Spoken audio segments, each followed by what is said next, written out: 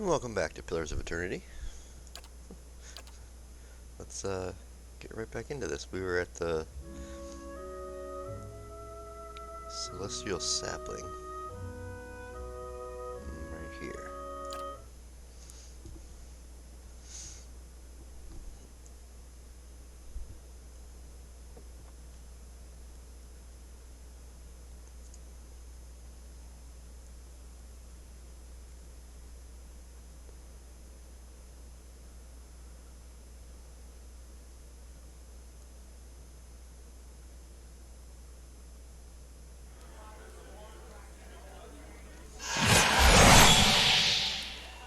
Alright, so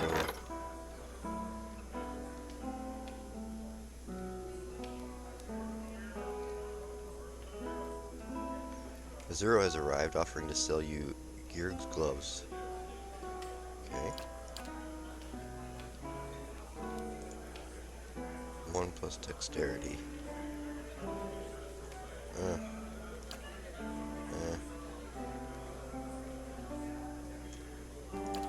No, we don't want those.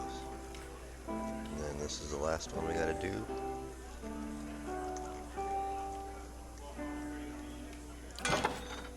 Okay. There, it keeps back to being fixed now.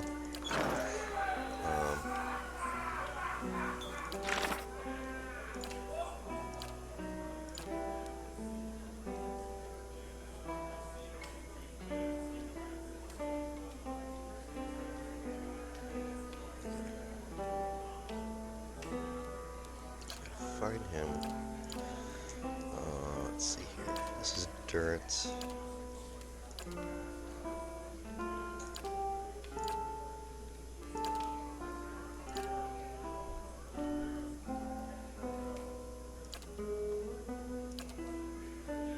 And these are all for up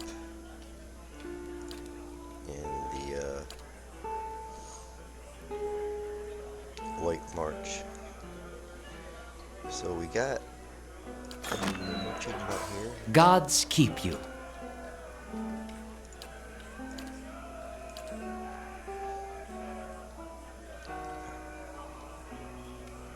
It's my only level 11, but Safe travels. and we got Adar done. See you when I see you. I don't think there was one for Aloth, but I don't want to get rid of him either. See, I'm sure that I probably couldn't do their side quest without them in my party.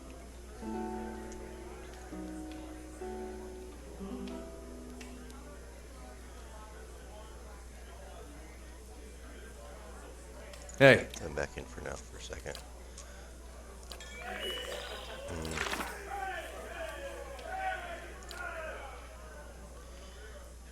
This is just when I have to talk to her from just like Durance. I'm assuming that we just talk to her whenever we, yeah.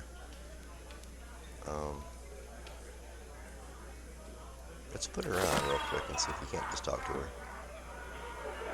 Or if she's, because it might have to trigger. What was I? Good day, stranger. Safe travels.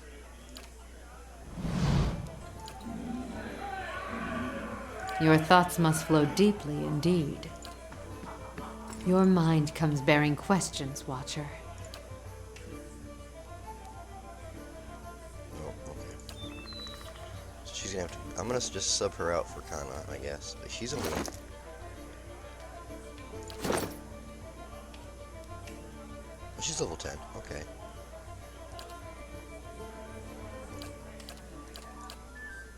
They're almost all level 11. To get her situated.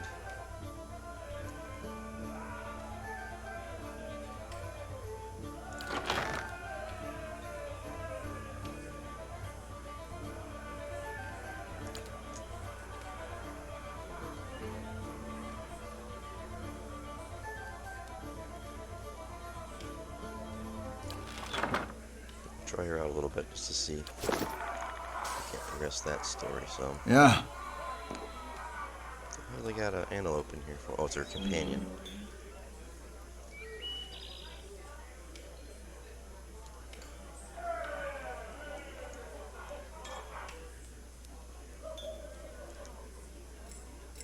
So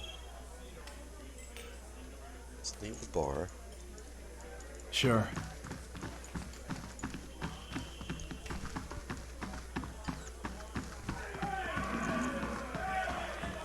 You guys got stuck up here. Yeah. You must gather your party before venturing forth.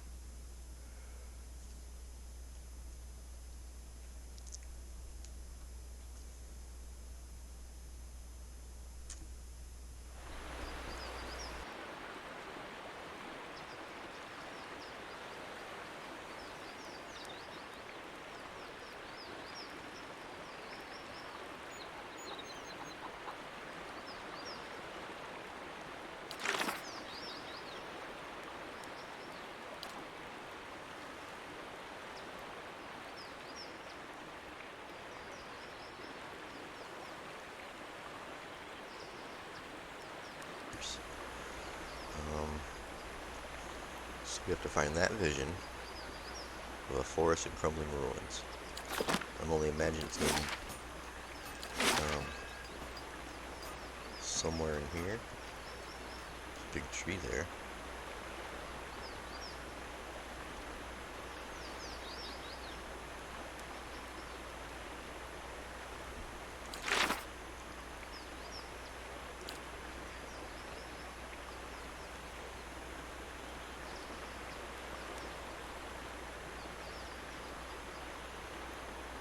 Okay, this was part of the march. It's the grieving mother.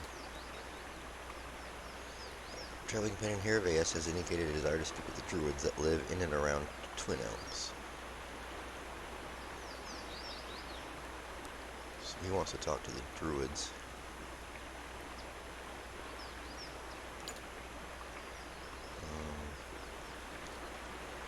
Professor Agissa has inspired that Pallegina carry out her orders to broker a trade agreement between the Valian republics and the Galanfathians with the Animathian Fath in Twin Elms. Such an agreement would steal trade away from the Deerwood, an act that would increase tensions between Deerwood and the Republic. Okay. Endurance.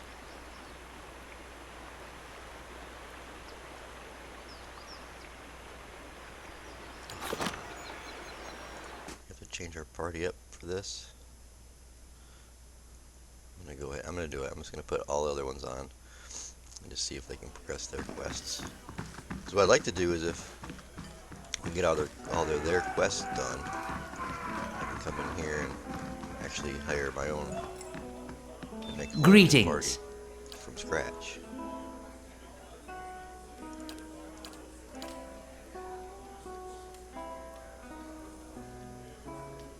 See you when I see you. Farewell. Man.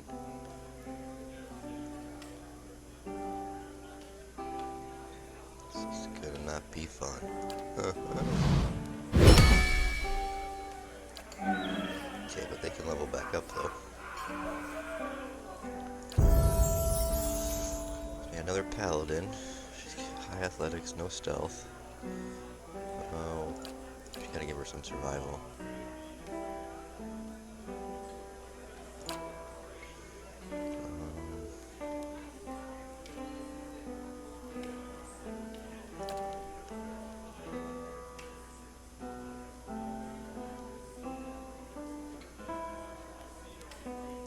Deep faith.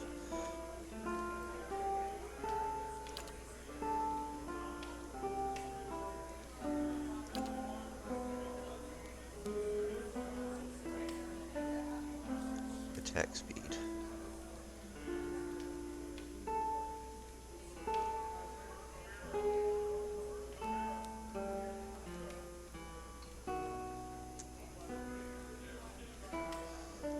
Let's try that.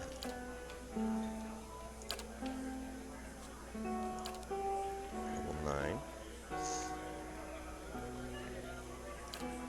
One there.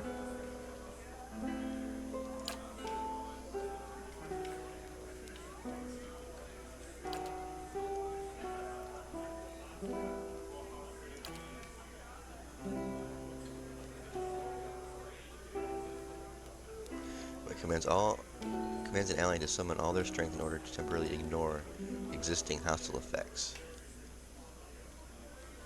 The effects will resume once it's done, okay. The paladin temporarily snuffs out all active beneficial effects on a single foe. The effects resume once. Okay. Confused, charmed, and dominated characters have severe accuracy penalties when attacking the paladin.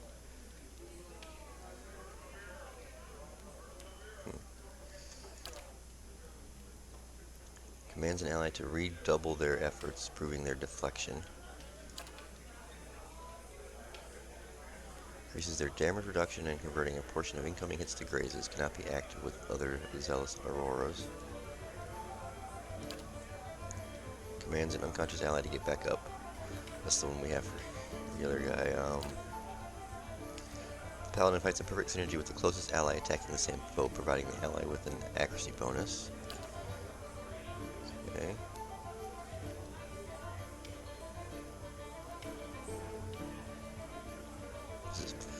The paladin's pure soul resists all invading forces, granting a bonus to defense against poison and disease, as well as charmed, dominated, frightened, and terrified effects. These effects also have their durations reduced by 5 seconds. I'm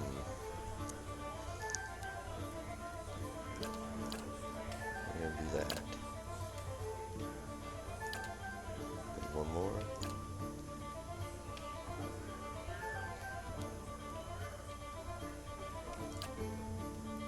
Okay.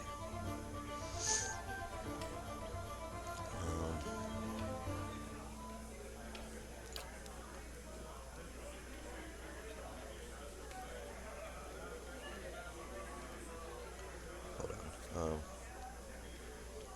No, all my other ones stay if I do this? Yeah, okay.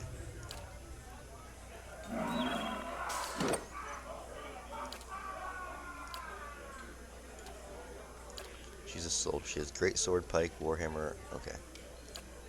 So she's got that.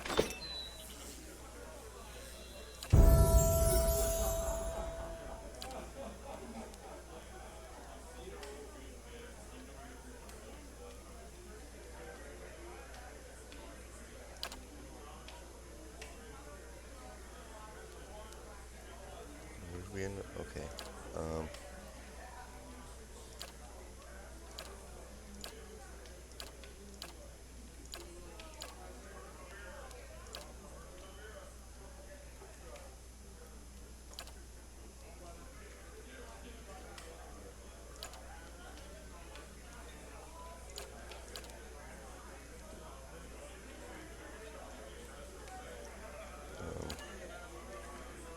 So she's got the great sword, so she's two-handed style.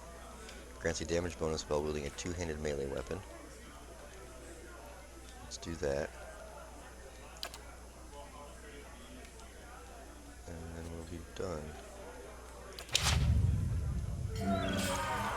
What sword does she even have? Oh, oh yeah, she's got the Whispers of Yenwood.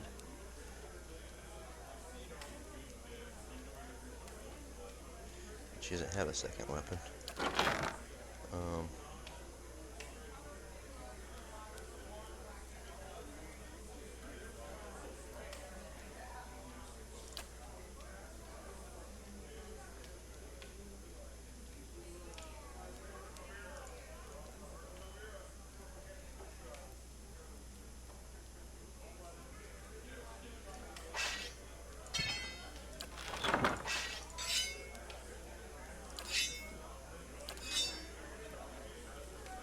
Oh, this is just a one-handed sword. Wait, did I do that right? Yeah, the great sword. Okay. So,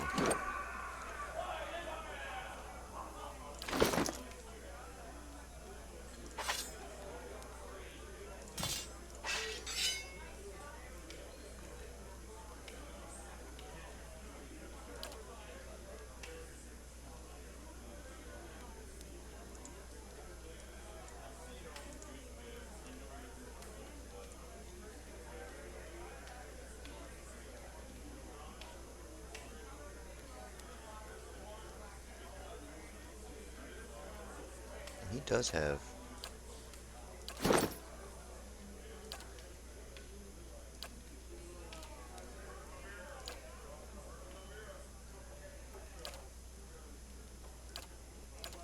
He doesn't have anything for...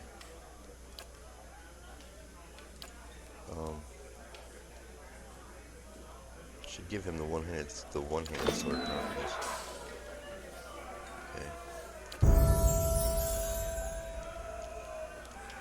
Survival 39.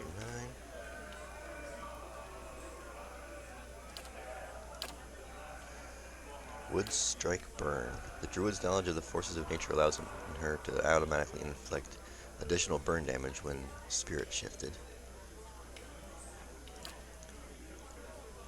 Okay, this does corrode damage when spirit shifted, freeze damage, shock damage, bonus level spells, and then these.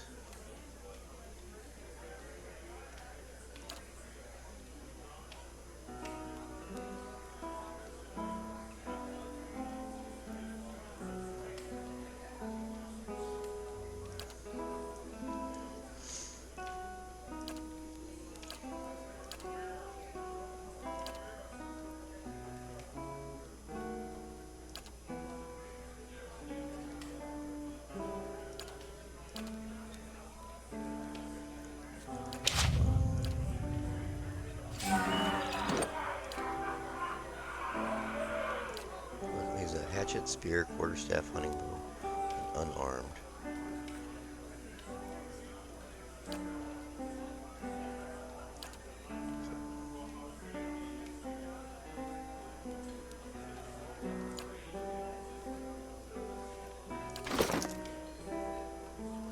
The fine spear is a one-handed weapon.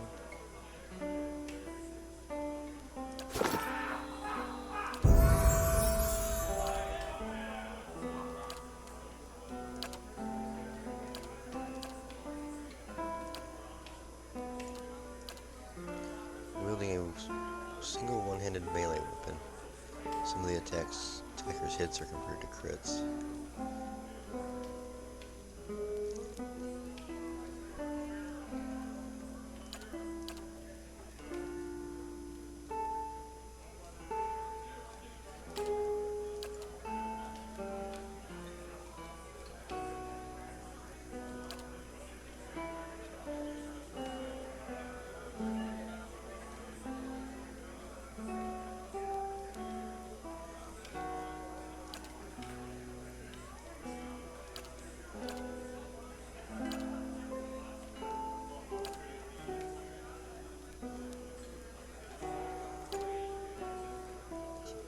You're saying get extra levels or just get increased damages?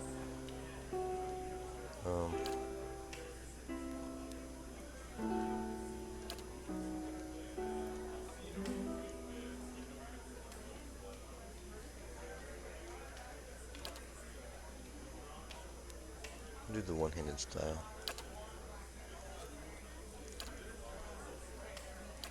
10.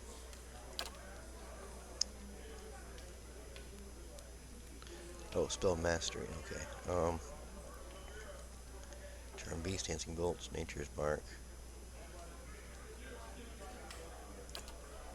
Causes an icy wind of incredible power to arise, pushing back all in the area affected and inflicting freeze damage.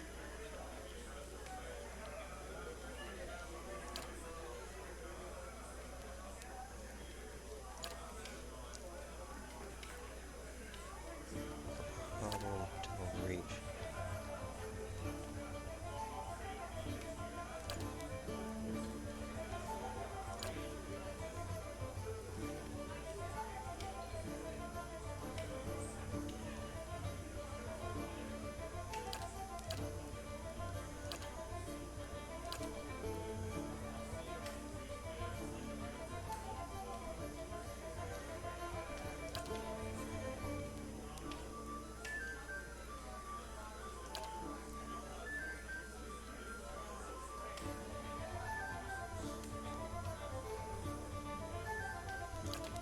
Let's do nature's mark.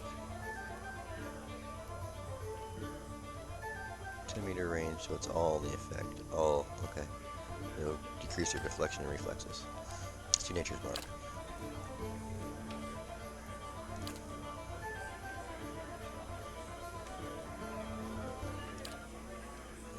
athletics.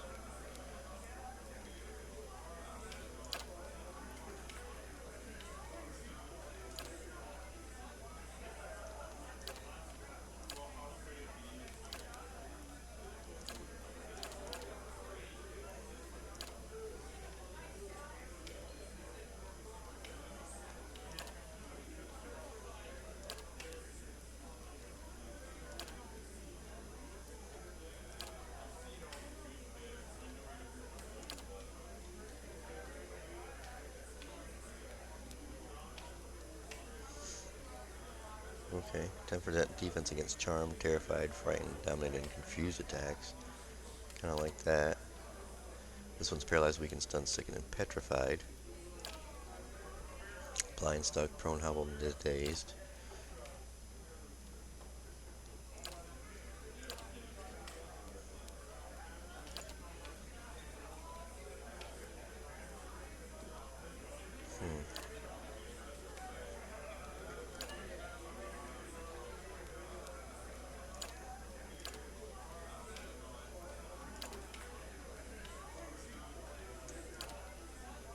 Freeze damage and damage reduction. Crow damage. Shock damage. This is recovery penalty while moving. Is reduced for ranged weapons. Additional weapon slot. Pockets.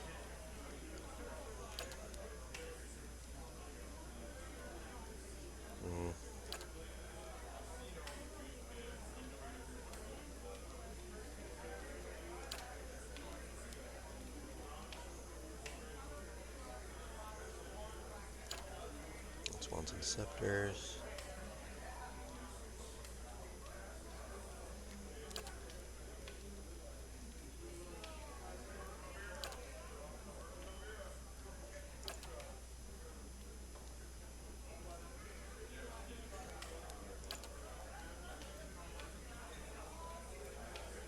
Characters slow down their melee attack speed to bypass a portion of their enemy's damage reduction. Let's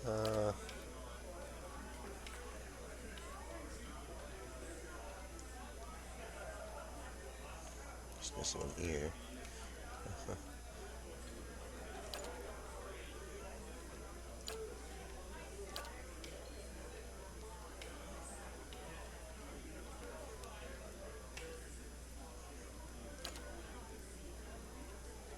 Let's do corrode damage when spirit shifted, I guess. 30% damage as corrode. I know a bunch of other ones can just, I think burn is most of what I've been using for both everything, so we'll go with corrode just so we have an option, I guess. Alright. Yeah?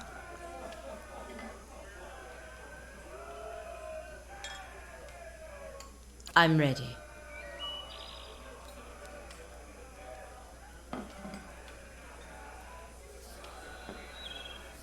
Okay.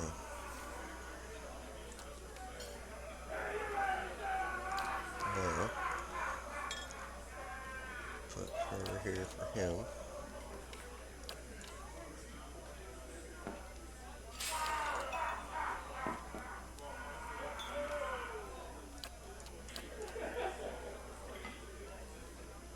Sure.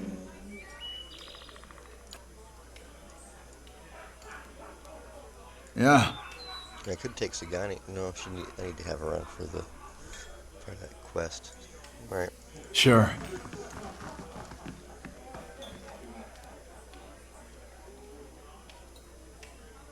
They don't have any bonuses. Let's go.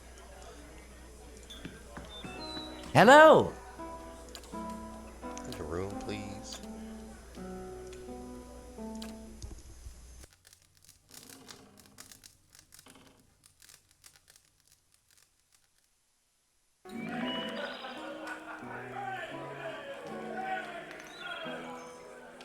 Alright, this is gonna be pretty different fighting with these guys than our normal party. But let's go exploring. Look around town. Guy here.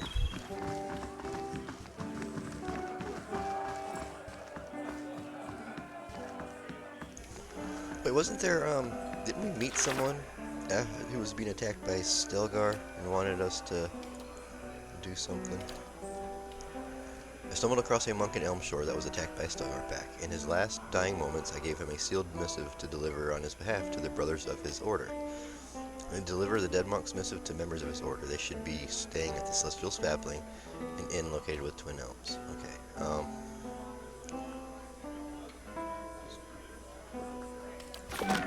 let's, frightened villager.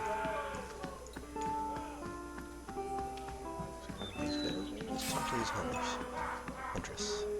We see but one face of Irglandfith. There is no sight finer than the great trees of Elms Reach. How do the Estermore drink as much as they do and accomplish well anything? I love how the Villiany folk women always crouch down when they talk to an Orlan. Puts the goods at a higher level. Okay. Who's this guy? Alien man. The tribes are so spitful of outsiders, and yet trading with us has improved their lives a great deal.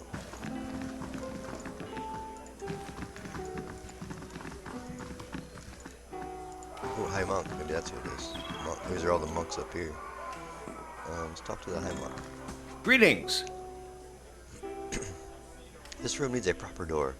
My brothers and I rented this space that we may have some measure of privacy in this foreign land. Perhaps you could find another room here in the inn? I met another monk in robes like your own. He died of his wounds right as I found him. Robes like ours, you say? Was he carrying anything? Did he tell you anything? Hand you anything? Please, we've been waiting for another of our order to meet us here, and if you found him, show him the message. Hand me that. I mean, please, this is of great importance. These monks are kind of rude. I thought monks were like peaceful people. My brethren, the arch-martyr has sent word. At long last, we now have what we need. Thank you, stranger. Your honest soul is to be applauded. I admit I was surprised when you handed me the message. I expected the seals to be broken. I'm glad to see a common decency is not yet lost from this world. Here, your honesty must be rewarded. Okay. From Alia Bracia. Which walked ahead? The quest expires in 2 days. Okay. Library construction started. Witch's Walk. Every few years, an order of druids from around the Eastern Reach meets in Magrin's Fork and performs a week-long processional along an ancient trail they believe was once used by the Ingwathians. In recent years, the trail has seen little use by Kith, but is frequented by beasts and wilder. Due to the nature of the processional, the druids carry no weaponry and take a vow to abstain from violence. They are seeking trustworthy mercenaries and adventurers to help protect them during their observances.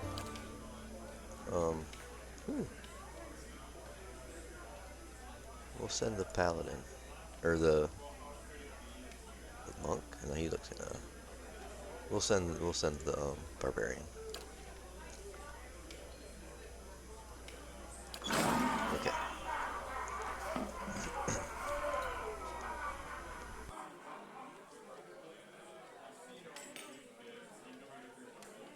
So now, what is this? Alia Barcia?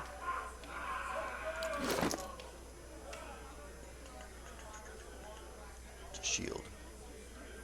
8 deflection, 4 plus shield deflection. Grazes reflected back at attacker. 12 deflection minus 4 accuracy. 50 plus defense while stunned. 50 defense while prone. 8 shield deflection.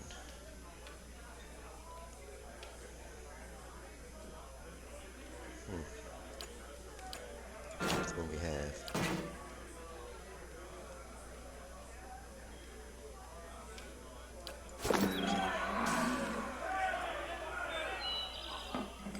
Anything else, Monk?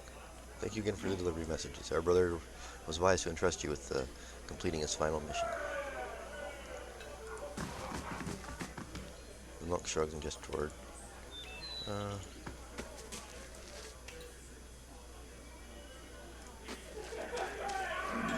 Yeah, all shrugging. So only the high monk can talk. Okay. I just want to see what's in here. Oh. Money. Okay, so that was that. That was an easy quest.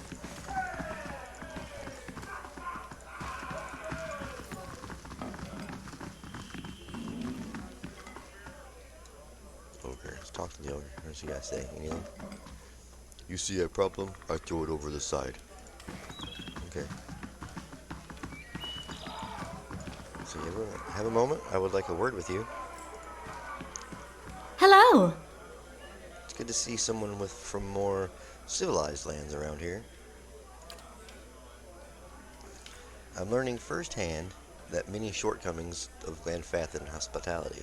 I can almost forgive the hostility toward outsiders, but the temperate taverns and these watered-down drinks, inexcusable. Hope I don't seem too forward, but I need to help my friends, and you look like the right person for the job, which is to say you're not Glenfathian, making you the closest thing I've got to an ally in this paranoid land. And allies, well, they help each other, don't they? What help do you need?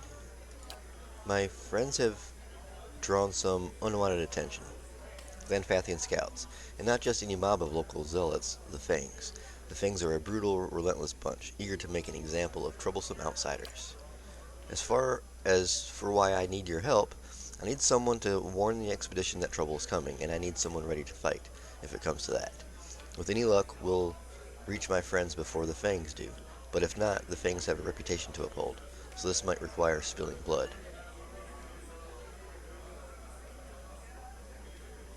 Why aren't you with the rest of your friends? Why not warn them yourself? It was my turn to handle far patrol. I spotted the Fangs on my trek back to camp. I knew that rejoining the main group would risk leading the enemy right back to the expedition. I know the woods, and I know how to stay quiet, but I didn't want to stake my friends' lives on my ability to sneak past expert hunters like the Fangs. If they noticed me warning my friends, we'd have been overrun. But if they noticed me and some reinforcements like, say, you, well, at least then we can scare them off or put up a good fight. What did your friends do to draw the attention of the Fangs? Just setting foot in your Glanfith is a good way to offend the tribes. I don't know how they picked up our trail. I suspect one of our newer scouts didn't cover his tracks well enough. When I spotted the Fangs, they were retracing a path the expedition had taken days before. Tell me more about your expedition. I like to think we're on a mission of reclamation. It is said that our armies left behind many valuables in their hasty retreat from the Glanfith at the end of the War of Black Trees. So the way I see it, we're simply gathering up what our ancestors left behind. I doubt the Glenfathians agree with me on this.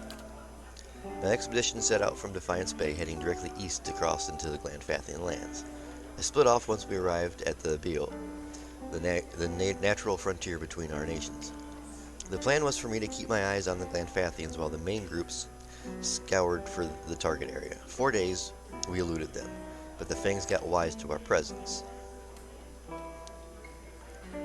Your friends are trespassing. By local custom, they're criminals.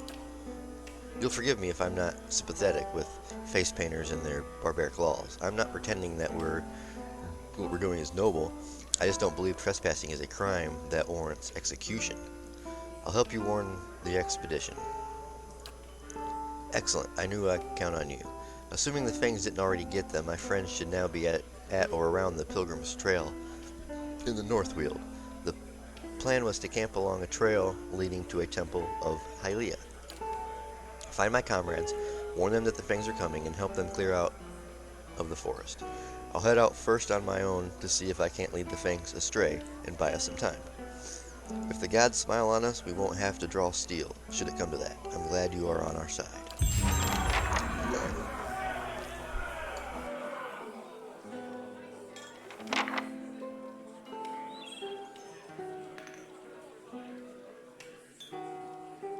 Now, is there anything...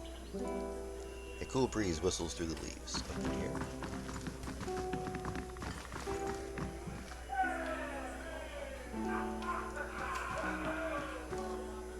Huh?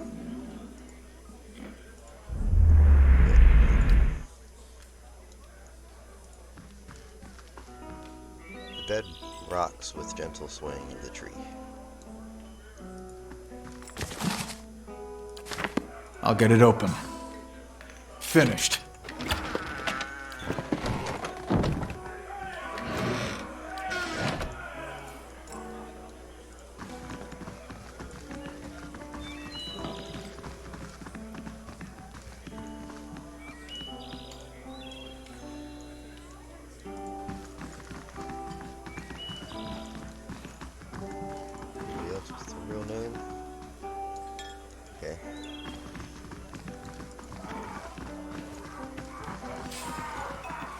Sup, Ogre? Don't make trouble and I won't have to thump your skull. Simple, right? Okay, bye, Ogre.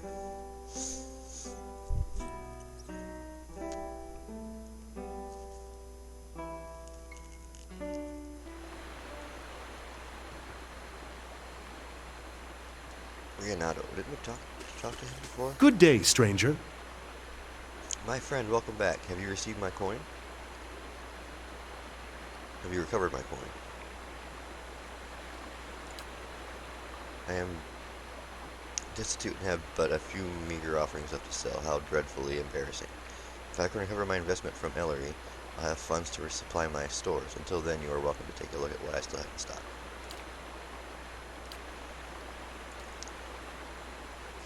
We had a quest for him?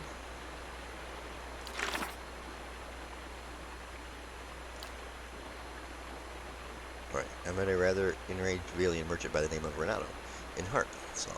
It appears he purchased a pricey sum of Ellerin gold and a plant gathered in the deep jungles of Glanfath. However, he is convinced that Ellery, the Glanfathian herbalist, sold him worthless goods. Renato intends on recovering his investment by any means necessary. He told me that he sold the herbs of poor quality by Ellerin, a merchant in Harsel Market. I should speak with the Glanfathian woman and convince her to return the Valiant's copper, so he's in the market. It is...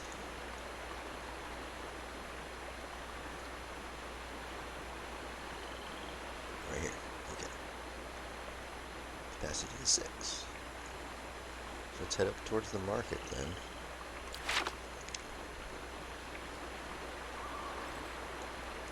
Who's this? Nook? Duke?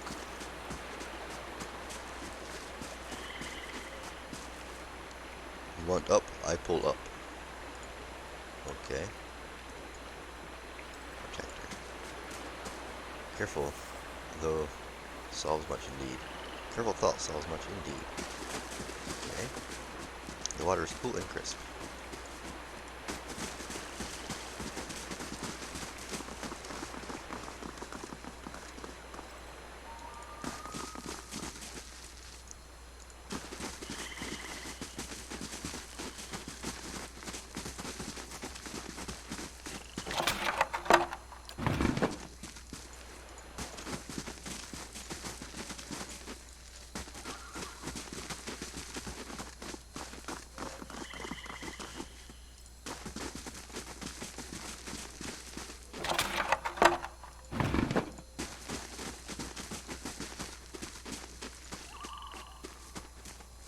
Mind your manners in our sacred grounds.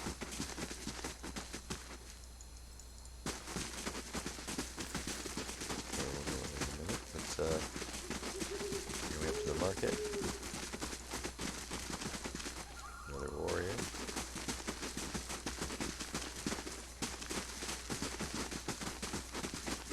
The rains have run their course and trade has returned.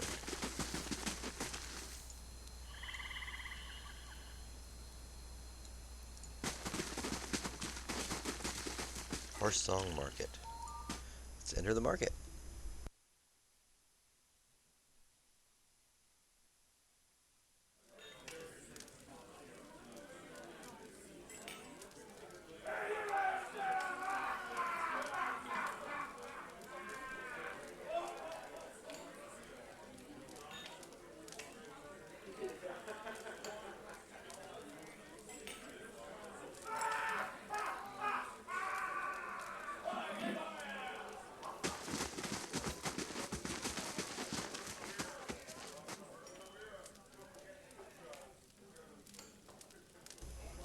There's a bunch of people in here. There's Derwin. What was her name?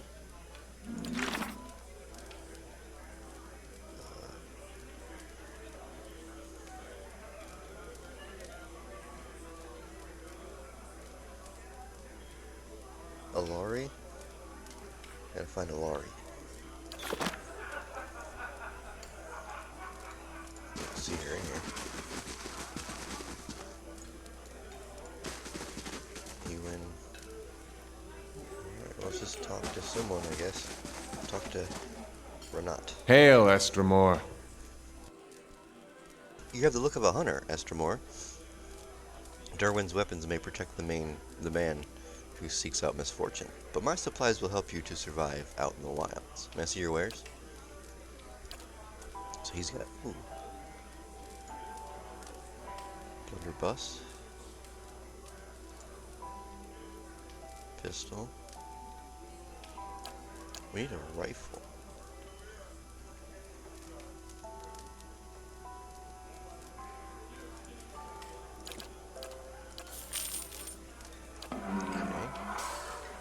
What do you got for sale? A musk of strange roots and herbs. So those are herbs that... The young girl looks about the market with a distant gaze. As you near, she snaps to attention and straightens her posture. Welcome, Esther Moore.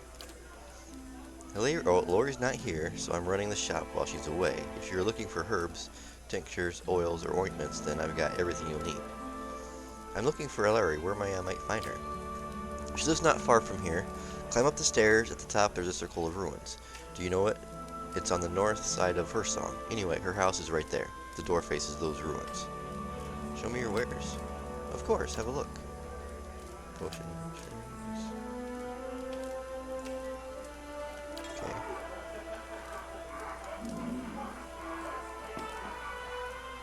What's this guy selling? Food, looks like? Estromore, Some food for your travels? I hold here more delicious cheese and fresh fruit. Tell me about your trade. Ah, my life is simple and makes a poor tale. I tend the gardens in my herd, and my family picks the delicious fruit you see behind me. The gods have been kind. You will not regret it, but please, no tasting. Got a bunch of ingredients to make food, okay. Derwin. He's got what, shields? Builder's wisdom to you. Ah, I see that you heard it. A good blade has a voice, and it sings to its wielder. What weapon called you forward? Tell me about your craft. My weapons speak for themselves. Every man and woman in this market knows my worth, even that Tamra. I bear the knowledge my father held and his mother before him. Take up one of my blades, and you hold a weapon 5 generations in the making. They say I should not waste such fine weapons on Estromore. I say a good weapon laying on a rack is the true waste. Estromore. Let me see your wares.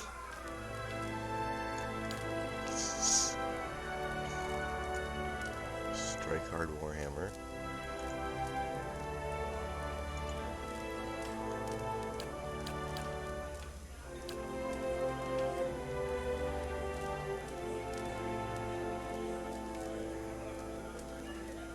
Helmet of Dark Sea. +2 perception.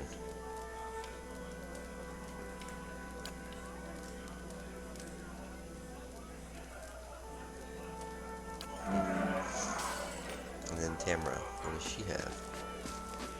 Builder's wisdom to you. I hold here the best hides in here, Granfith. Hides so thick the Stelgar cannot claw through, boots so supple they will smooth the sound of your steps. What's your trade? I bear it on my skin. I sell hides from every one of the Galleon beasts. Estromore come from every village to see them, and know it's for great hunters. Every hide bears the tale of a great hunt, and our traders bear them in turn to every corner of our lands.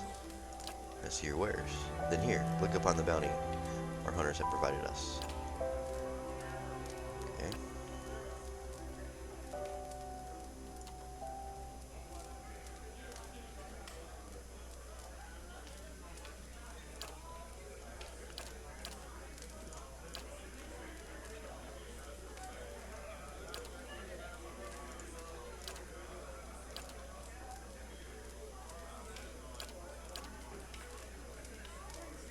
Okay. So I have some hides in here, but I don't know if they're ingredients. I don't think I can make armor. I can only craft scrolls, food, and potions.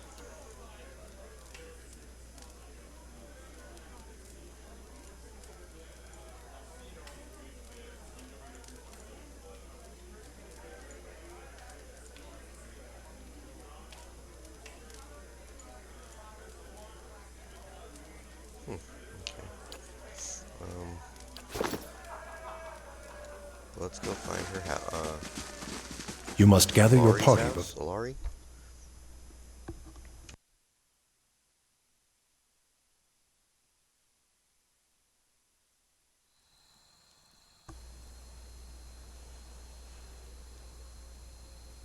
Oh, they can level up.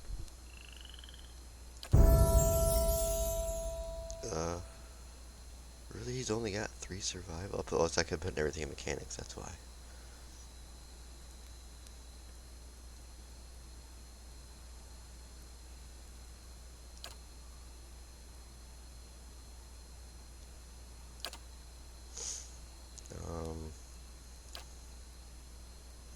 Inspire. There's all allies in the vicinity when the paladin downs an enemy.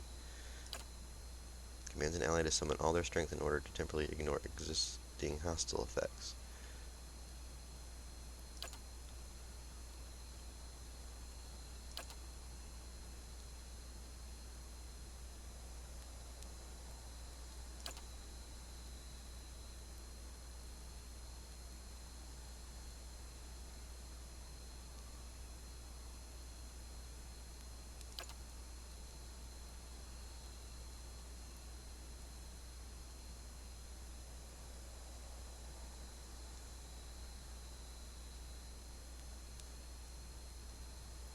Hmm.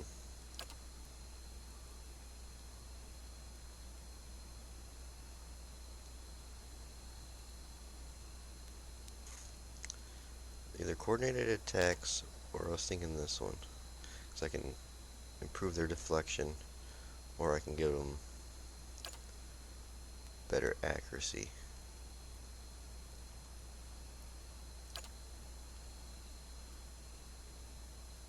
We'll do this one. We'll reinforce them. Because I'm usually fighting alongside the other, which will be her, which we need to put there.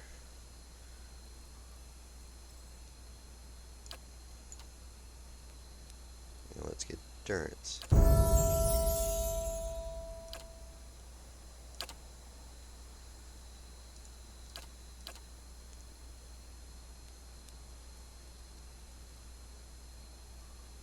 Oh, okay, spell mastery. Okay, so we had was Armor of Faith gives increases the damage reduction of allies. I don't want to do a. I want to do a support spell. Strikes fear into the hearts of his unworthy, inflicting a penalty to accuracy. Halt. The priest clears, giving increases concentration and will. Immunity to terrified restores minor endurance. Withdraw.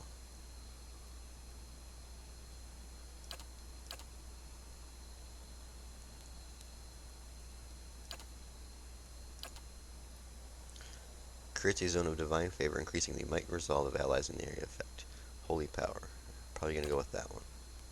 I'll be able to cast that once per encounter.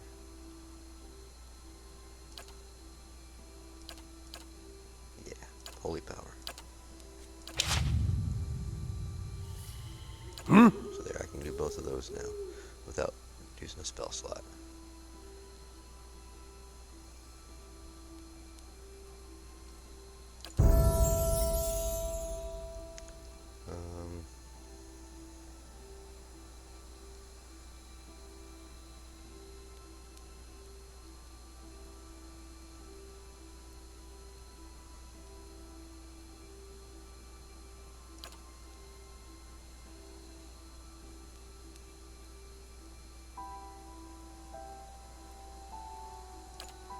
Should I go stealth?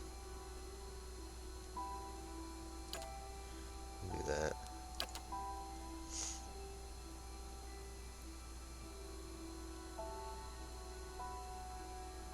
Revive my companion. Play dead. What is this one? The ranger's animal companion falls over and appears to be dead. Cannot be targeted. For a limited time while playing dead, the companion regains endurance. Okay. I don't remember seeing that before. That must be a new one. I don't remember seeing that one last time we leveled up. The ranger gets into a speedy and fluid offensive rhythm, reducing accuracy but increasing fire rate and reload time with ranged weapons. and attack rate with melee weapons.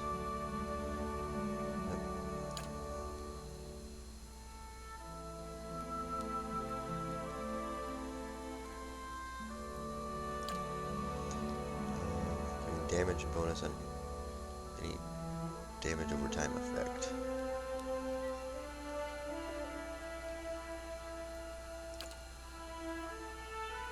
So, you know, this one,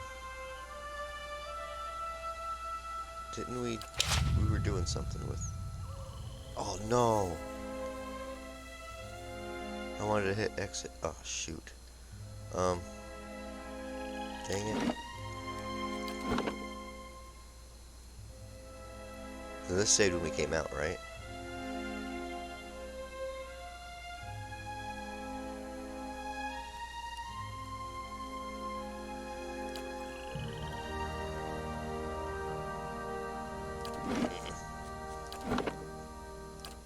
Dang it.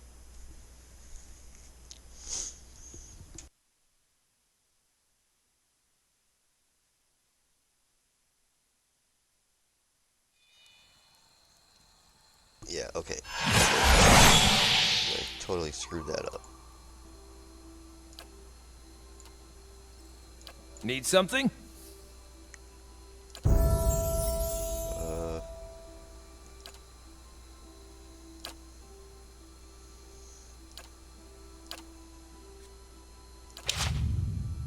did that. Huh? We did that, I believe. And then we got, Holy Power. Might and Resolve. And then Sagani we had to check what I wanted to do.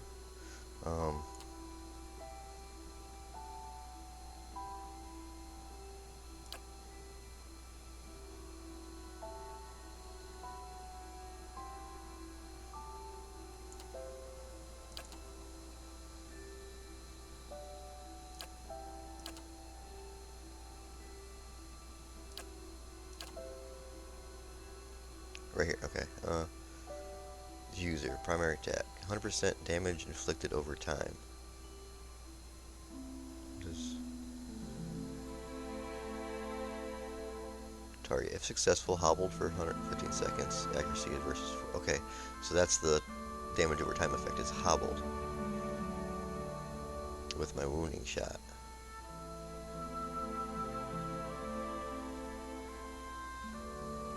So if I call the dog onto an enemy, hit it with a wounding shot, then that...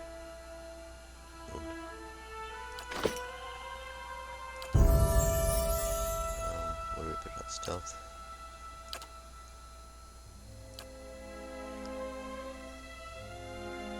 I forget what were we looking at? Yeah. So if they're wounded with that wounding shot, then this is going to do another 50% damage on top of the damage we're already doing with it. And this gives it to both me and the dog. The ranger's animal companion, giving them a damage bonus to any creature. Okay, it gives the dog a damage bonus.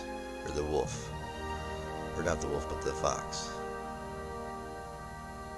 Let's do that.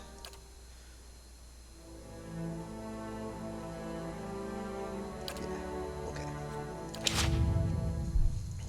So if you want to try and keep, I mean, I've been trying to keep them attacking the same one, but sometimes Yeah. the dang wolf gets stuck and surrounded and can't get out and then dies. But, okay. So we're good there now. So let's...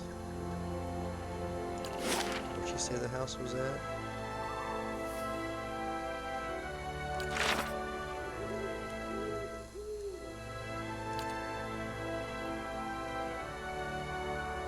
Told me the herbalist is currently at her dwelling in the Harsong district. North edge of Harsong, up the stairs from the marketplace. So, one of these two homes, I take it? go check it out.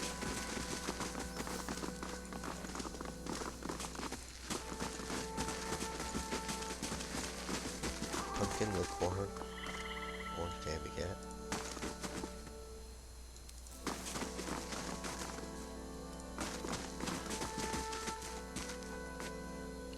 Let's go in here.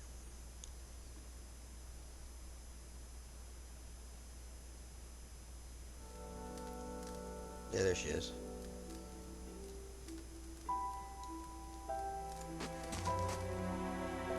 An old elven woman stands tall and proud, surrounded by Glanfathian warriors that study your every move. You speak on Renato's behalf, I presume. I knew he would convince someone to do his bidding. I did not suspect it would be the Estremor involved in all the chaos at Defiance Bay. Does the presence of my armed entourage concern you? You were expecting a defenseless shopkeeper, am I right? Stillness! Give the Estremor a chance to speak. We are not Derwoodian beasts. Here hospitality reigns. Envy of the Valeny. Speak the message you were sent to deliver.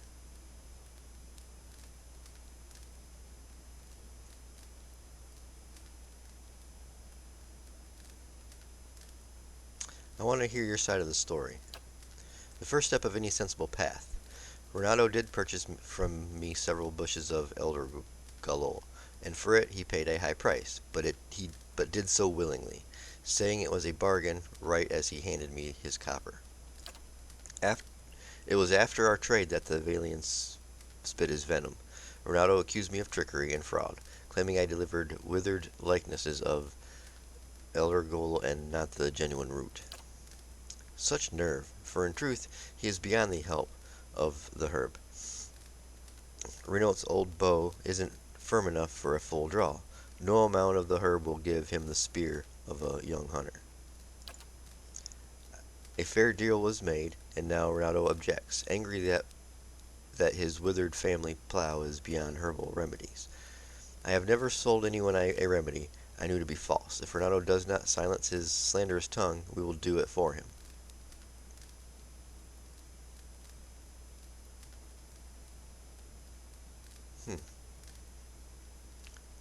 What kind of punishment did you have in mind? Renato has slandered his host, making him no longer a guest. The merchant must vanish from the Twin Elms.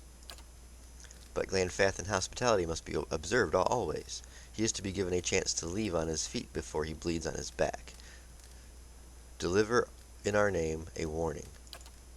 Tell Renato that if he does not leave, he will be accused of conspiring to pilfer Ingwathian relics from our lands. He won't risk a trial by the Council of Animathatha. If he won't listen, tell him that his faulty member will end in a cage, just like his black beetle, food for our birds.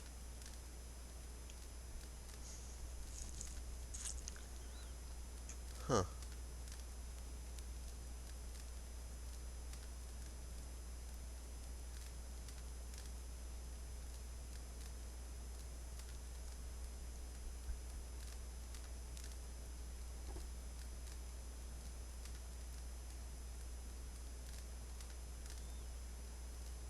So she didn't sell him shit for herbs? I'll deliver the message.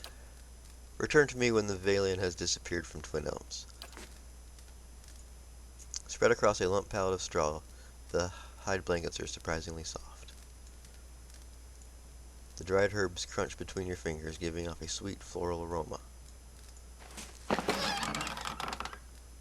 Ooh.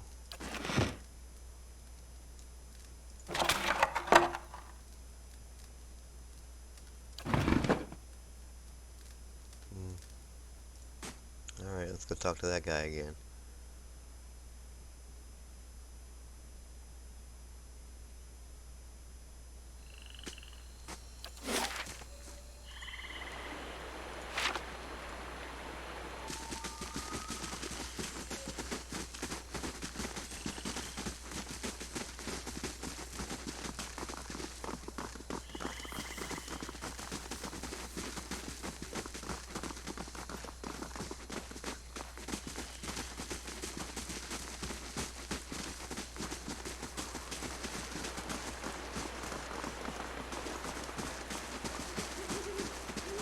Hey dude. got a problem. Hail, traveler. Lie. How do you think the Glenfathians will react if they find out you're dealing in stolen relics? Eliar gave me his beetle in a cage for you. She said your problem would end in the same place if you continue your stay in Twin Elms.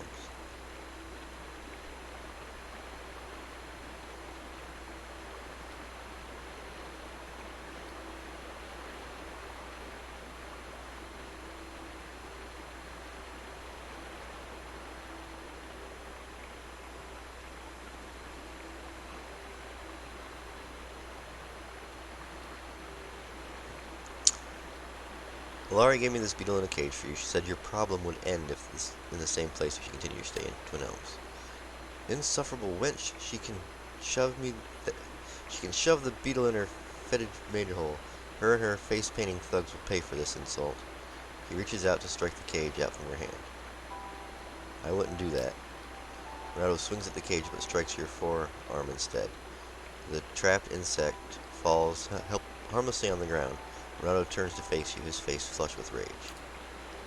Matasil. Savage, filthy animals. This damn city will burn. You hear a whistling sound from nearby. I'll kill ya! Renato's voice gargles in mid-sentence. The tip of an arrow, gleaming red, protrudes from his throat. The merchant quivers in a quick spasm, flailing his arms. He drops to his knees, spurts of blood flowing down his chest. You look up and notice a Glenfathian archer approaching the scene. What? What did I just do? It's not our custom to tolerate squabbles between Estermore. I am sure you understand.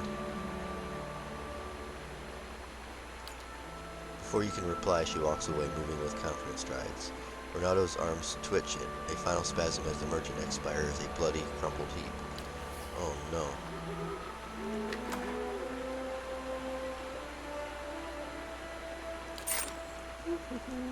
I didn't take nothing.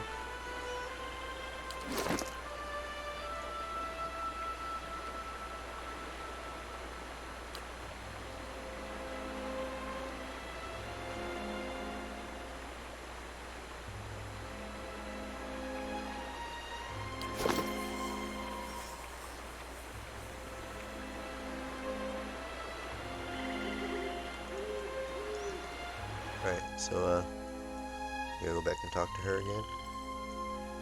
Where is she?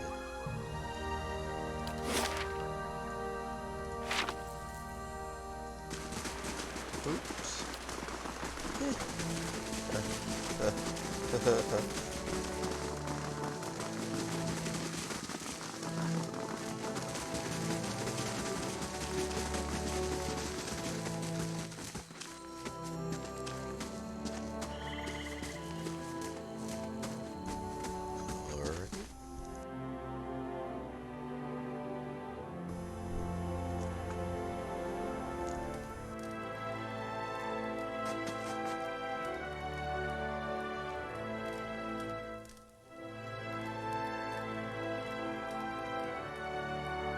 You are welcome into our hearth. What news do you bring?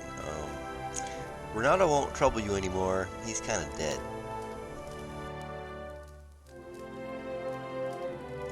Dead? I'm not surprised, given his behavior thus far, but the death of a Valian merchant could bode poorly for trade. Still, the matter is settled, and Renato will no longer darken our market. Here's your payment for services rendered. Travel safely. Okay. Well, thanks. Glad I could help. Be of assistance.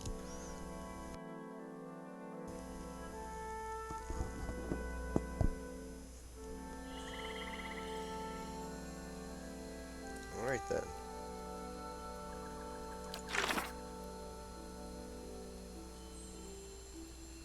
These are all up in the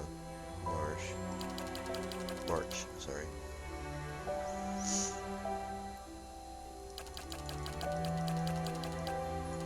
And just, okay.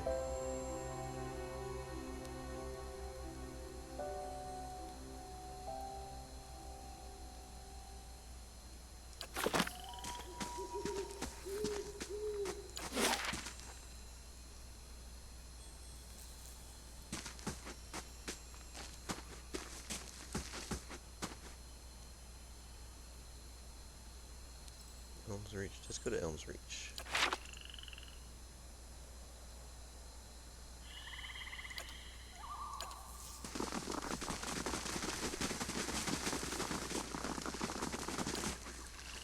Nope.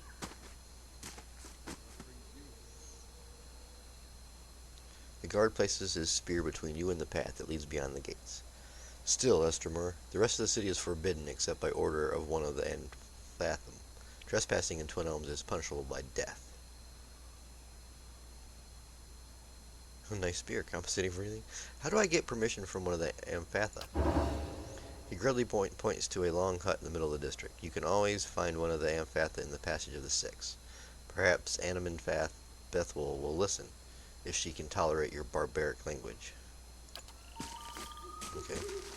Witch's Walk completed.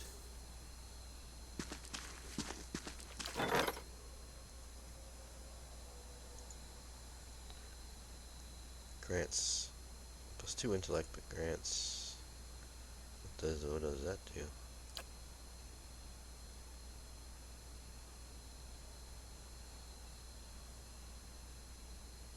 I don't even know what this does though.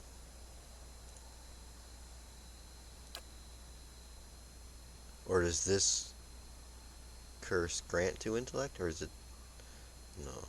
It automatically has 2 intellect.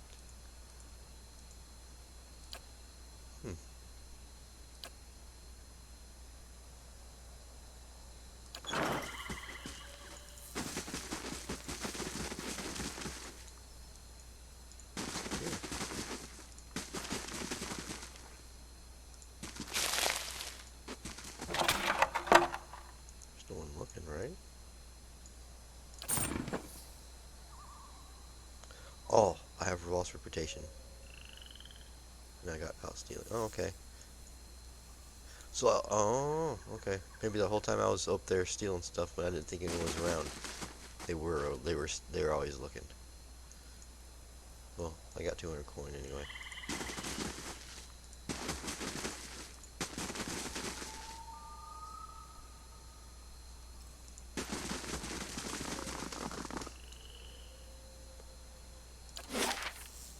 Yeah, we're gonna go up this way.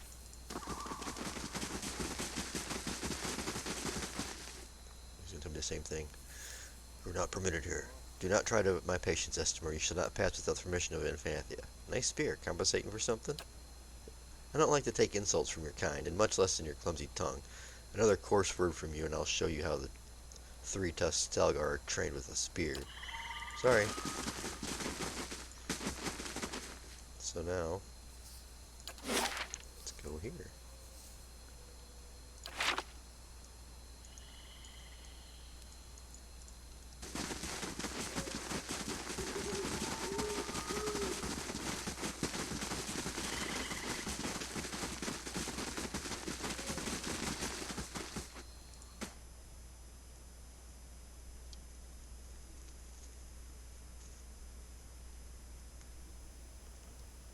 Oop, who leveled up this time?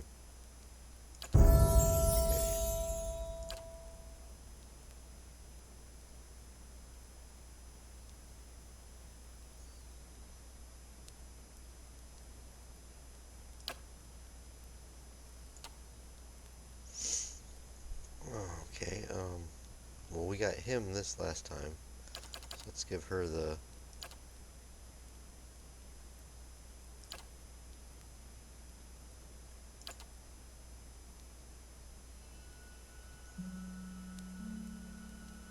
Ooh, healing chain. Let's do that.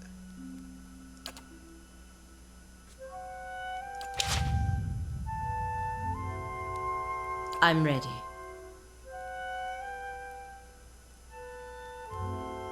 Okay.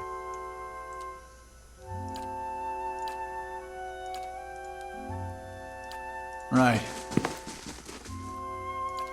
Yes, I'm sure the Infathan will not commune together for a season at last. Crows. Fisher crane. The keepers of the stone. The guided compass.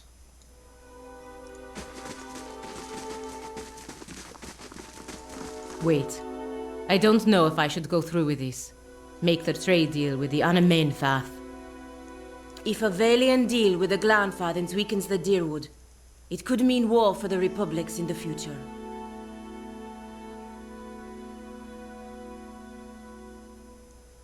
What other option do we have? I could put the idea in the Anamenfath's head that the Republics are not interested in exclusive trade, but limited trade of goods that they do not already trade with the Deerwoodens.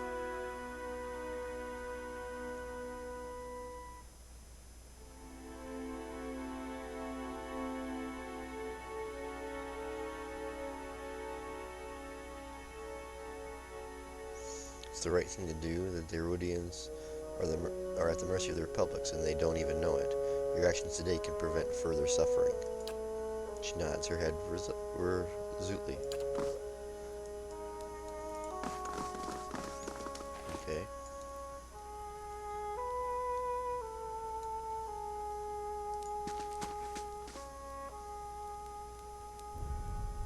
Another Estramore. What do you want? Careful, this woman's young for an elder and looking to prove herself, I think.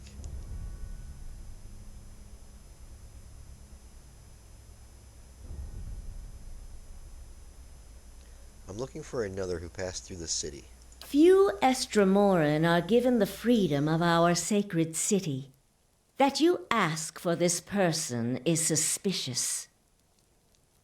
There are reasons we don't let you Estramoran roam our sacred city. Reasons I am coming to understand.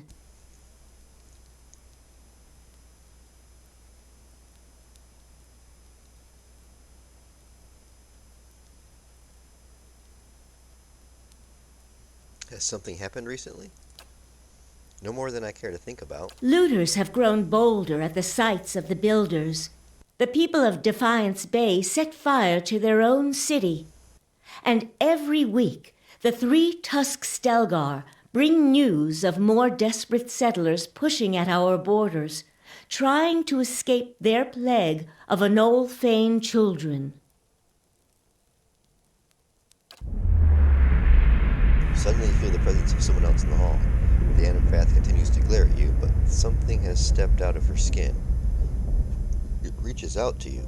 Permitting more strangers the freedom of the city is out of the question right now. Go and be thankful that Anamphath Shemak doesn't sit in the passage of the Six today. He would not be so kind as I.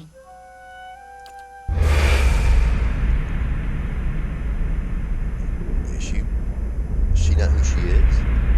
A vision of an Orland man appears near Bethwall. He has the same green-brown fur and hazel eyes as she does. Help me reason with them, he points behind you. Turning, you see the ghostly shapes of 5 other Amphatha, another Orland with tawny fur and a sacred face, a frowning dwarf, a black-furred Orland, and 2 elves. Who's that other Orland? He looks just like you. Is this your idea of a joke? You kind have no sense of subtlety. The spectral Orland takes another step from her, setting his foot down with a slow, heavy motion. Tendrils of essence strain between them, and he grimaces and leans forward as if struggling against a gale. The angry Amphathian winces. War. They're heading for war. Remind them of Feralt's warning.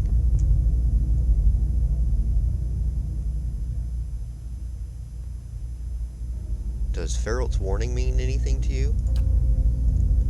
Feralt's soul image gasps. Taut threads of essence tug at him, drawing him back into the Amphatha. He looks up at you again.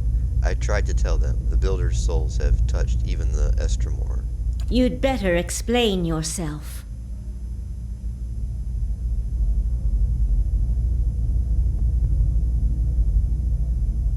The Builder's souls have touched even the Estramore one. There's no way you could have known this saying. Not unless you are a Galuth on Anums, a watcher of souls.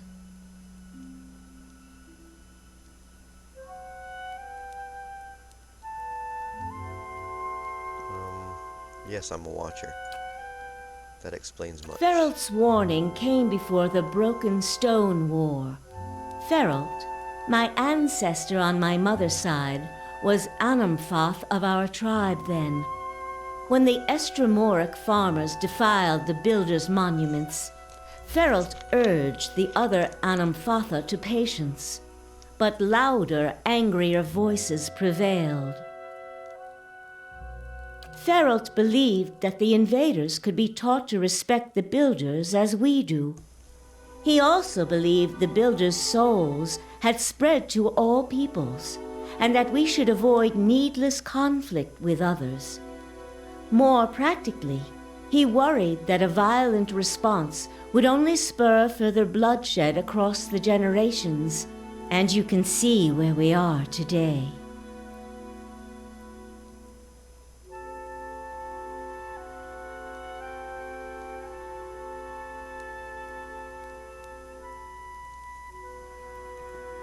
What do you mean?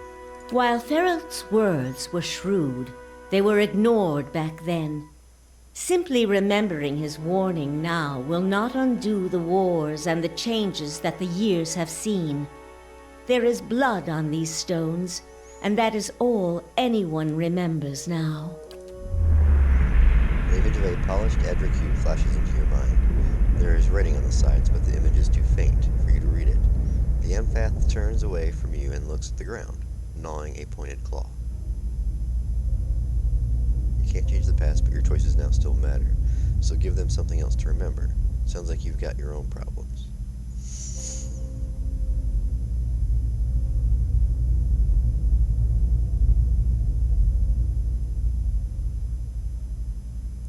You can't change the past, but your choices now still matter.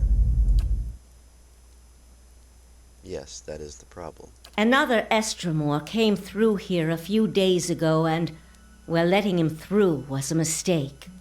One I am eager not to repeat.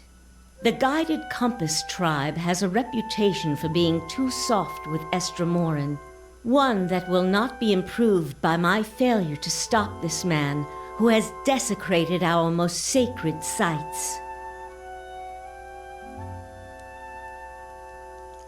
This sounds like the man I came here to stop. I won't repeat a mistake in my haste to correct it.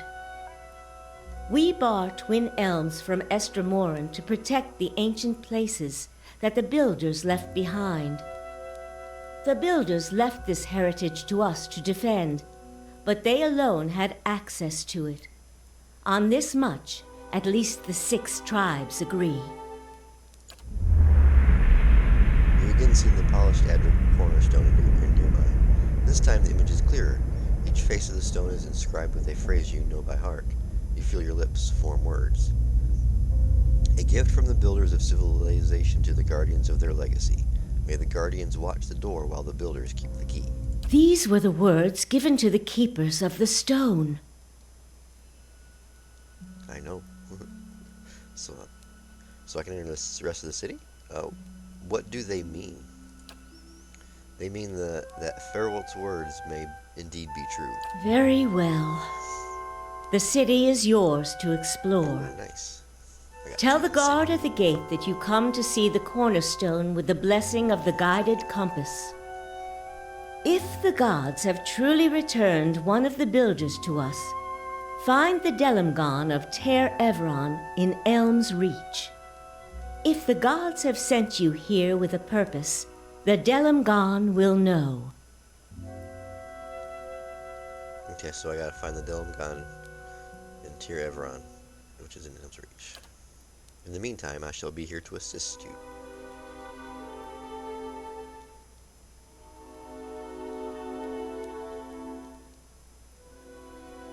What are the 6 tribes? Clanfathan society is divided into tribes which are further divided into clans. Each tribe is united by a particular history or way of life, and clans are communities of families that live together. In truth, there are more than 6 tribes, but the 6 largest have traditionally led the others. Each of the 6 has a seat here in the Passage of the 6, where we discuss matters of common interest. You saw, for instance, the debate that occurred before the Broken Stone War. The 6 tribes are the Keepers of the Stone. Fisher Crane, 3 Tusks, Stelgar, Stone Gramble, Twice Split Arrows, and, of course, the Guided Compass. Ooh. Who are the Keepers of the Stone? They are the first and oldest of the tribes. When they first sailed to Irglanfith, they met with the builders, who gave them the cornerstone, and those words you quoted as a token of friendship. Many of the tribes, even among the six, took the keeper for guidance and leadership. Their long history grants them a place of honor in our society, though it has also made them more conservative in my observation. I'd like to hear about Fisher Crane. A mostly Orland tribe from the Thane Bog. Most of the sites they guard are half buried in the wasteland, in the wetlands, and even the other tribes couldn't tell you where they are. They are not the most renowned of the tribes, but they are the cleverest and subtlest. Say what you will about the berserkers of Three Tusk Stelgar, I'd rather face them a Fisher Crane ambush squad any day. They're named after a long-necked bird that lives in the bog. It can stand motionless for hours, waiting for a muck frog or a spotted salamander, but when it strikes, it's faster than anything. What do you know about the Three Tusk Stelgar? Same as everybody, Mannix, and they want everyone to know it. They're considered a wild bunch, even among Glenfathans. Many of their territories have seen the most conflict with the Estermorwen, and they don't forget it. They don't want anyone else to either. They inflicted and bore some of the heaviest casualties in the wars with Estermorwen. In fact, there is a rift within Three Tusk Stelgar after the War of Black Trees. Dozens of clans broke away from their ravaged lands and retreated further into the Deerwood, joining whichever tribes would take them. Broken Tusks, some call them. The majority of the tribe dug into the half-buried forest to hold the line, and many respect them for it.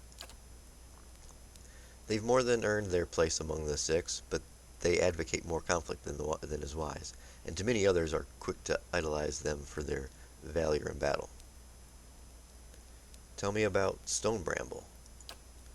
Mostly dwarves out of the White Marsh, they're one of the youngest tribes, formed over the years by trade routes between the wilds and the mountains. They see themselves as genuinely Glenfathan, though who can argue with them? Only Fisher Crane defends sites in such inhospitable territory. Personally, though, I'd say it's gone to their heads. They like to think the rest of us have it easy in the lowlands, forgetting that the wars in the Estermorwen never reach their mountains. Still, they come to our raid during both. They're named for a tough, thorny little plant that grows up in the mountains. It suits them. I'm not familiar with the twice-split arrows. Not many are.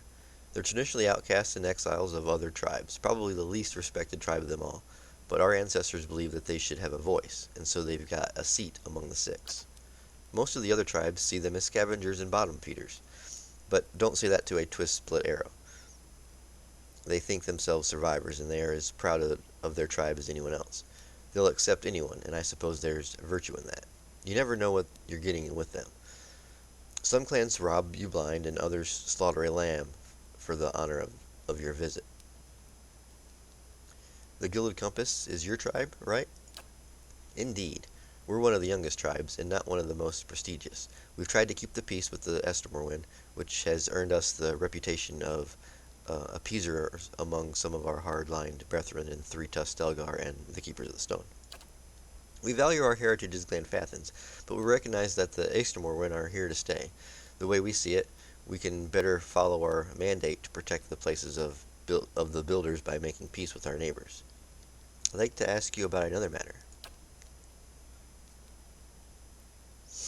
One of my companions, a representative of the Valian Republics, wishes to discuss a trade issue with you.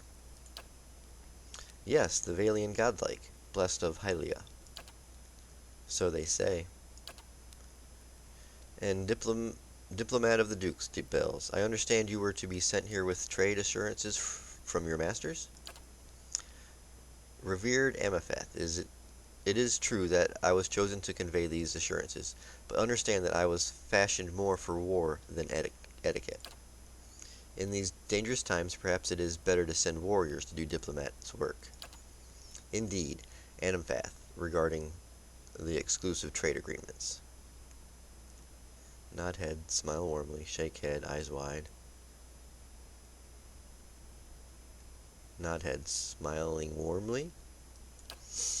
The Republic feel it would be the best long-term interest of all parties if you maintained your traditional goods trades with the Deerwood. A strange turn. What do the Republics want then? Tyandra, Turtle pearls. Trade will be picking up quickly on them in the Eastern Reach. You will buy them exclusively from us for the next 5 years. In exchange, we will be your exclusive market for Adraban and Carogalwyn for the same period. An interesting proposition, Valian. We will send emissaries south to discuss the details at greater length.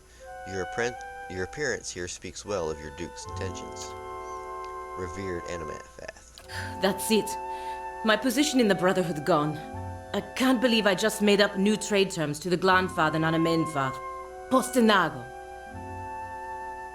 You did the right thing for the Republics. Even if the Dukes can't see it from their vantage, you can deal with their disapproval later. Verus. They have a saying in Biagepe. New gold clears even the oldest debts. If I'm right, all will be forgiven. If not, there's nothing I can do about it now. So did she even hear her talking about any of that? We're in the same room.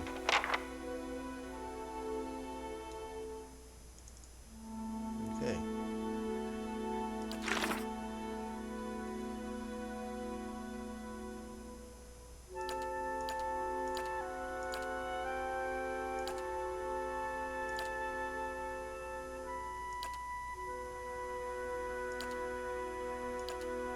So is she done now?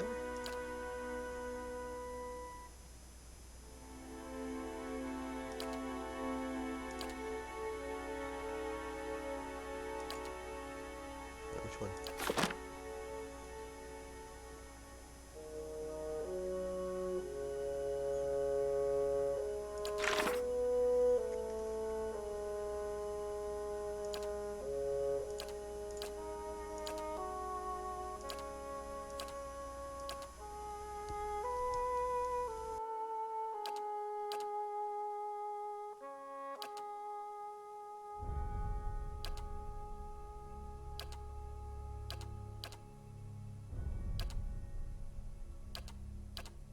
Yeah, I think that one's done now.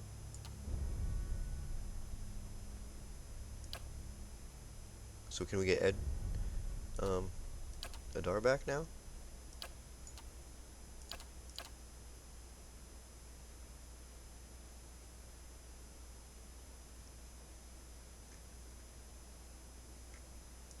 Yeah, right here, Child of 5 Sons.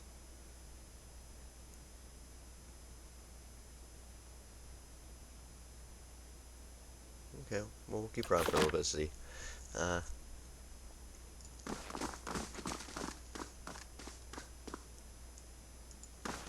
Would Who's this guy?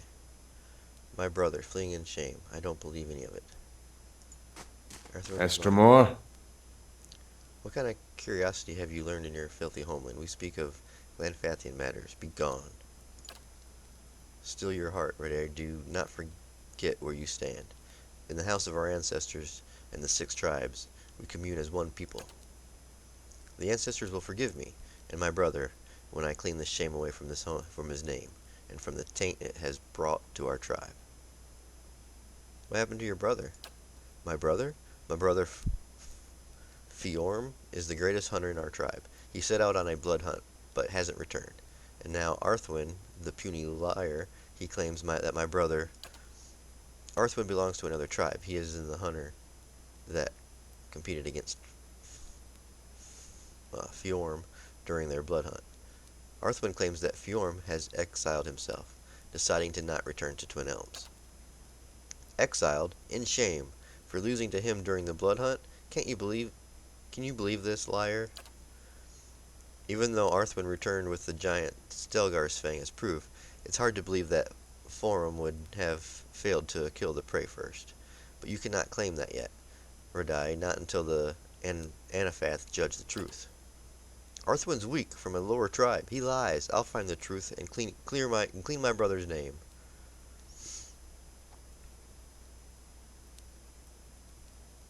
You mentioned a blood hunt? What is it? We prove our worth in a blood hunt. We set out to stalk and prey, always a dangerous creature, and only one kills it first. Yes, but we hunt as pairs, to bond as Glanfathan, as one, not as enemies. 2 hunters, 2 tribes, 1 spirit. That is our way. Our way isn't to lie. We don't betray our brothers and sisters for our own gain. The blood hunt between our brother and Arthwin has become the communion of our tribes. Do not dig in his wound until you can... Ooh, nope.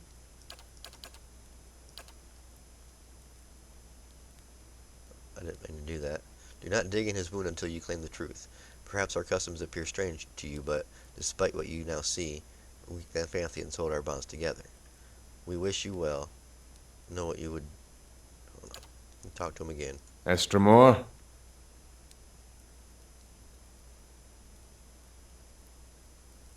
Why would Aerthin lie about your brother?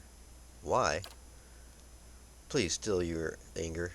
He does not know your customs. Arthwin stands much to gain from claiming a victory over Fjorm. It brings renown and glory to his kin, a lesser tribe, the twice-split Arrows. Arthwin has no history, no name, and now he returns a hero while my brother, tricked, perhaps worse.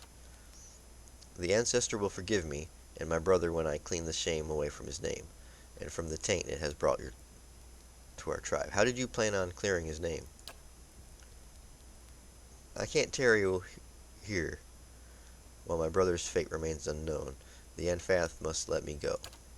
To judge Arthwin and to clear out tribe's name, they cannot listen only to your truth. Before the Amphatham, only an impartial voice can speak for what happened. You mean to involve this one, an Estremor? Listen to me now.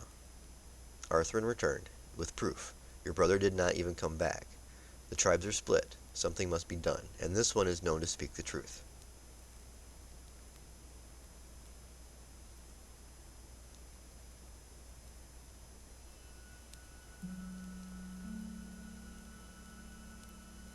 I will find what happened to your brother and get the truth of it.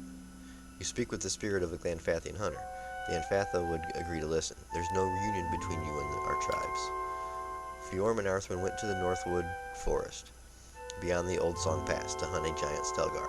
Search there and return to us with the truth if you can. But be aware, Stelgar of such size many times over their lesser kin usually gather a big pride that follows them closely. Estremor don't expect help, but I'll do anything to know my brother's fate and to clean the stain that Arthwin has spilled on our tribe. Anything. This I claim. Alright. So go figure out what happened between on the blood hunt.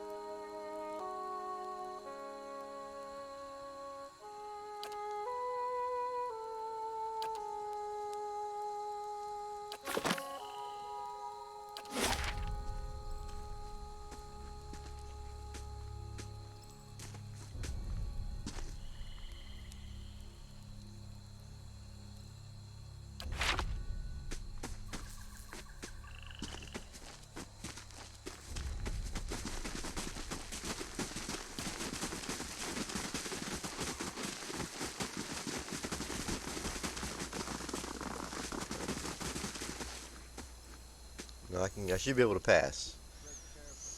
Do not try my patience, Estimor. You shall not pass without the permission of the Amphatha. I come to see the cornerstone of the blessing of the guided compass. I'll show you where you can shove that spear.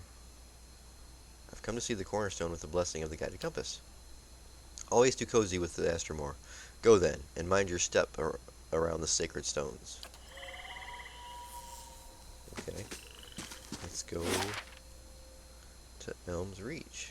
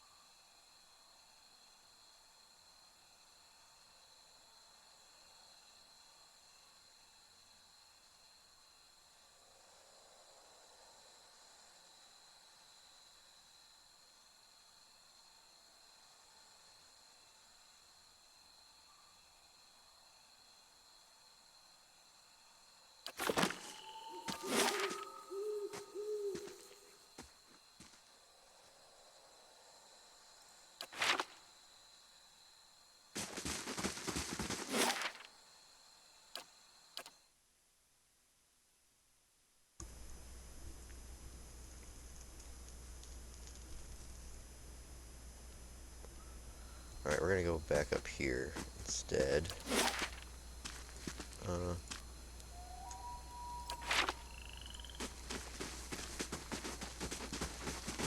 we'll do the Hunter Brother one. We'll stick to that instead of the main quest. Oh, okay. I was gonna have a problem with them too. And there we can get the old song now. Oh, I noticed that that's a lamb's, like a lamb's head. Or something, looks like.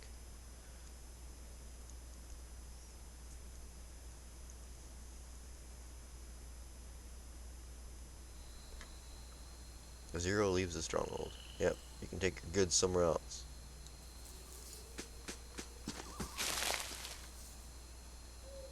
Ruwa? Who's this? Hail, Estremor. What stands before me? I do not see Estremor often, and believe me, I see many things. Perhaps you want to see them too, yes? What do you have for trade? I present these happily.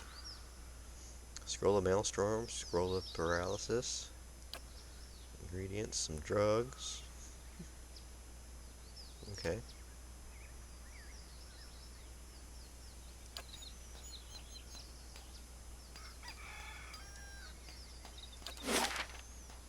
Oh, wow.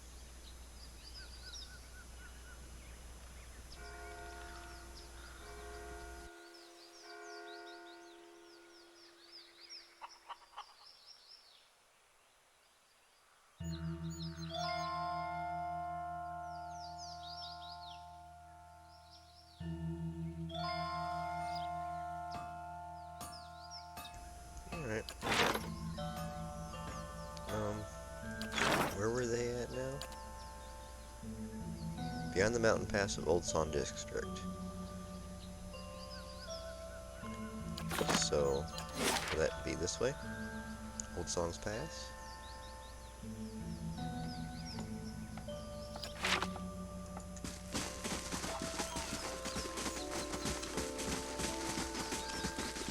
So they claim so, yes, the High Abbot rarely stands under the shade of the elms. After countless seasons as the Druid's leader, it surprises me that she now leaves her community behind.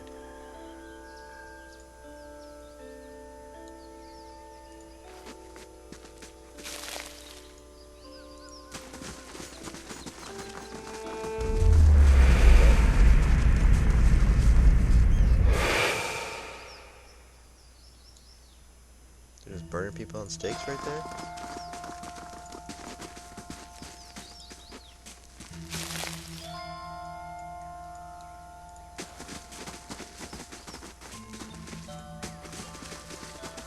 The stone is pitted with the marks of ancient chisels and fur with moss.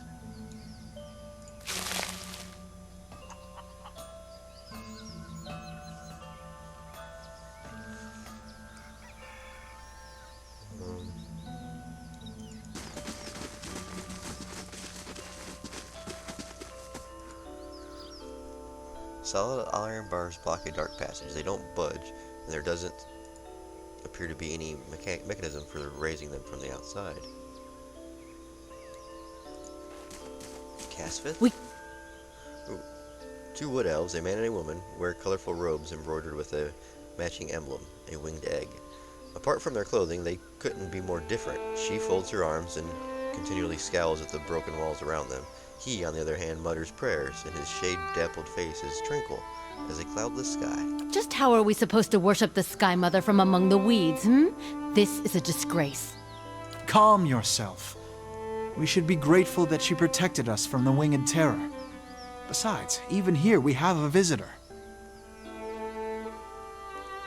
Is this the Temple of Hylia? You hear this, Wag? Relax, Anuin. I'm sure he meant nothing by it. Forgive my consort. She's been rather excitable of late. This is not, as you seem to recognize, our actual temple. It's merely a shrine we've set up after the business with Dragon.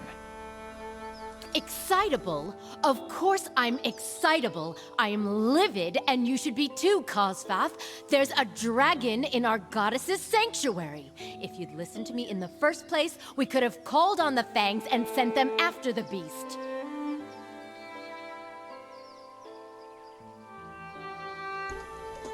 There's a dragon? But no, you advised caution. Now word spread that the dragon ate a few of our followers, and anyone willing to slay it wants an Anumfoth's ransom for the job. I told you a larger party wouldn't stand a chance. By the time the first half reached the top of the mountain, the second half would still be stuck in the pass. It'd be burned alive. Contrary to Anuin's suggestion, I am in favor of sending someone to kill the dragon. But I suggest a smaller party, and one willing to seek Helia's blessing. I could go after this dragon. You could. What she means is that this is no mere drake, but a fully grown dragon, and one that has willingly moved into a populated area. You'll want every advantage at your disposal, including the blessing of the Sky Mother herself. I would suggest that you petition her directly at Ter Evron, if you haven't already. You'd want to follow the path here. You'll pass through the north weald, but the way up the mountain continues from there. It's near one of those big circles laid by the builders. Let me ask you about something else. Go ahead then. I have questions about the dragon. We'll tell you as much as we can. Has this sort of thing happened before? How did the dragon come to be here? When did the dragon first show up?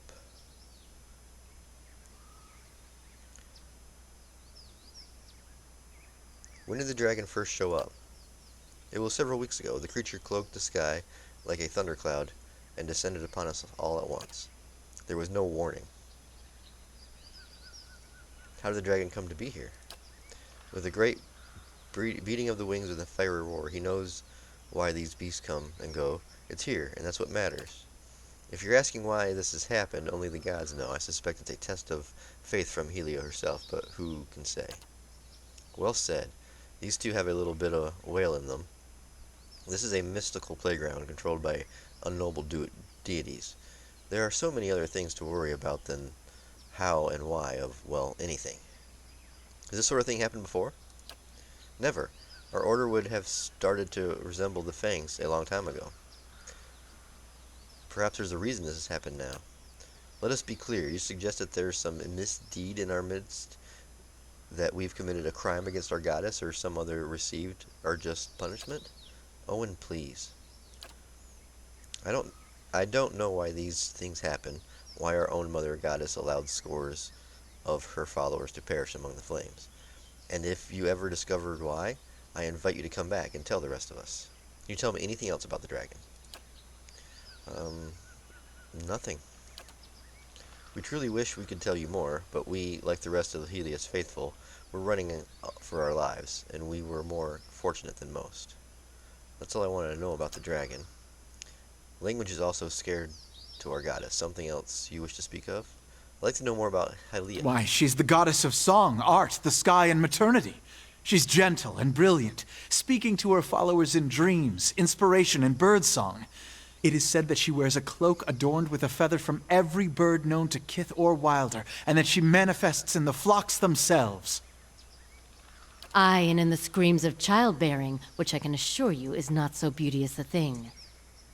And this is true, which is why midwives are widely considered clergy of Helia, as are many artists and poets.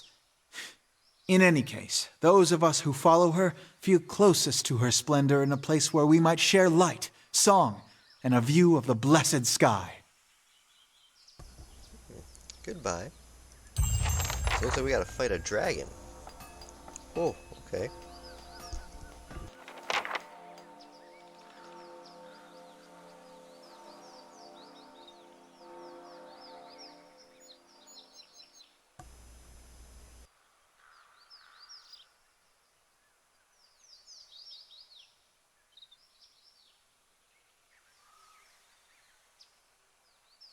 Okay, but before we fight the dragon, we have to go talk to the sisters at the the tower there.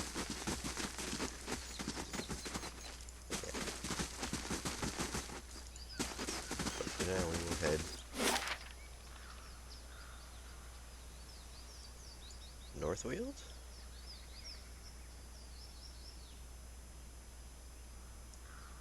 Oh, there's the Temple of Hyela.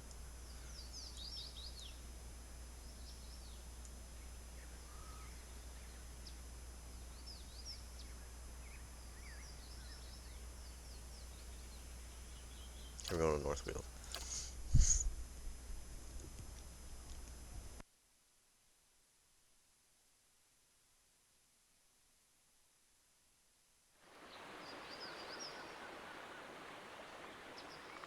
The figurine. It's glowing. Ooh, what? Ready, Watcher. Oh. Sure.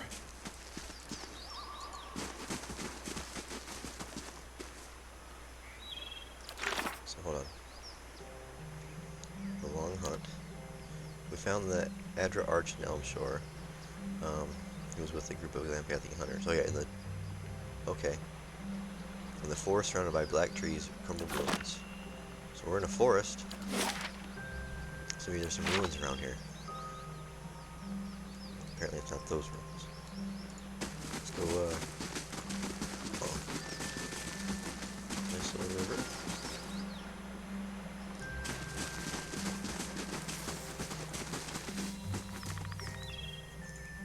The tracks and bloodstains continue further east. I guess we'll follow the bloodstains.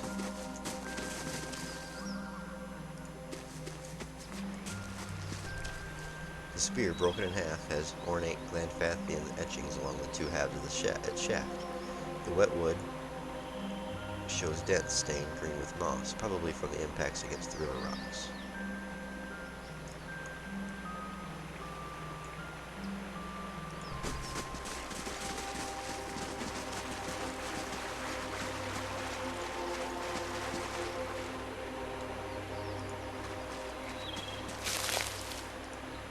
These tracks of bloodstain continue further east. Okay. Going east, across the river.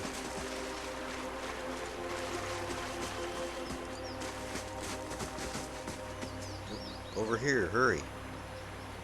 What's this? Oh, this is Sinnoh. Quiet, keep low. Take a look, my friends are up there, over the lip of the hill. What's going on? The Fangs must have caught the scent and rushed the group. Some of my friends are still alive, but the Fangs have them surrounded. The expedition, or what remains of it, has taken cover in some ruins above this cliff. Some ruins, okay, there are ruins here. The Fangs must be toying with them. or letting them starve a bit before the next attack. We need to act, or they're as good as dead.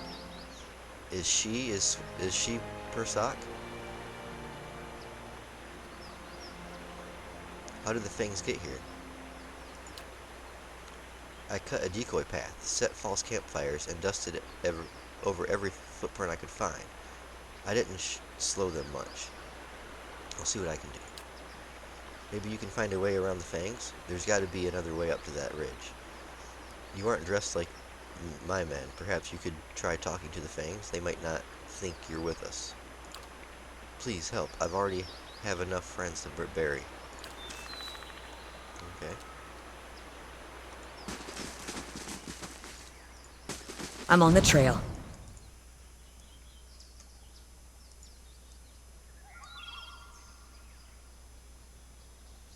Wait, where'd she say she put him? It was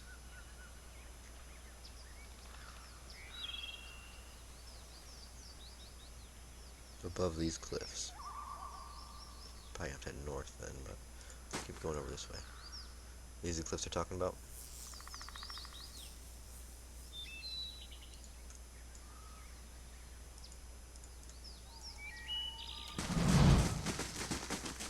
There's nothing else. Okay.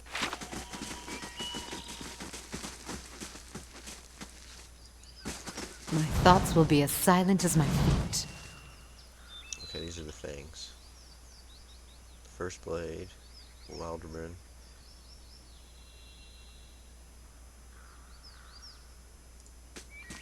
Estremor. Stillness, easy now. No need to fight yet. More foreigners, more unclean feet trampling on our lands, more blood to feed the trees. You should not be here, Estremor. If you are here on our lands, it is either to steal from us or to aid those who would. Derwoodian mercenaries, looters, can you hear their panicked whispers? Leave this place at once, or we will kill you when you finish with these Estremoran. I'm a friend of your grandfifth lot. I'm not with any Derwoodian mercenaries. I realize we all look the same, but I think you are mistaken.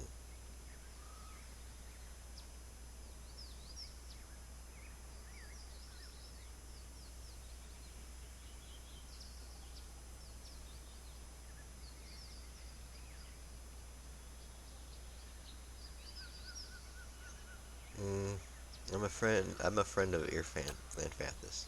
Do you speak the truth, foreigner? If you are indeed a friend, you would respect our land and not defile our savage soil with your trespass. If you have no bonds of kin or kith with the looters, I will give you a chance to prove it. The invaders must be purged from our lands. Prove your worth, and we will believe your words. Tell me about these mercenaries. Raiders, looters.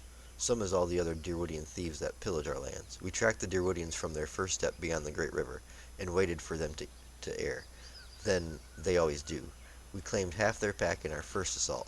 The cowards then ran, now huddled to the north. When the wind turns, you will smell their fear.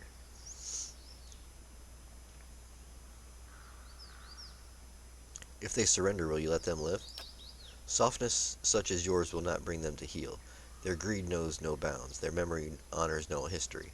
What use have we of prisoners? What example do we set to others by letting them live? Why would we forgive again? I want to ask you about something else.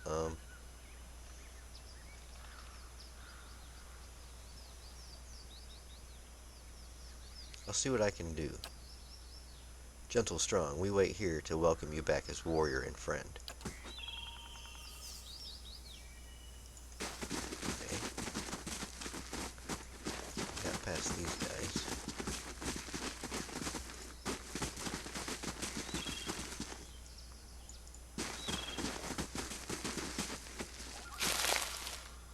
Forest Lurker.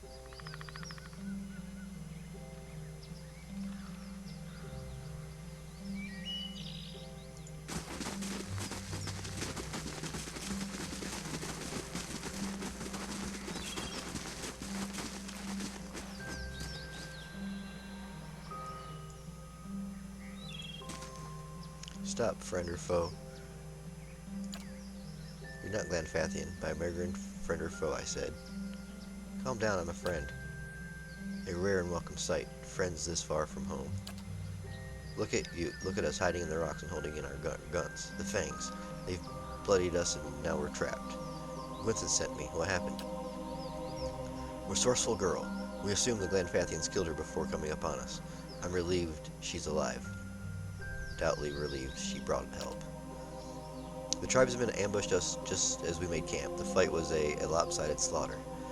In the melee, someone tripped through the campfire. We were lucky in the regard. The stench of burning flesh and the choking smoke obscured the scene, and a few of us managed to withdraw. We ran to these ruins to regroup, but now we're trapped. The face painters are just south of our position, and they have us cornered. No doubt they're happy to let us starve while they rest and rebuild their strength before attacking anew. Seems this is where we will be making our last stand. If the hunters are to the south, can you flee to the north? We could run that way, maybe evade the Glanfathians if we were quick, but we've spotted a pack of Stelgars up there. Given the options, I'd rather some face painter kill me right quick than die slowly, bite by bite, to a feral cat. If I didn't know better, I'd wager those beasts are working their tribes with the tribesmen, but I'm sure they're just here following their stomachs. Just look at us, limping on our injuries and covered in blood. We must smell like a butcher's shop. At least you didn't lose your locket in the shuffle. Maybe I can...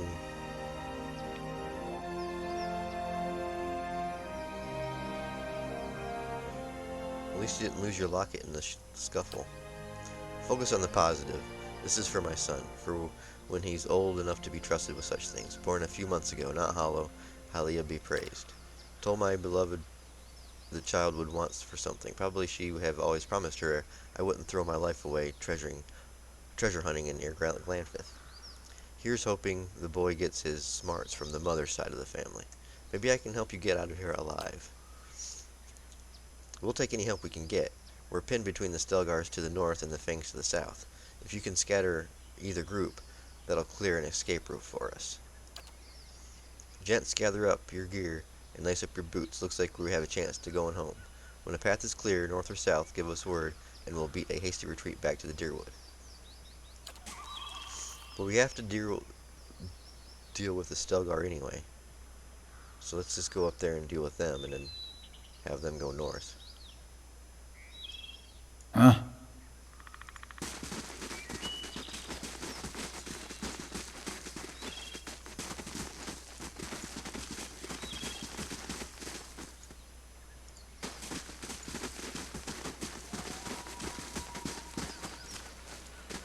Keeping quiet.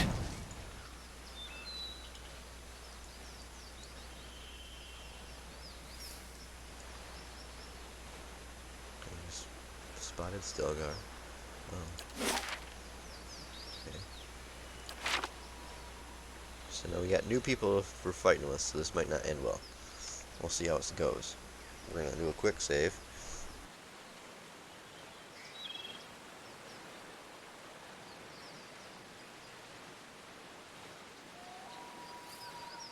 Okay, now I remember if the mother had a spell I liked, it was the one where you can dominate things.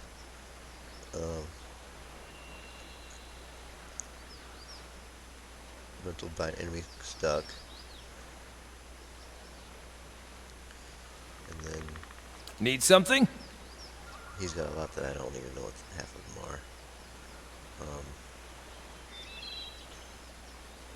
I'm ready. Then the paladin. Then Huh? two paladins.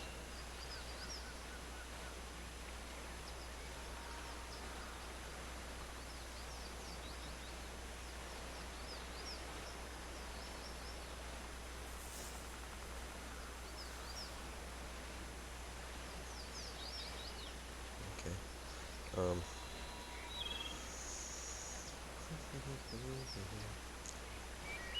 First off, the order's all messed up.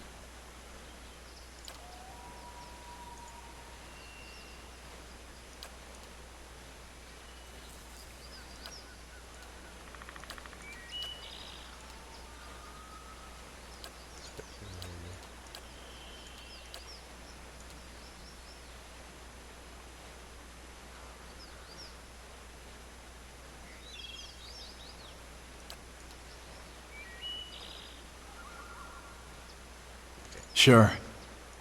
Nope. Nope. What? Nope. Nope. Nope. Get back. Yeah. What are you doing?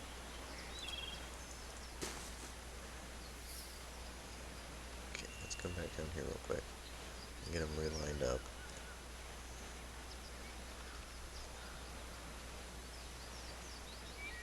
Okay. So we have. What the heck was that anyway? Spotted. Oh, that's a spotted one. There's just the same thing there. I'm here. Your thoughts must flow deeply indeed. Need something?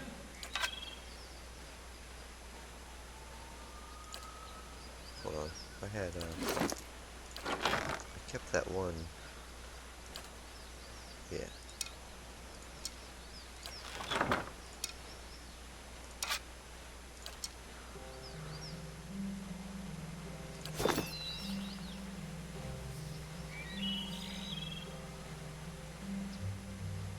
Ready, Watcher.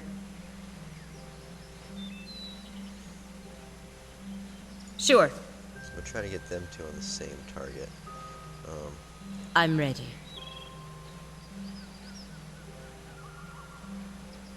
I'm ready.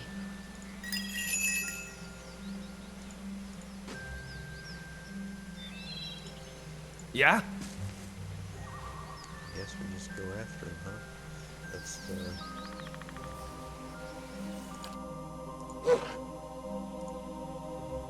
Ready, Watcher.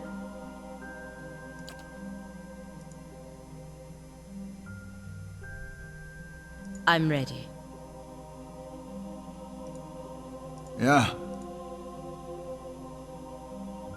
What? he can't do his thing yet because he's not in combat. Need something? We'll hold off on these guys for now. See what this does. Holy crap. Alright.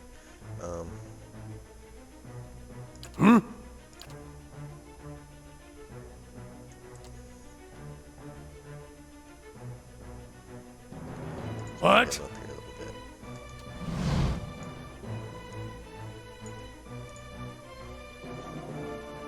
Let's have.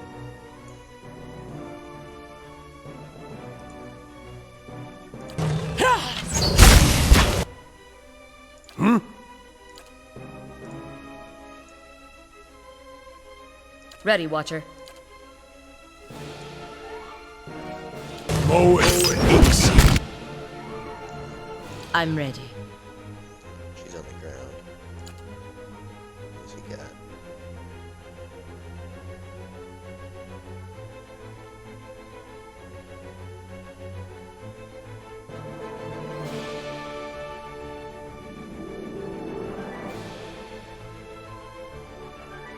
This one was frightened.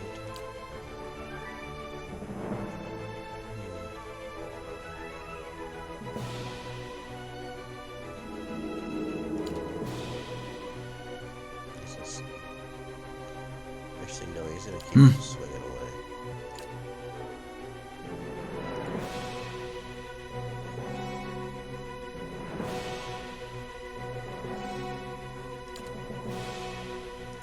Do that.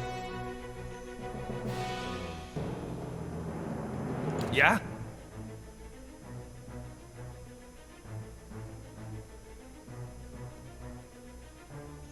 So I don't know any of his stuff that he's got. I got Charm Beast.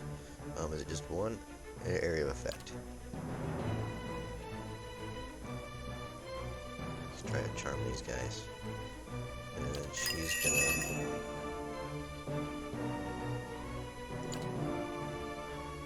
try and dominate one of them.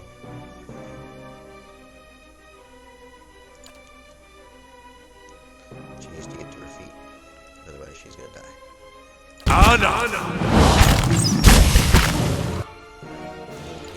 This one. Join arms! The power of someone will!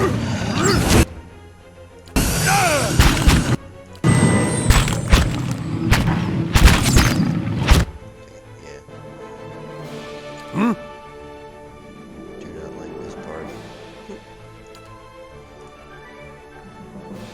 The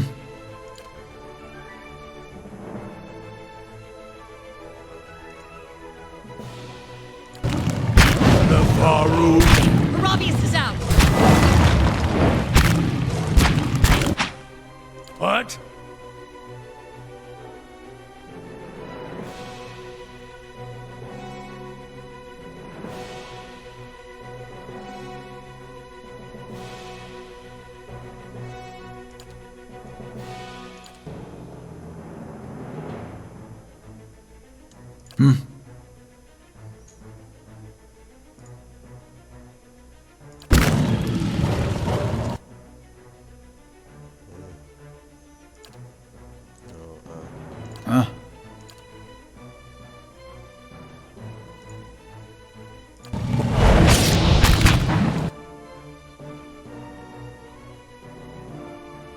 Moe Ixi Ana.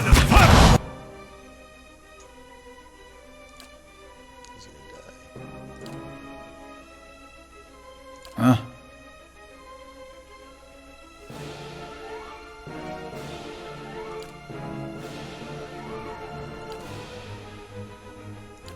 Join arms!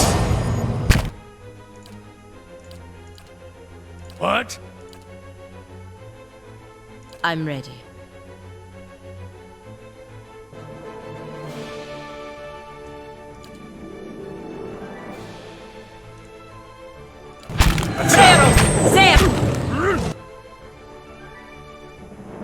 I'm ready.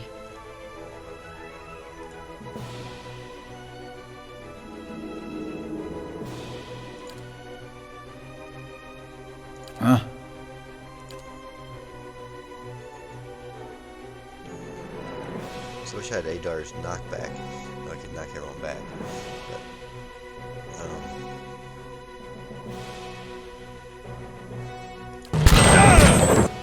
But, let's try and do this spell again. The Faru.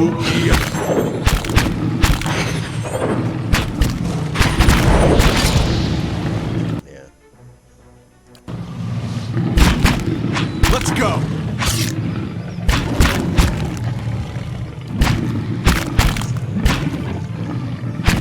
Yeah.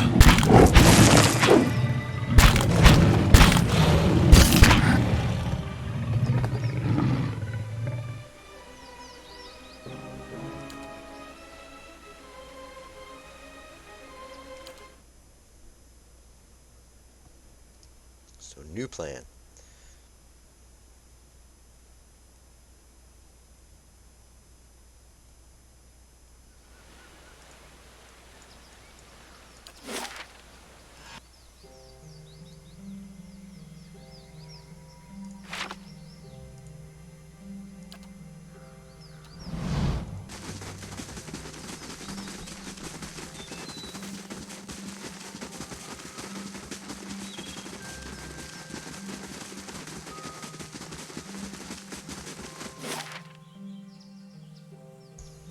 Alright, we'll go to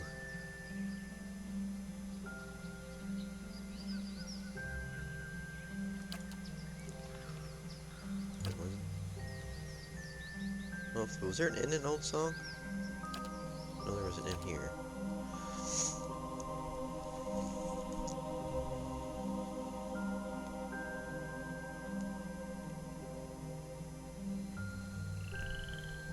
Before I knew it, top of me, and I was face down in the dirt. Arrow to the throat. That stops him. What? No! I was spirit shifted, and she was in heat, so I aimed for the throat, but not with an arrow. Oh, Jesus.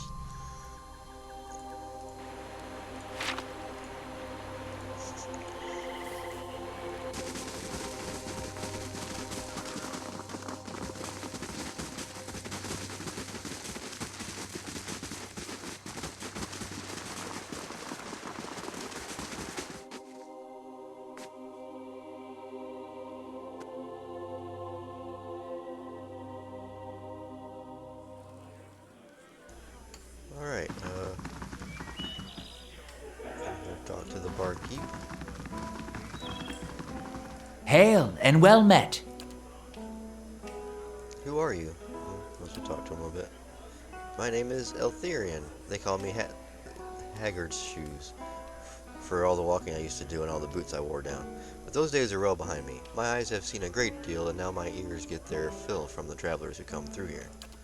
I'm always glad to see a new face. Take a seat where you like, my friend. It seems to me you've walked a long road. All are welcome here, and those within interesting stories must welcome all. Okay. Tell me about the place. Of course. I founded the inn many years ago, but in many ways its tale begins much earlier. It was while I was returning from a long journey, such that I first heard the story of the tree upon which this inn rests.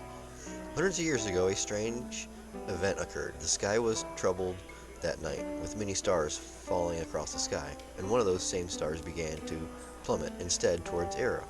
It fell here, striking at young tree and burying itself within it like a fiery heat.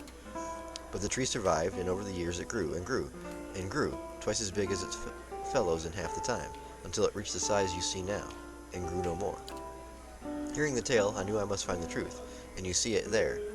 Around the tree's heart, I built this inn, to welcome all travelers who might look upon it.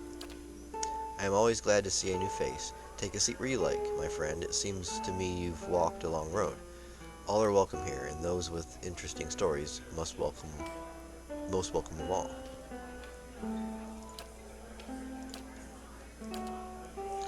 Alright, so she's done. Gores. We'll put him back on.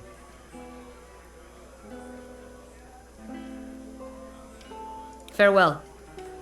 Or no, Ready, she was, Watcher. I can't take her off because of the May take Wal him off. watch your Putting step. him on for this.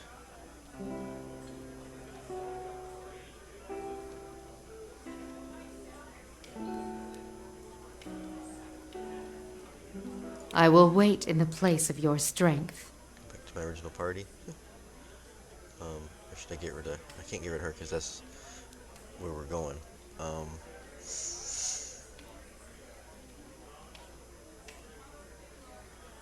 Okay. Going back to the original party.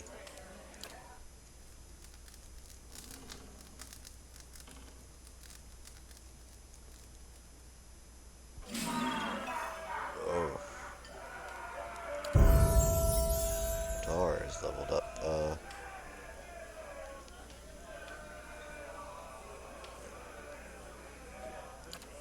Let's go strength or athletics a little bit more.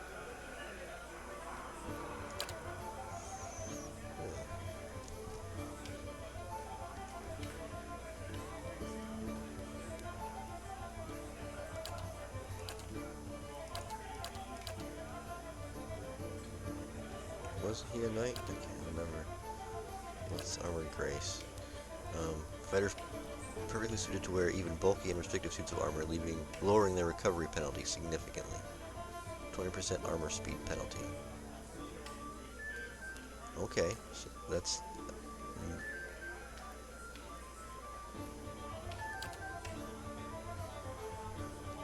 I'm thinking I'm gonna get armor. Now I can wear... He'll be able to attack me. Hey, He's wearing medium armor right now. Drop it to 35%. What we got in here? Oh, not anything really.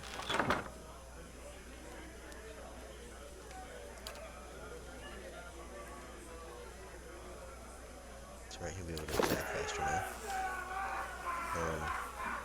Okay. Time to learn some new spells, buddy. Maybe. Hopefully. We're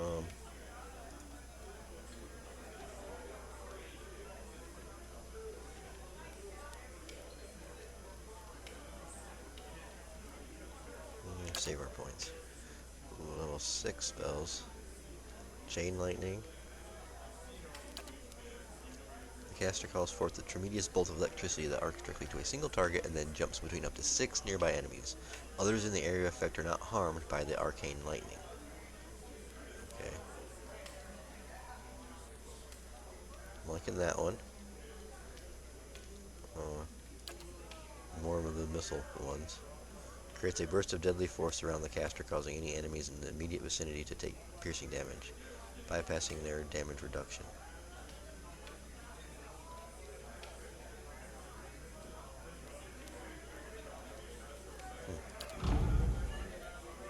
Calls down an enormous spike of ice, pulsing freeze damage on enemies in the area of effect. Gives the caster the mystifying gaze of the Adra creature that provides the spell's namesake, purifying enemies within the area of effect. Petrified. Okay, so I can petrify, so it's pretty much they're being paralyzed, just about. Okay. Causing them to becoming either dazed, sickened, or paralyzed, depends on its own mysterious whims. Creates a field of targeted spells up to 5th level back at the casters. Okay.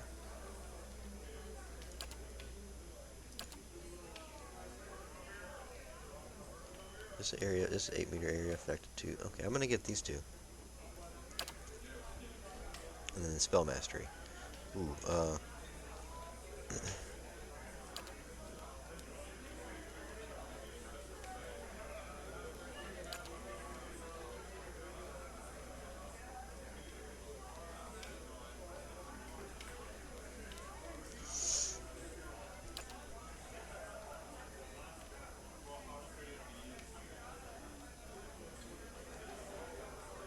we're gonna do this one. This is one I use quite often, so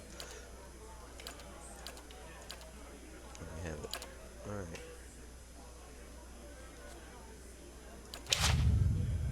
Nice.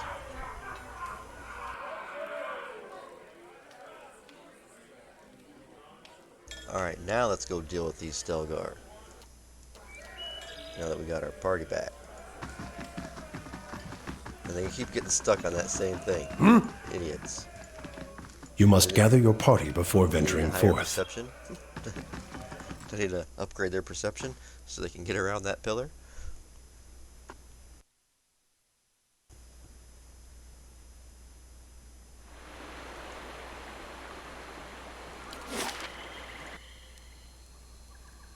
Let's go up this one. Just because.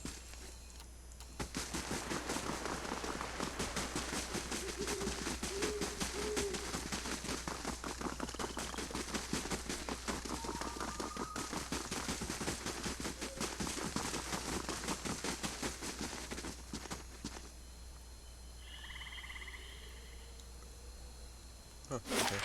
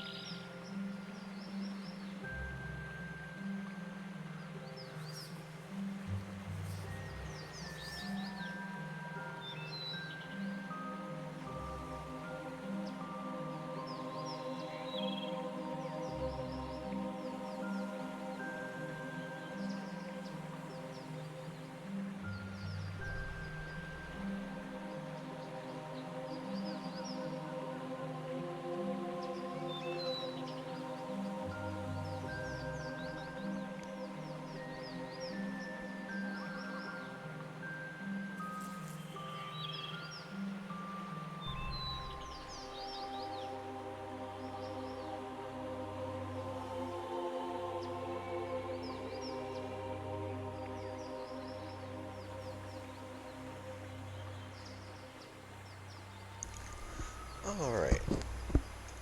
Now let's go hunt down these Stelgar. So let's fix our formation.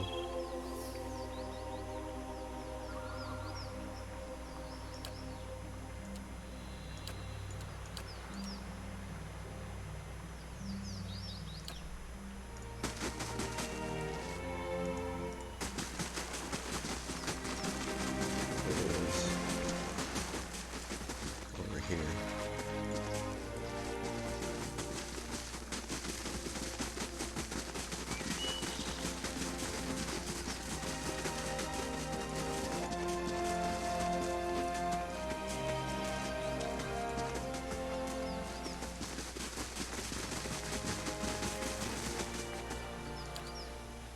Okay. Now, Let's see what lies this way.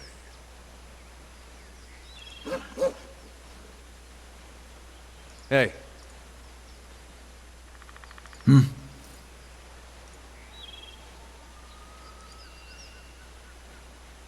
Ready, Watcher.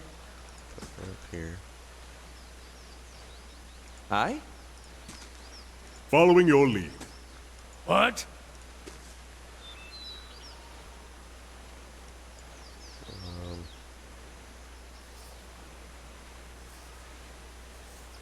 Yes?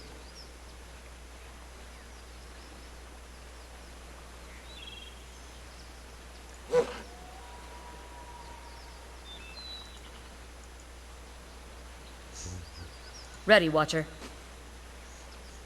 Okay. It's almost there. Can she?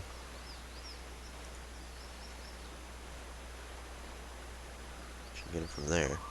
Okay.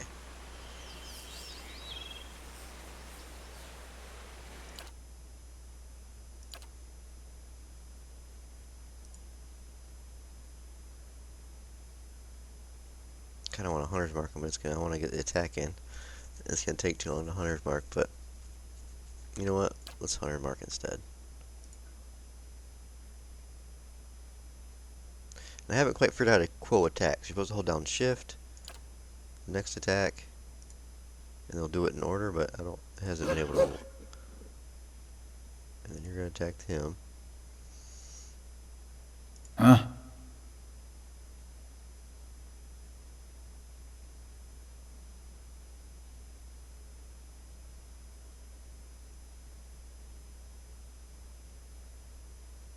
Oh, I should have ate something too.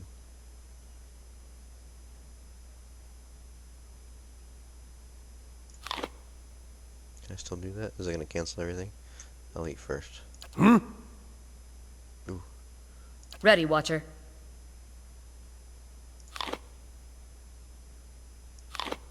Nope, I can't.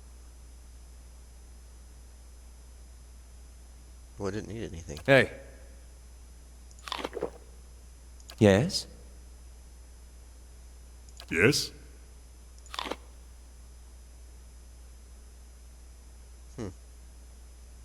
Will this cancel her stuff? Hold on, let's try it again. Make sure.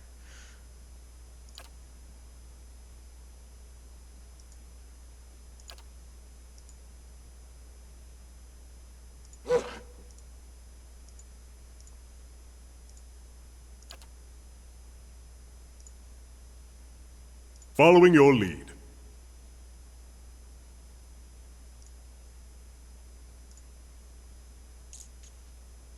Have to wait till combat begins for that. But What? I'll move up here.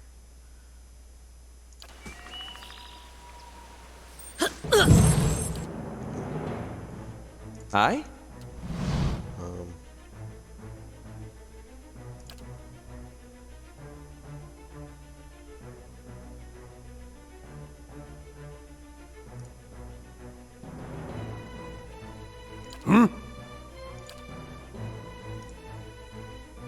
Moe deep sea Anna. Ooh, that dog just got annihilated.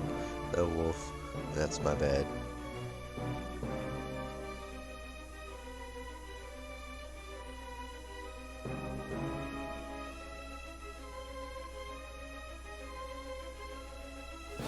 Ready, Watcher. I'll take worth that rough! Aye? Should get a fireball on him instead. Yes?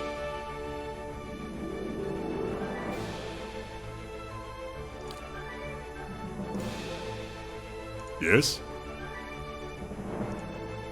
What?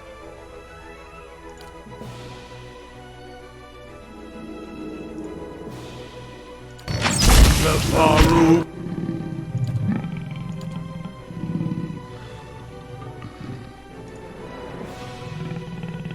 Huh?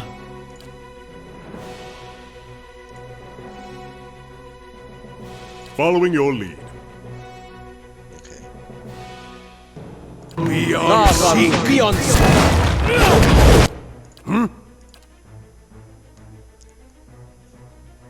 Ready, Watcher.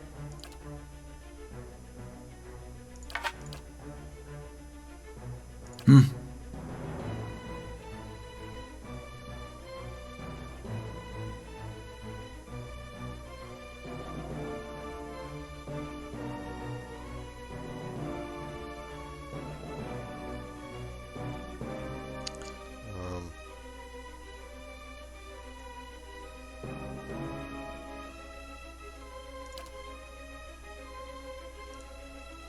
He's stunned.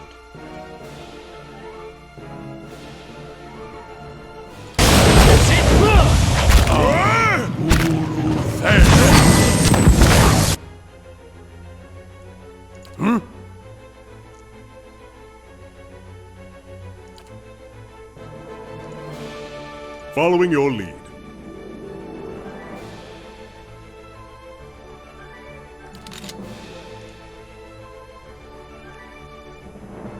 Was it that? What the heck?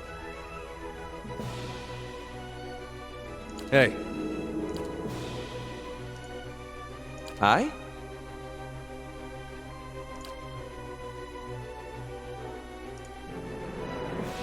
Can it,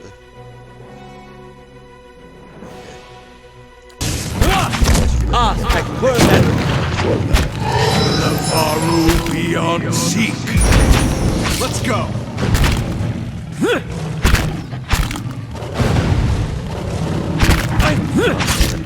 healed.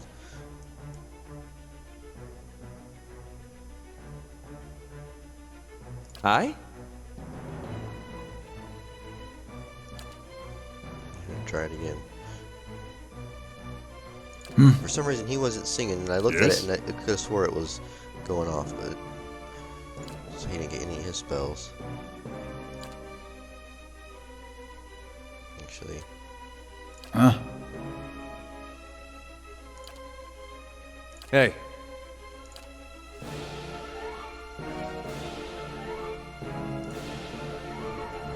Yes?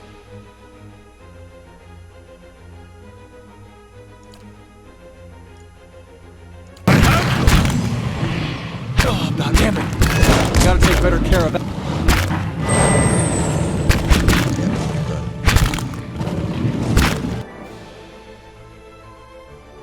Huh?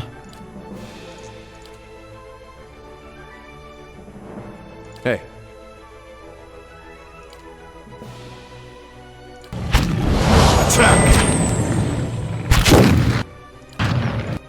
Following your lead.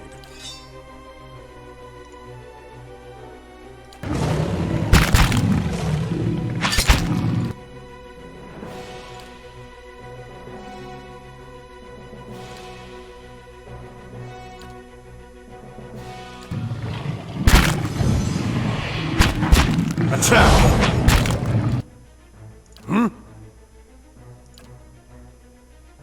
Hey.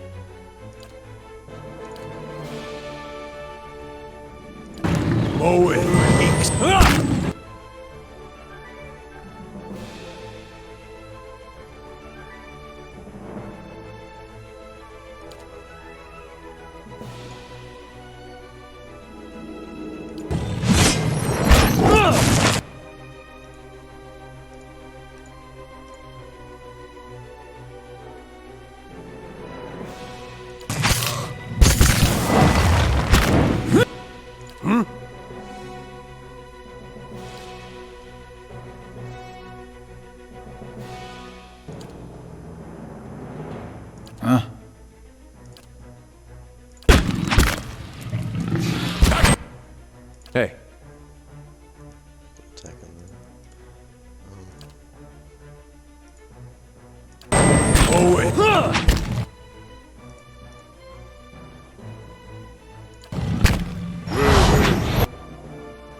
Following your lead.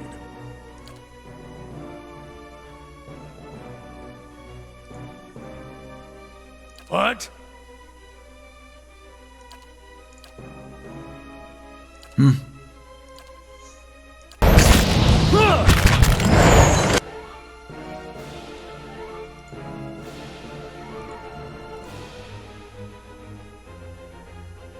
Okay, he's down. I'd say it's time to get a campfire going. Rest up, big guy. We've got. Hey.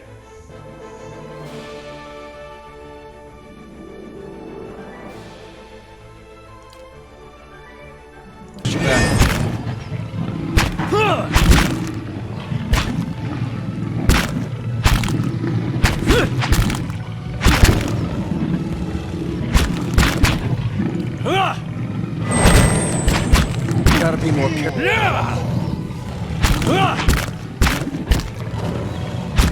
Gotta be more careful. Yep, got me. They got me again. Okay.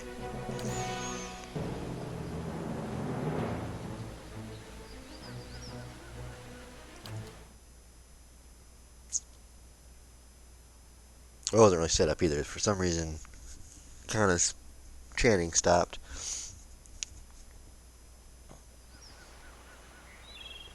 And I don't think about this spell. I think I was thinking of something else. I was thinking of this spell. Because it's just got a bigger radius than this one does. Or area of effect. But, it is what it is, I guess. Mm-hmm. I can always retrain them, I think, so.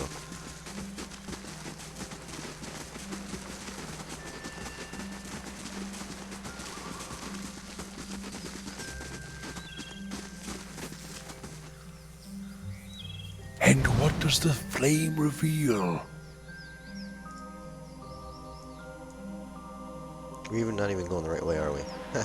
Nope.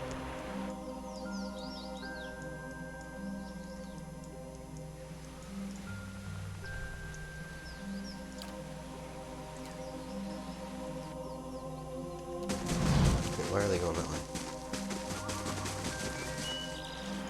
Go this way.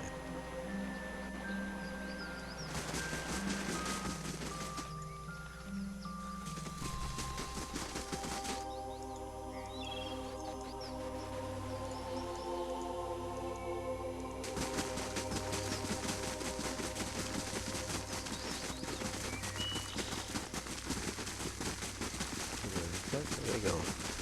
Alright.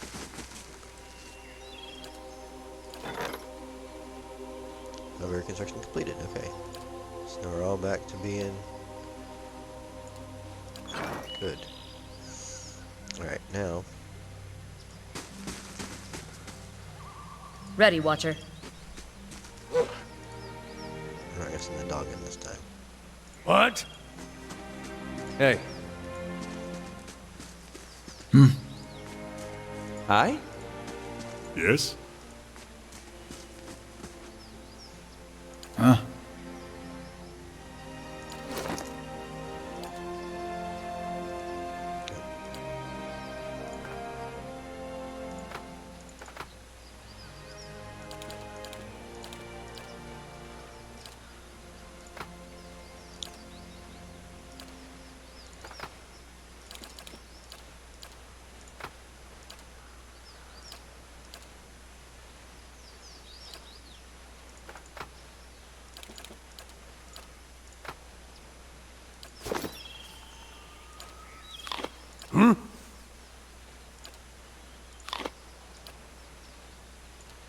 Hey.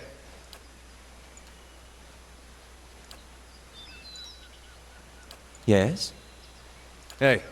Okay, he ate. I know he ate. Following your lead. What? He ate. How may I help? Ready, Watcher.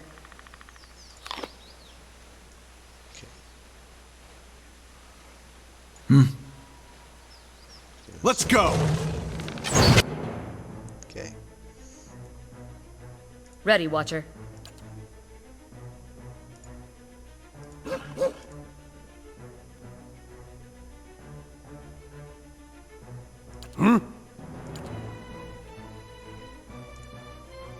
Aye?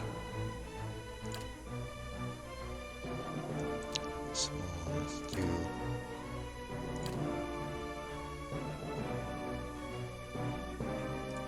That one. Following your lead. Okay, see, it's going now. Okay. Hey.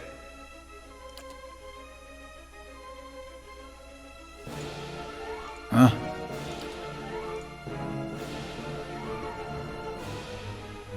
Okay.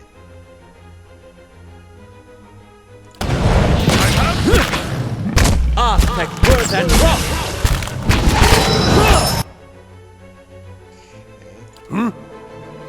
He's just now doing his spell. Took forever. Following your lead. Huh?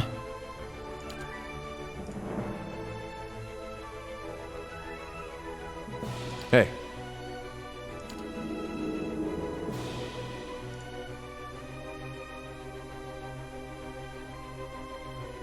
Aye?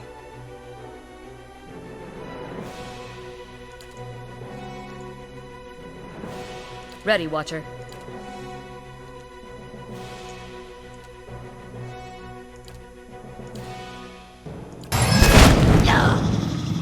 Barbaru, beyond seek! What? Hey.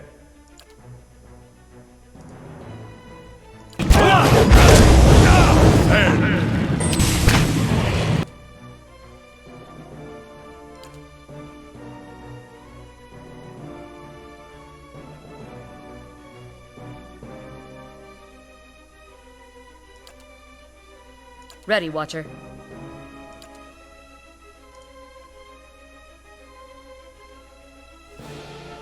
Following your lead.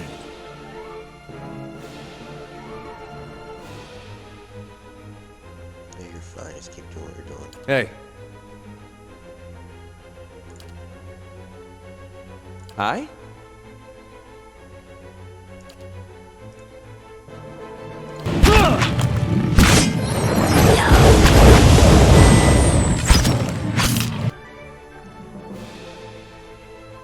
What?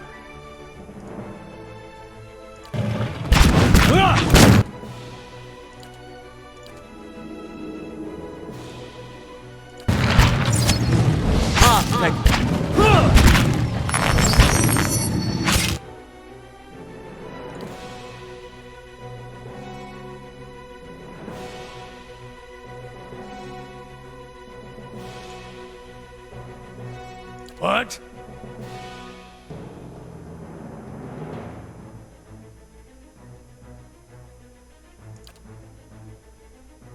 Ready, Watcher. Okay, attack it. Damn it.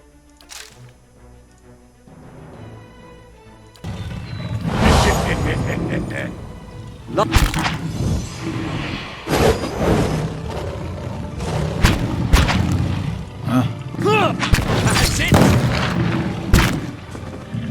Let's go! Let's go! There we go.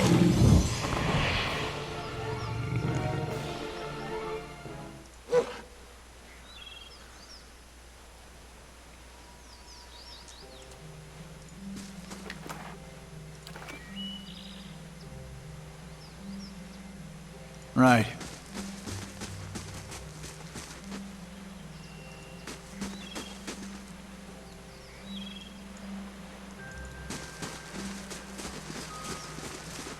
Let's go! Dead on! Ooh.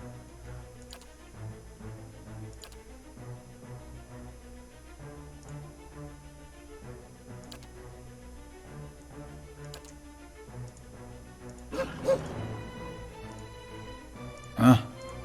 Hey.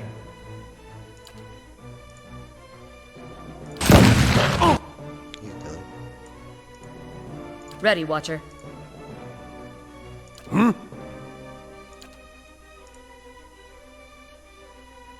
Following your lead.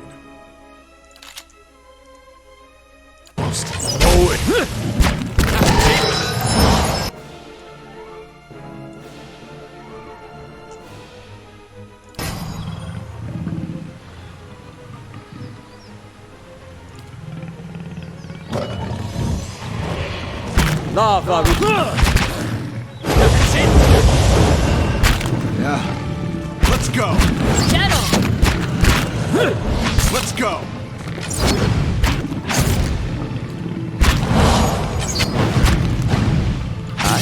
Get up, lad!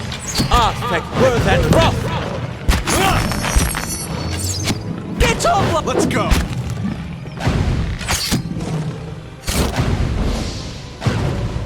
How may I help? Lava will be on seek!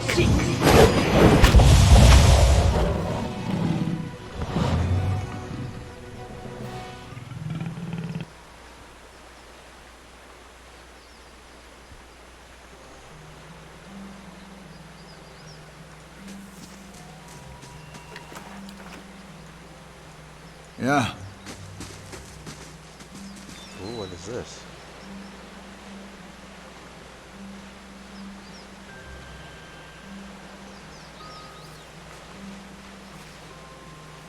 Over a ground hardened by dry blood and stomped leaves, the corpse of a giant Stilgar crawls with flies.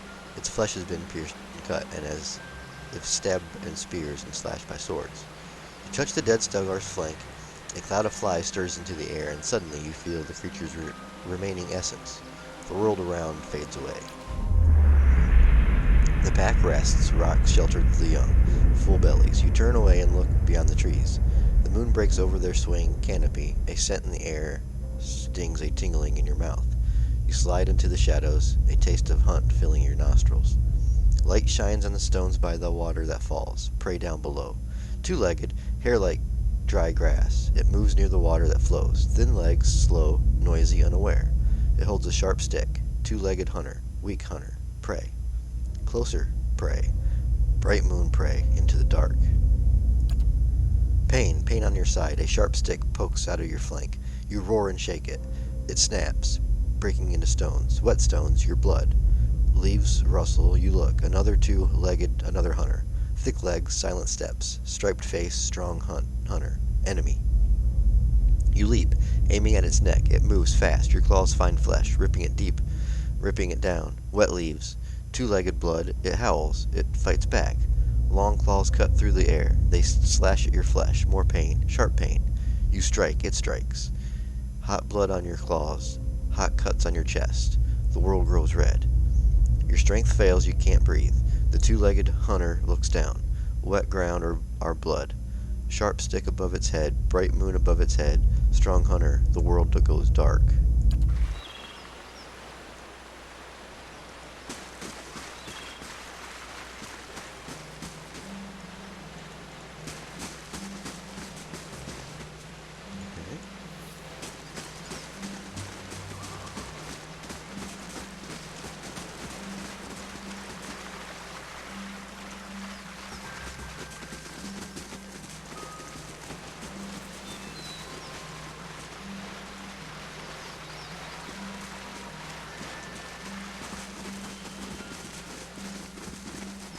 Let's see what lies this way.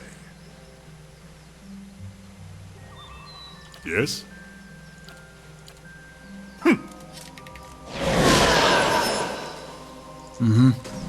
Shh.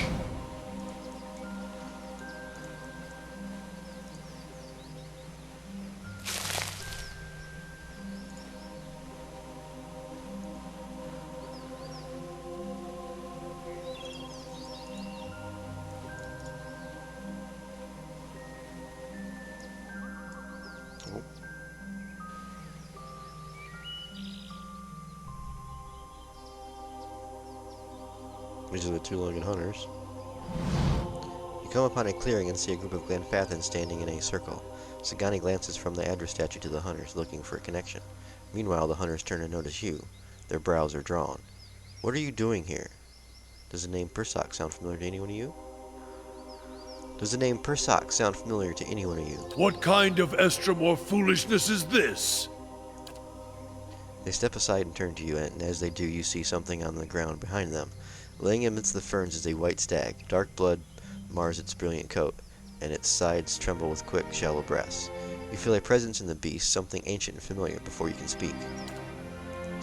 Something thumps to the ground. You look down and see the Adra bear, its bright glow flickering. Auric's shadow. Sagani draws up beside you, her wide eyes fixed on the dying stag. Durrance opens his mouth as if to rant on wasted time or perhaps the animal's weakness, but something about the look on Sagani's face steals the air from his lungs, and he falls silent. One of the hunters takes a step forward and Sagani raises her brow, an arrow knocked. Any closer and you'll bleed out next to him. Ooh. I never thought I'd prepared myself to meet a stranger. To share the honor and history of my village with someone who had no knowledge of us. Even someone who'd scorn our way of life.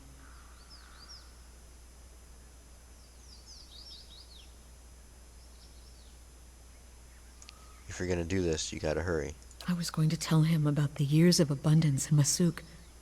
How his granddaughters have hunted caribou, and his grandsons made our walls strong. But he'll be gone in minutes.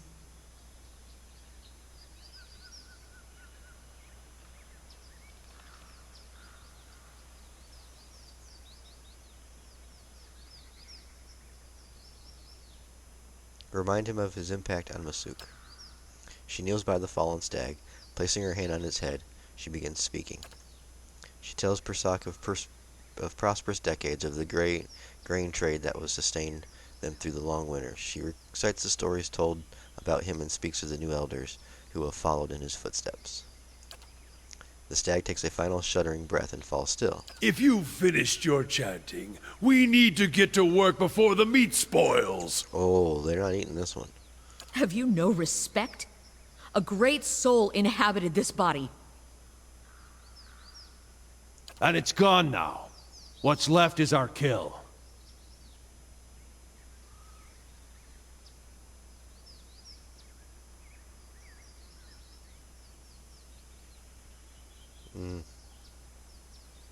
You owe Sagani an apology. I want nothing from the tongues of these carrion eaters.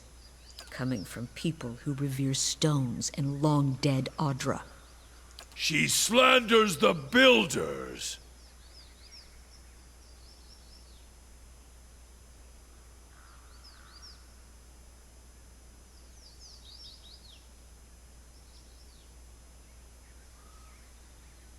Sagani, this isn't worth bloodshed. This is about my people. Our way of life. If that's not worth blood, I don't know what is. You Estromoran are full of useless talk. I mean, technically, if I was a hunter and I shot a nice, nice buck, someone comes by and say, "Hey, that's my uncle," I'm not really gonna believe them. I mean, come on.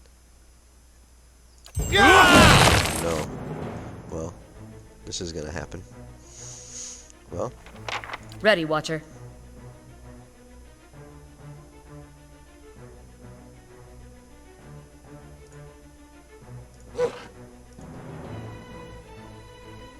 Hey.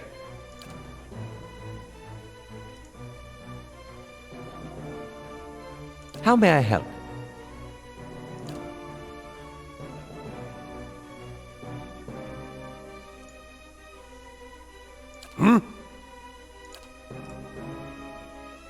Following your lead. Huh?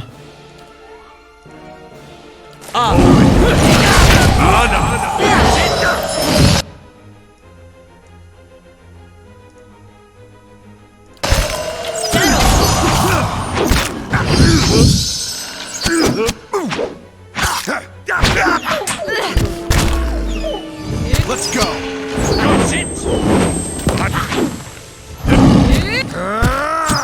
Let's go!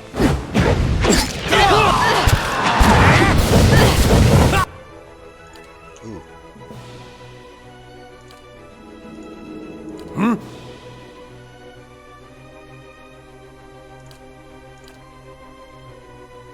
Hey.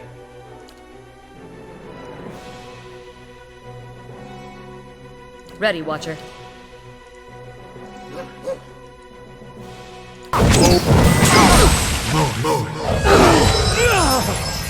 Yes?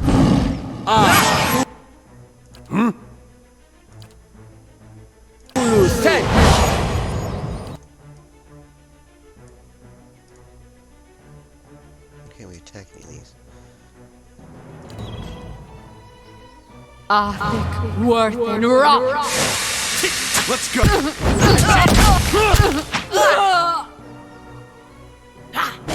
Let's go!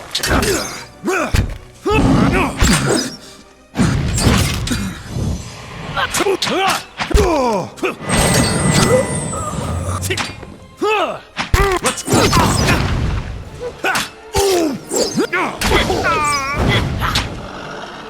Let's go! It's all fair fire.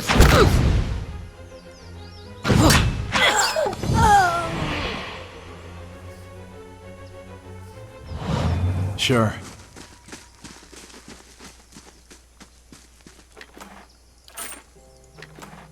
You give me any more gifts and people will start thinking you're playing favorites.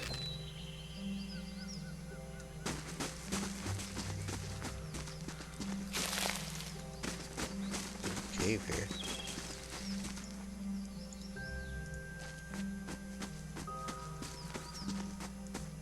Oh, you're gonna go down there all by yourself. Nope, you're not. Sorry.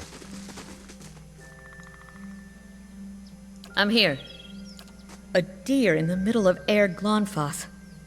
But I'm glad I can bring this success back to Masuk. And perhaps Persak will return to us one day because of it.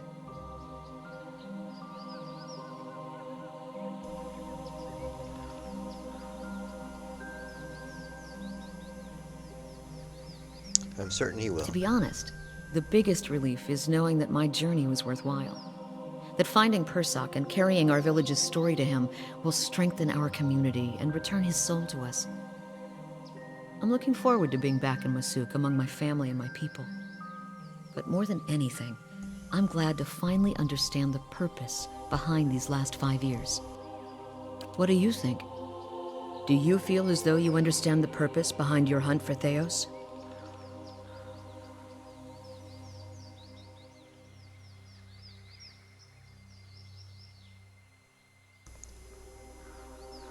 I need to fix the evil he's perpetrated upon the Deerwood. That would bring hope to many people, Watcher.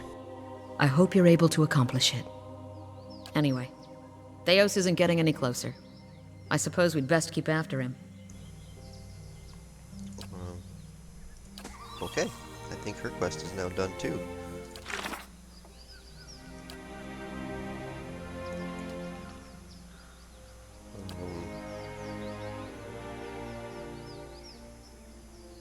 The long hunt.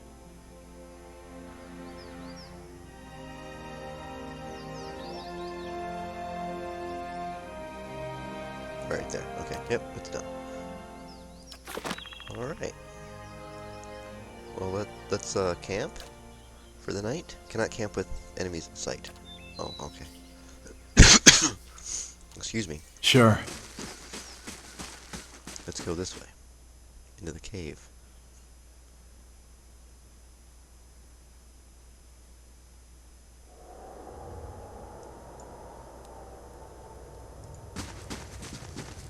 Ooh. So we're not able to camp here either.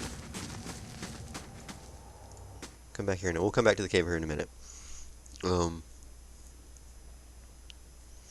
Go up the road a bit and see if we can't camp up the other road. Now, where's this road that was supposed to be to the north? Because I cleared out them, so... But you can't really get up here. Can you? Through the river?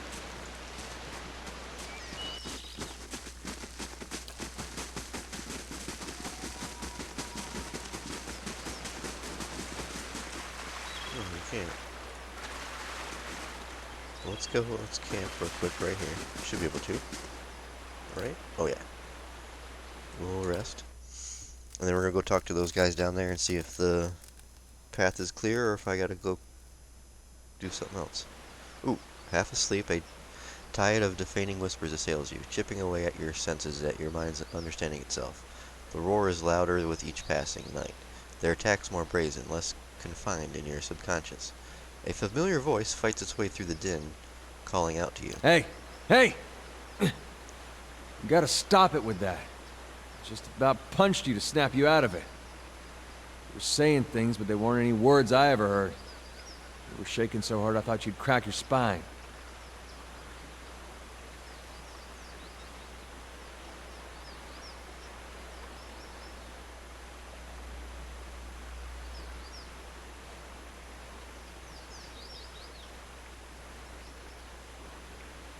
What happened to the bucket of cold water?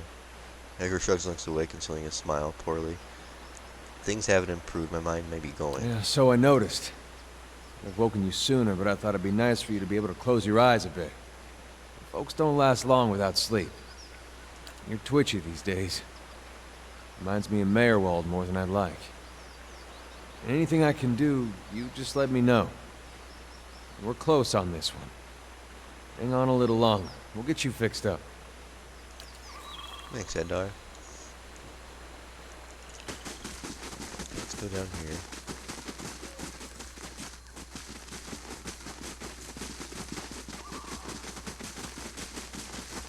It's actually up in here, isn't it?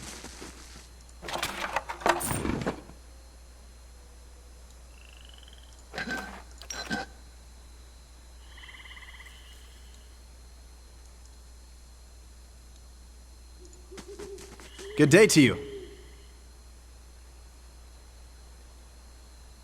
I cleared the northern woods. Those Stugars won't trouble you. All of them? Hear that, boys? Looks like we got a way out. Get to it. They cheer, their voices kindled with purpose, and spring into march. Esmar raises his fist and shakes it. The locket dances as if jerked into life. The captain nods and gives you one last look before joining his companions.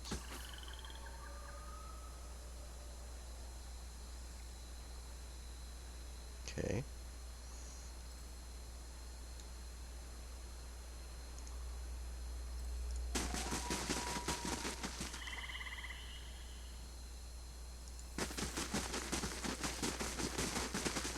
Now we'll tell you, we'll go lie to these guys. See what happens. You aided the mercenaries, foreigner. Now we will cleanse the stain you mark upon these. How do they know maybe I didn't? Okay, we're gonna fight these guys apparently.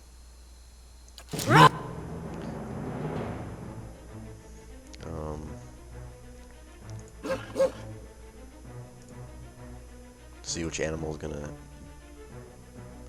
I'm here. We're gonna shoot it first. And then. Hi? Go ahead and do my shoot. Oh, wait to see where they group up at real quick. What?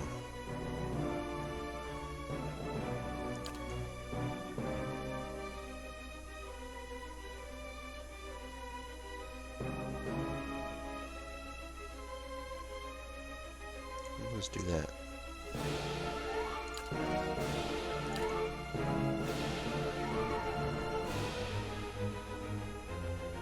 Do that. How may I help?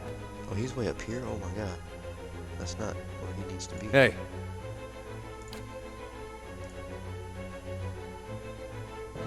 Huh? Yes?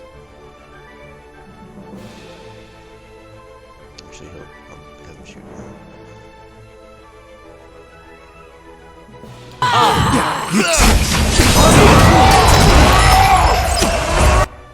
Okay, let's get Ayla. Oh, he's stunned a little bit.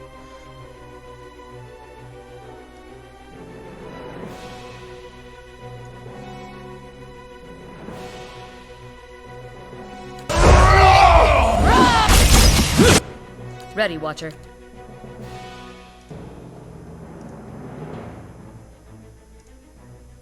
Following your lead.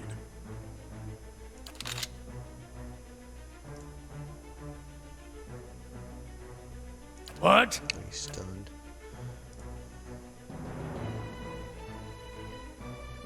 Hey.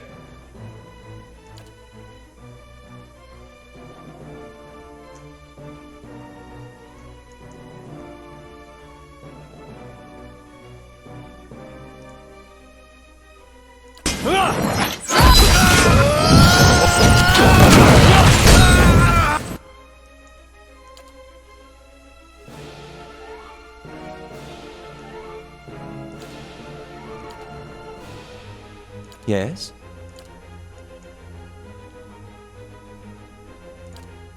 Right there, okay. Following your lead.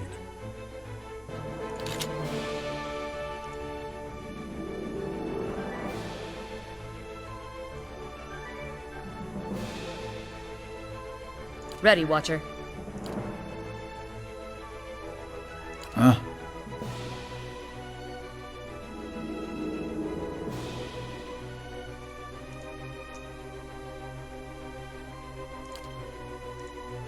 Hey.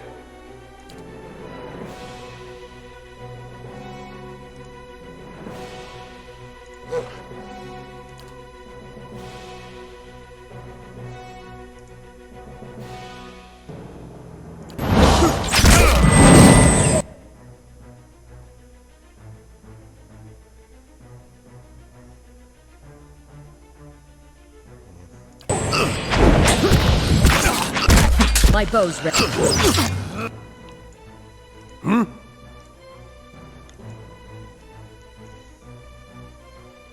Hey.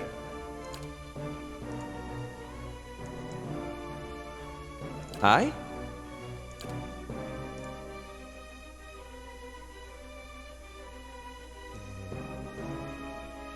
Okay.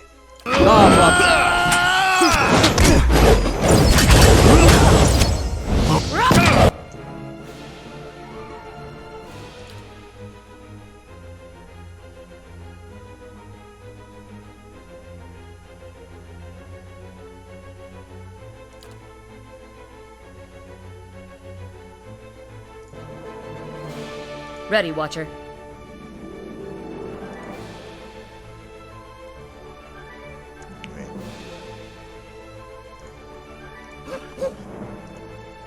Huh?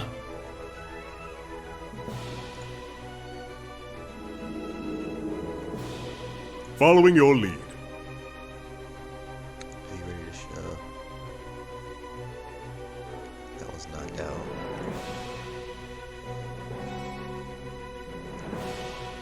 Hey. What?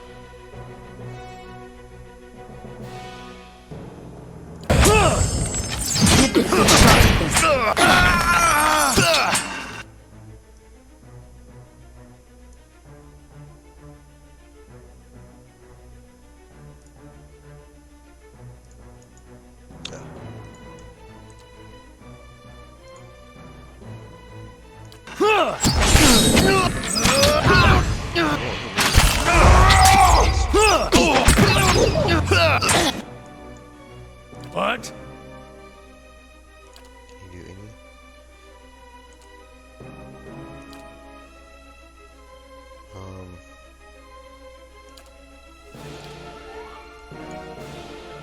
Not that it'll do anything, but we'll see.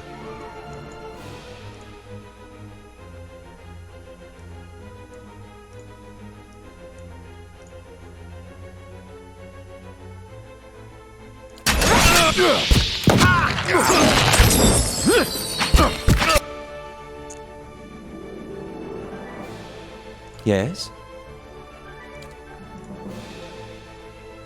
Following your lead.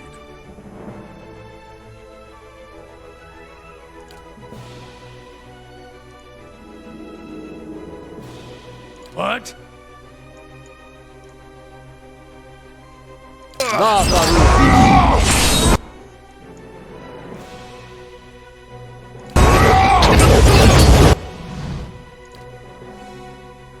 Actually, yeah, we'll do this first.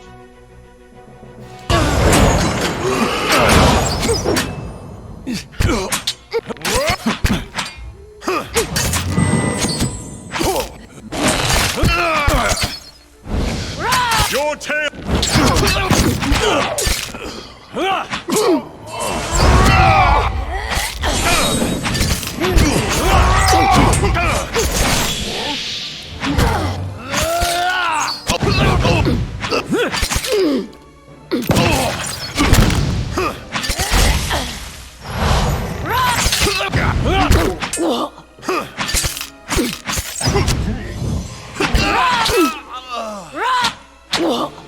Let's go.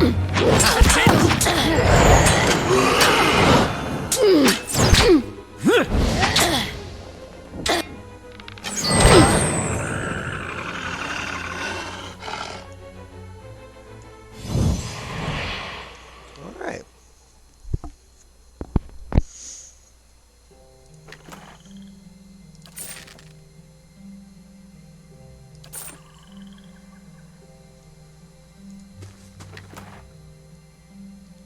Prey maker, two-handed hunting bow.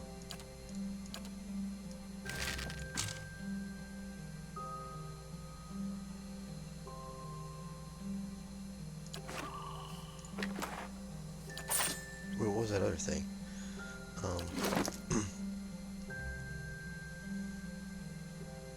Tiny beetle pet.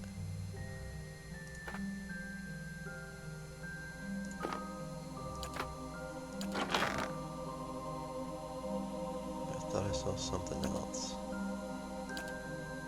Yeah, just a cape. Okay. Sure.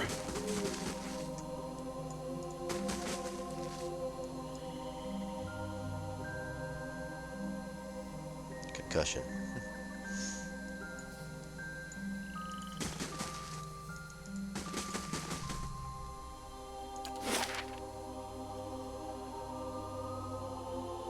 What is that?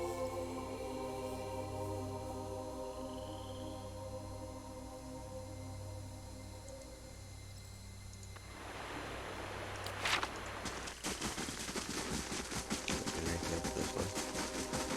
Oh, it just goes back down. Okay.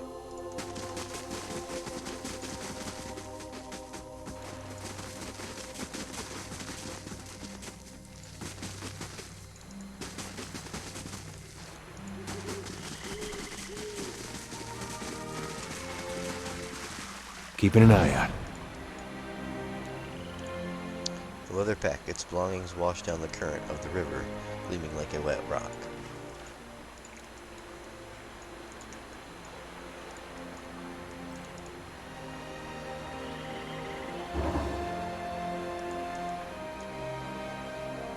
Forest lore for swamp lurker, blight.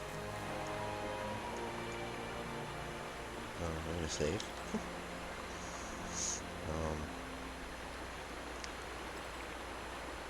Why is it?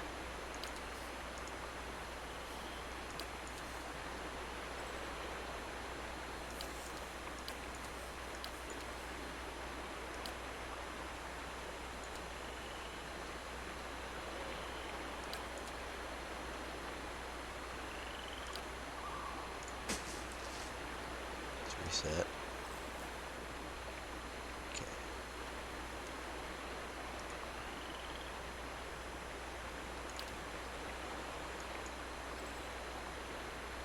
Following your lead.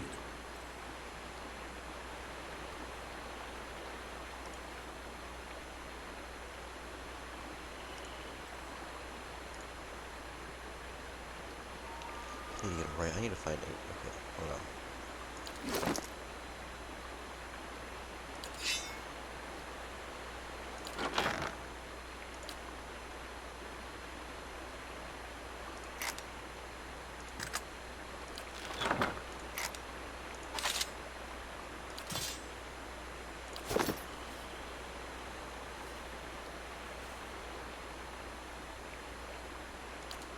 Okay, so you can reach him from there now.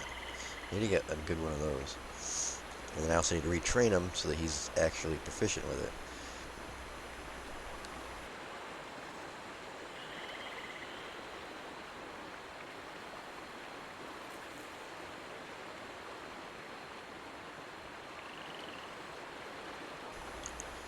Alright,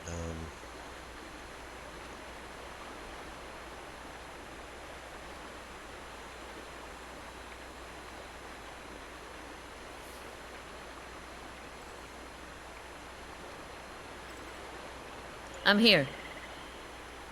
Sure. okay, she's in range. What?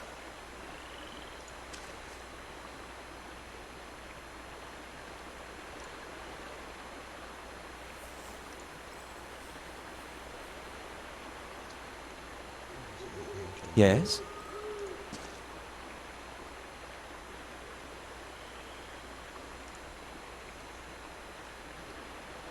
Alright.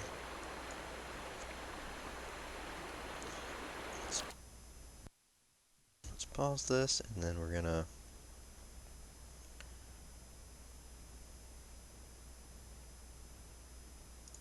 have him do him. Ready, Watcher. There. The dog there. Actually, do that with the dog. Hey. He's gonna... I don't think he can knock down the blight. Huh?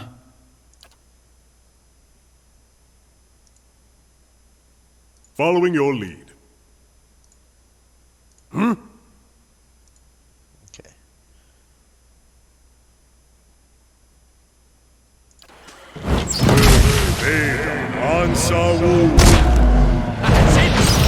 Well, the dog knocked him down anyway.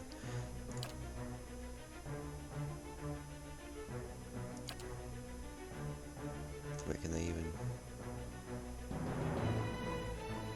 They can't be confused though. These blights can. Ready, Watcher. How may I help? What? Following your lead.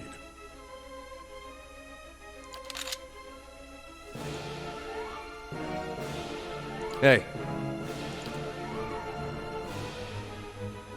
No, you can't. Let's do that. See if it works. Yeah. Probably not gonna work.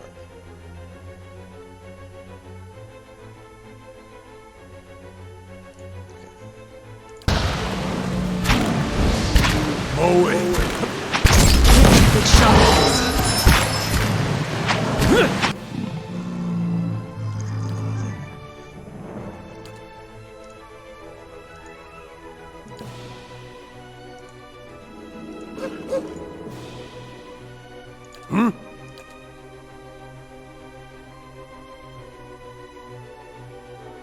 Yes?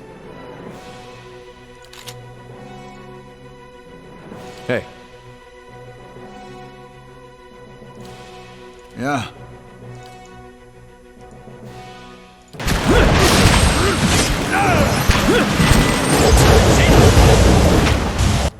So they're immune to that fire thing he just did. Yes?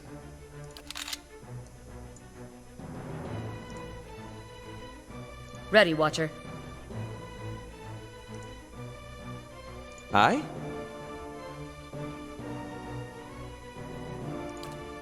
I'm gonna try this one. I haven't used it yet. Lavaru, be on seek! Let's go!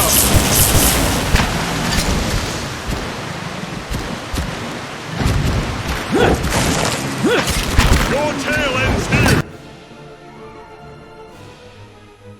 Ready, Watcher.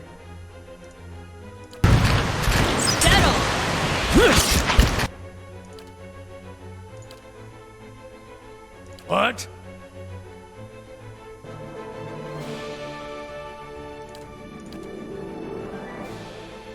Following your lead. That's it! Mow it, Keeks. Attack! I'll see if the...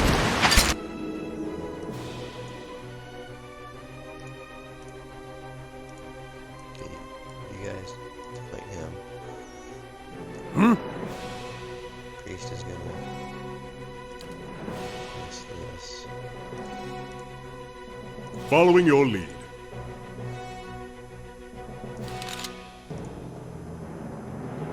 Yes?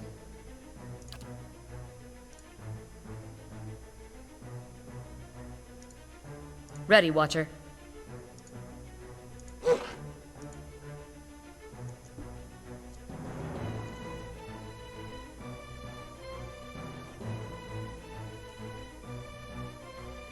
Okay. Hey.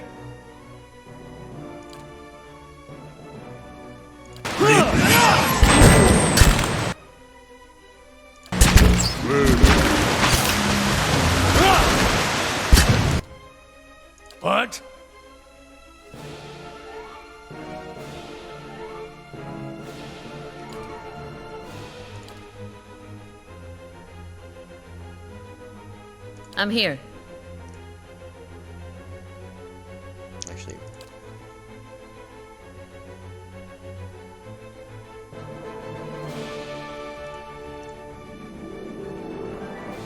Following your lead.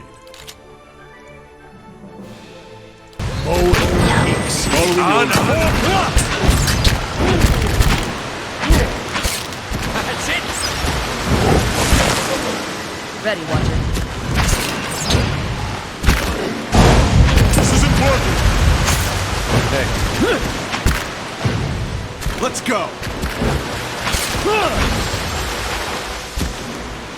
you're not getting through me.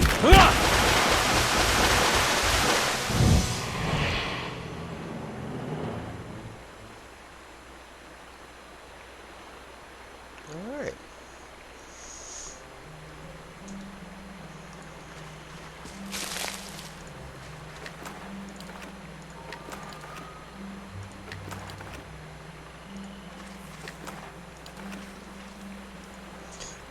This boot lies half buried in mud on the riverbank, as if it had been flushed from upstream. All right, then.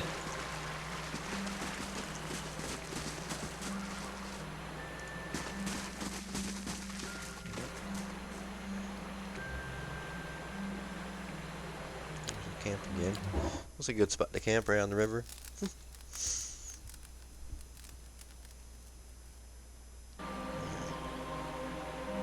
Ooh, what's this? Security reports that vicious mercenaries will attack the stronghold in 3 days. Okay, so we got 3 days to get back to the stronghold, otherwise... Last time we didn't do it. Last time we all resolved we had to build our castle back up. Just wanted to know what this was. Poor man. Another life lost to this forest. Beneath the raging waterfall, the corpse of an elven Vathian hunter lies shattered against the rocks. Broken bones protrude through its skin, but you also notice deep, parallel cuts into the rotting flesh. The slashes trace almost every part of the body, as if it had been ravaged by a dozen blades. This man probably died before his fall from the cliffs above. You touch the dead elf's forehead, droplets of water glisten down its purple surface, and you feel a sudden jolt from the hunter's lingering essence, that the world around you fades away. You're walking among the underbrush without making a sound. Moonlight catches sight of your arms, shining them pale, but you quickly dart again into the shadows of the giant trees of the Netherwood. Your blood brother is not so deft as you expected. Look at him, frail, unaware. He doesn't deserve to share the glory of this hunt. It's been countless seasons since a Stelgar like this one, twice the size of its lesser kin, has roamed the forest near Twin Elms. Arthwin fell for the trick. You almost feel pity for him, but you've convinced yourself that he'd only get in the way once the killing begins. He'll be safer by the river, expecting that will flank the Stelgar when it comes out to drink, but this kill will be only yours. The Stelgar is larger than you imagined. It stands without fear atop the waterfall's ridge, its silhouette cutting a monstrous hole against the mantle of the night sky. A beast of legend, a true hunter. Your hand tightens around the shaft of your father's spear. The weight feels balanced, just right as you prepare for the throw. You put everything into it. The spear flies true and hits its mark. The Stelgar didn't even hear a sound. Its blood spills bright on the rocks, yet it stands unfazed. The beast pounces. The moonlight shines over its great fangs. Your hands draw your blades without a second thought as you lunge forward to meet this monster. It's fast. It's ripping your flesh apart. You stab at the darkness engulfing you deep again and again, but there is no slowing its embrace. Ooh, okay. So he tried to take it by himself, and things didn't go so good.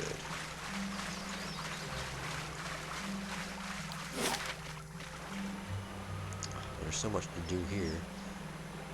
How long is it going to take to get back to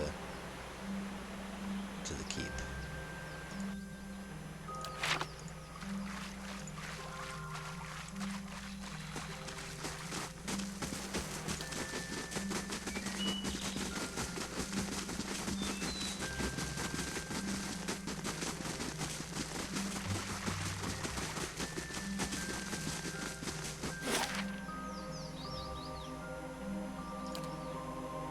1 day and 25 hours, so pretty much 2 days and an hour. And we have 3 to make it back, so let's just go ahead and make it back. Do it now, and then we'll come back. The life of a lord.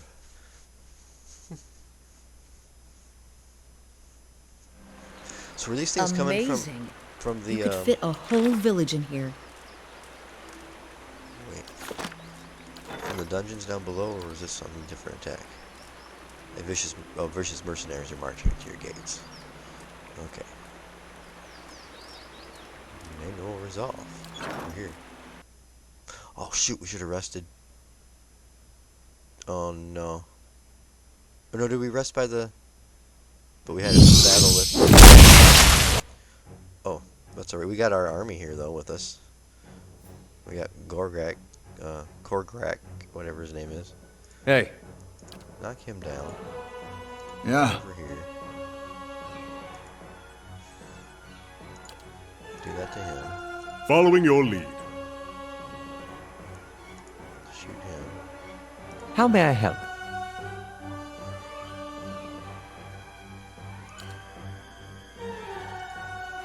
Do that.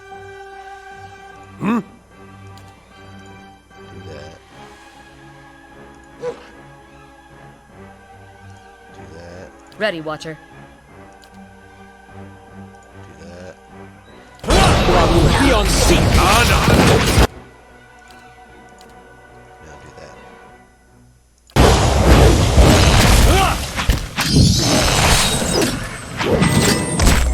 What?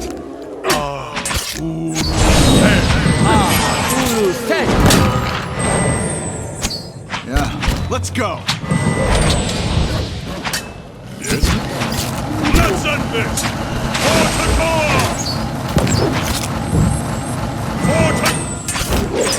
Good shot with this.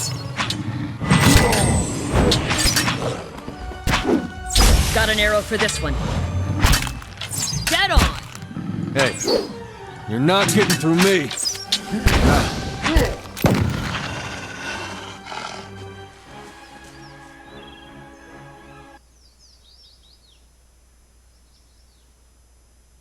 That's what they get for trying to come into my place like that. Last thing the Deerwood needs is another foreign colony.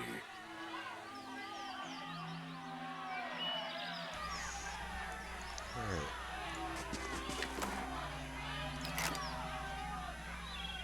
Did we lose any, we lost 1. What do we got to recruit here? +1, +1. +2.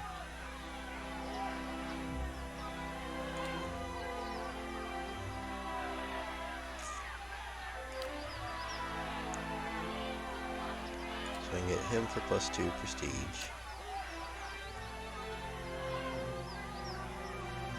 And plus I'll just add 1 and 1. Or I can get 2 of it.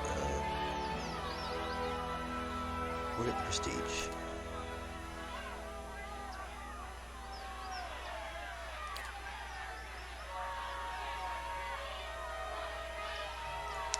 Oh, okay. Right. So see what she wants.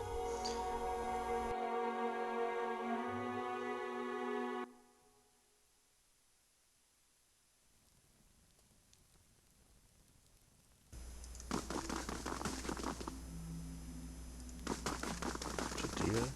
There's his Judea. I'm Judea. I'm a researcher in the field of animancy. I could use some assistance if you're willing to hear me out. Very well, let's hear it. Gather all my allies and sit on the throne.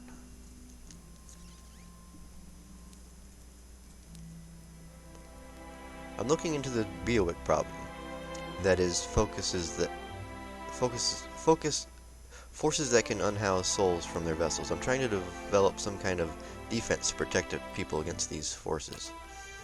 The trouble is, investigating what unhouses souls in the first place requires, well, souls. I haven't been able to arrange any test subjects. I need your help. We've lost so many people to these Beowicks already. Imagine if we could prevent such things from ever happening again. Perhaps you can use something other than Kith for these tests? I have a dungeon full of prisoners. You're more than welcome to them. I'd like a moment to discuss with my people.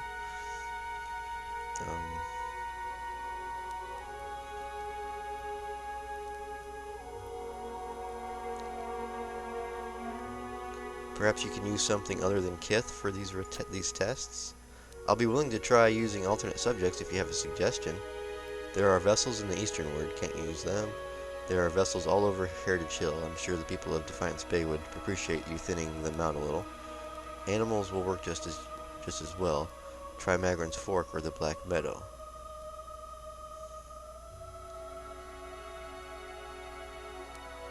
There are vessels in Easternwood. Can't you use them? Yes, but working with vessels can be dangerous. Give 2,000 here. Hire some muscle. That ought to help. Eddard can help. He's good at that sort of thing. Researches for the blood. You'll be fine. Really?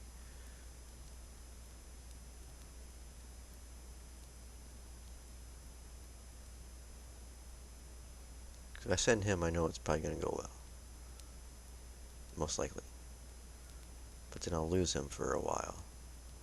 And we just got him. Well, didn't just get him back, but he's like my go-to.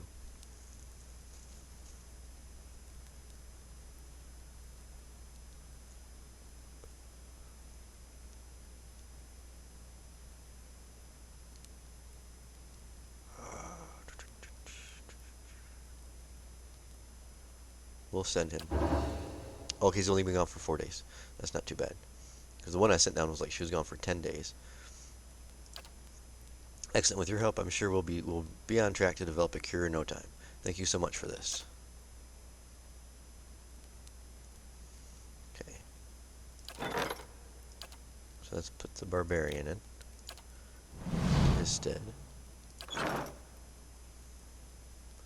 Oh, and we can level it up. Or up.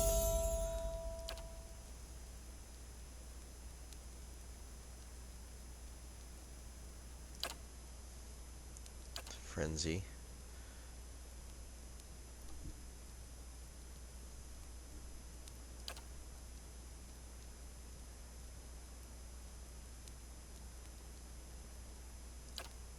Brute 4. On attacks that normally take target deflection, the barbarian will instead attack fortitude if it is lower. Wild Spirit. Charge with reckless abandon, allowing him and her to ignore movement speed. Threatening presence. Bloodlust.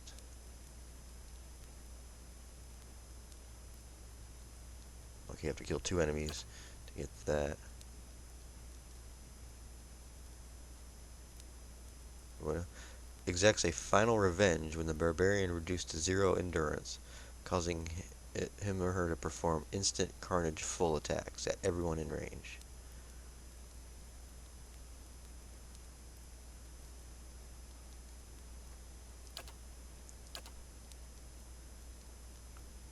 He swings viciously in a lightning quick flurry, taking out all comers. Each equipped weapon attacks every nearby enemy, doing extra damage and inflicting carnage if applicable.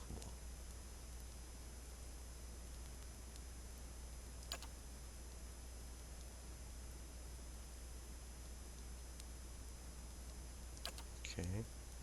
After killing an enemy, the barbarian recovers its weave, allowing them to attack again immediately.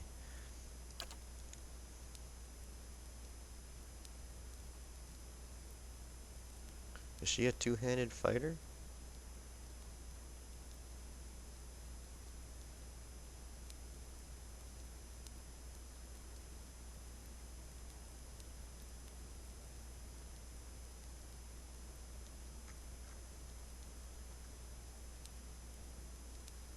I'm gonna hard try that. I think she is.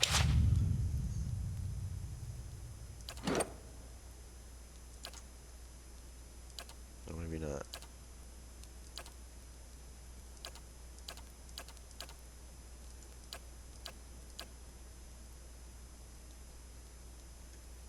It's alright.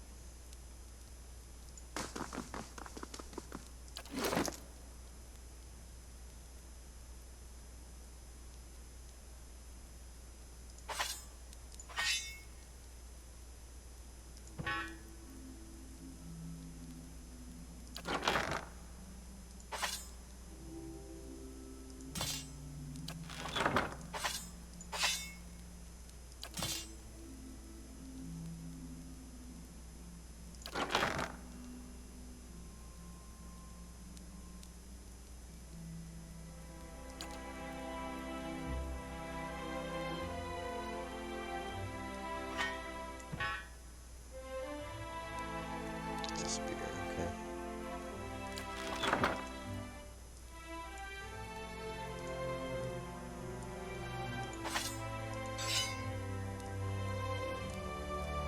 Okay, so we got 10 accuracy when below 50% endurance, 20% damage while endurance below 50%, 10% accuracy are granted to an ally attacking the same target.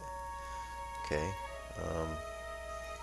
20% per damage, crit damage, 20% of grazes converted to hits, 4 accuracy, 15 damage, 45 damage plus 4 accuracy, accuracy when attacking the same target, 25 damage when attacking the same target as an ally.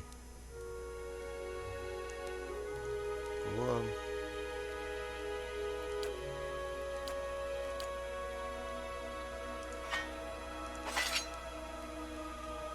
Let's throw. Yeah. Take that one off.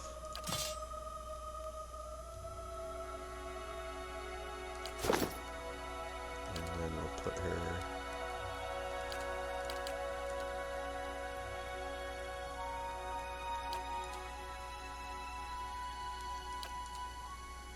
There.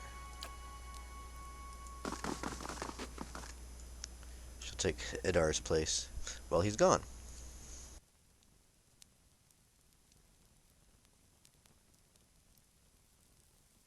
And we'll move her over here. Follow me! Follow me. Okay. Yeah.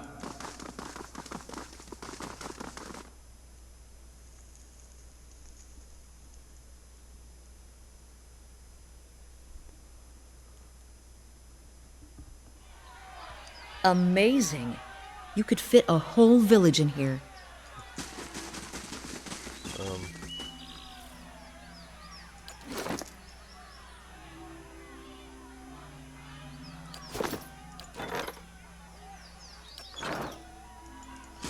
Let's go back in here.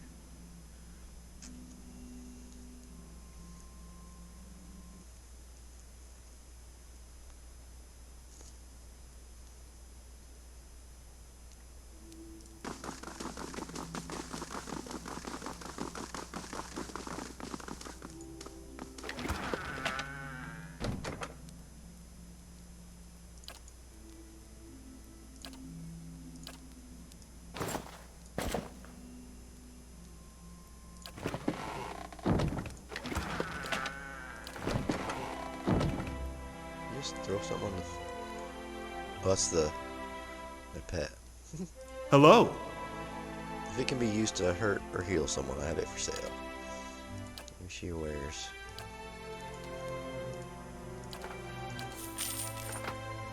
Okay.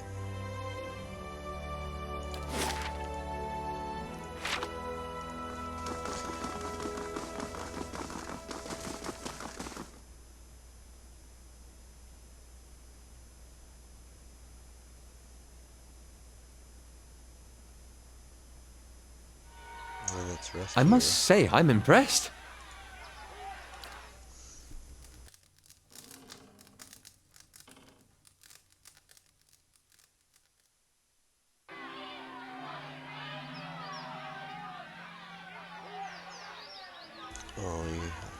You awaken to hear someone stirring, growling. Looking over, you see Manahia twitching and muttering in her sleep. You can't make out what she's saying, but from her bared teeth and the sheen of sweat on her brow, this seems like a very bad dream. Wake up, Mania! She sits bolt upright, roaring and reaching for her weapon. Calm down, you're safe. What? Oh, sorry. I must have been dreaming. About what? No, it's nothing. Sorry, I shouldn't have bothered you. You aren't bothering me, but something's clearly bothering you. I'd like to help. She's quiet for a long time. It seems like she's already gone back to sleep, but then she sighs. You told me about your awakening. Kana stirs. Manahia waits silently until Kana rolls over and resumes deep, steady breaths. I guess I've had a similar problem. There's something I remember from a former life. Happened hundreds of years ago, but I remember it like it was yesterday. How did you remember it? Happened while I was fighting in Old Valia 20 years ago. My unit was camped out in the palace we'd just taken. The others were roasting the last of the Marcheso's pigs in the feast hall. So, I went to the wine cellars to fetch a few bottles. I don't know how long she'd been hiding there, but there was this old woman. Must have been one of the servants. She had this wild look in her eyes. I approached her and tried to tell her not to be afraid, that she was safe. She screamed and grabbed my arm. It felt like someone had hit me in the back of my head. I blacked out for a few minutes, and when I came to, she was gone. I took a few bottles up with me, feasted with the rest of the troops. But when I went to bunk, I had a dream. Only it was more vivid than any dream I've ever had. I tasted the sweat on my lips, felt the jungle air on my skin, heard the cries.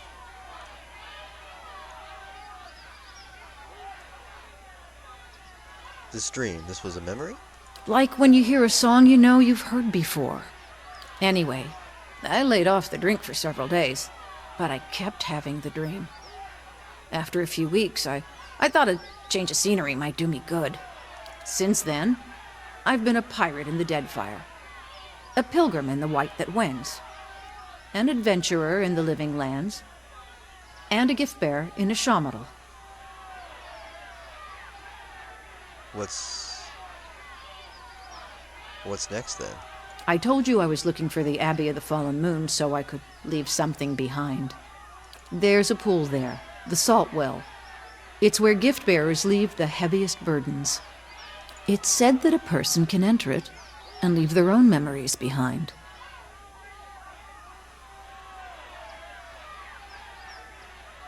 What if you lose more than you intend? At this point, I'd gladly give up all my memories if that's what it takes for peace in this life and the next.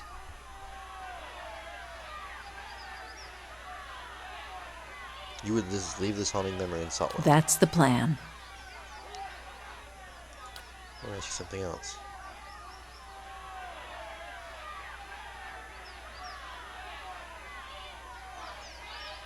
Why did you end up in Stalwart? The other gift bearers told me Stalwart was close to the Abbey, so they suggested I ask for directions in town. You mean the other gift bearers don't know where the Abbey is? Like I said, it's one of the Andra's most ancient temples, and her followers aren't really known for their record keepings. You're not exactly dressed for the weather. Well, Schmaltal's platter, so when the gift bearers told me Stalwart was up in the mountains, I thought they were exaggerating. Anyway, I hate packing. Why'd you really become a gift bearer? I heard about the order from some missionaries while I was in the Living Lands. I heard Andra's doctrine before, but the way they talked about the peace of the forgetting, washing the old way with the tide. It sounded good in the gift bearer's work, taking to the road, helping people lose their own burdens. That sounded good too. Kept hoping I'd find a way for me to lose my burden along the way. Tell me about yourself. Where to begin? I spent almost 10 years as a mercenary in Old Valia, plenty of work there. After that I fought with pirates in the Deadfire, or for them, depending on who was paying. So didn't we already talk about this once with her? I feel like we did. Did a short stint in the White that Wins, then roamed around the Living Lands, and then finally joined the gift bearers in Xmaltal. And here I am. Yeah, I remember doing some of this. Actually, I was asking about where you came before your adventures. Not too much to tell. Grew up in Ratai, left when I was still pretty young, and haven't been back since. Why not? Oh, you know, spent almost 20 years there. Change of scenery is good.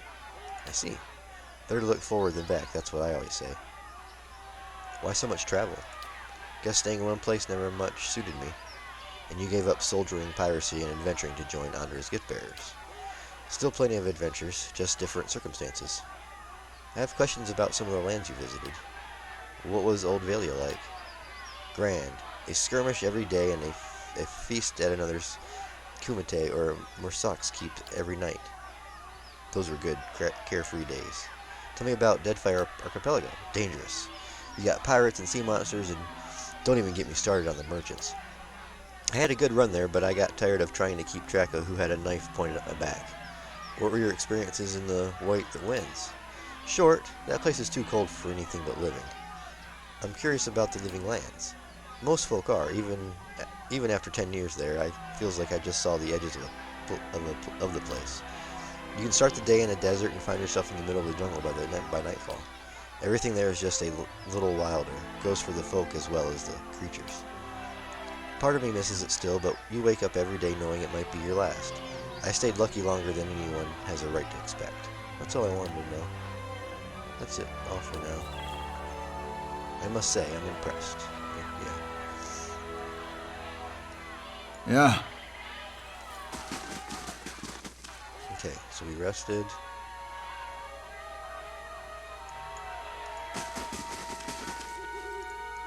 Okay.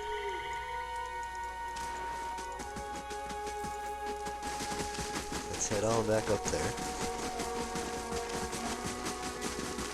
Wait, yeah, okay. Hold on. There wasn't anything else we had to do, right? I assigned Edgar to them. All that's done. Yeah, okay. We're good.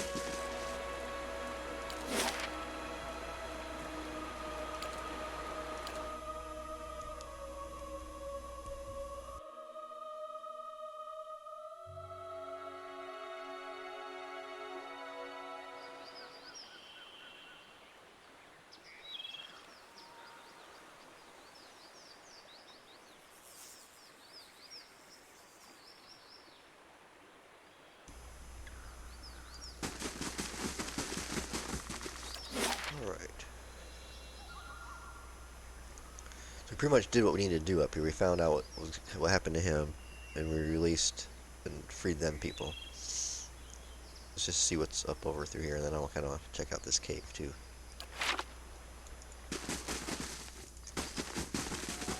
I shall be quiet as a calm sea, which is not very quiet. Oh no. That's a wolf.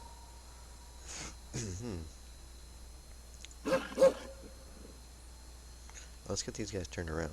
They're not even in order.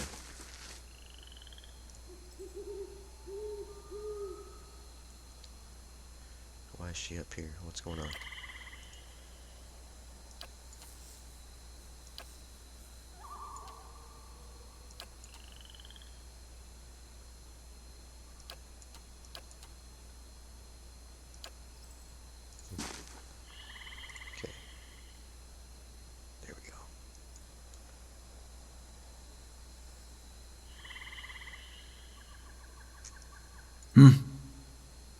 Save it right here, because I'm going to discharge an attack. Let's go! Yeah. Go there. What is she? Frightening enemies in the area of effect. Savage defense. Swings viciously and one per encounter. We'll just let her attack for now. Let's see what she can do. Ready, Watcher. Hi?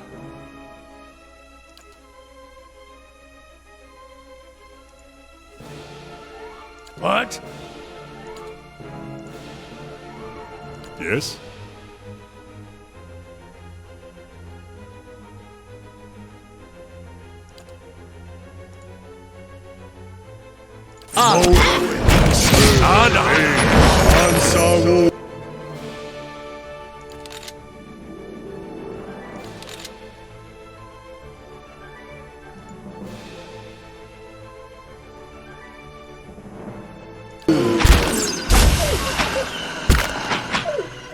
Let's go! Dead on!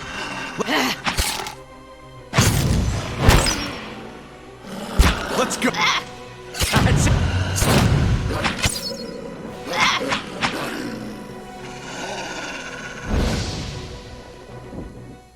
Okay.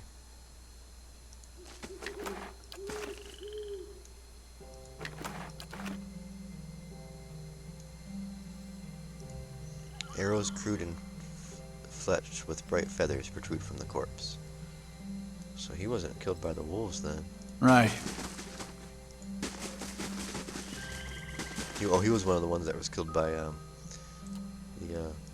fangs. Good thing I sold most of my jewelry. This inscription on this altar, almost unreadable under a layer of thick moss. Pay homage to Hilaria.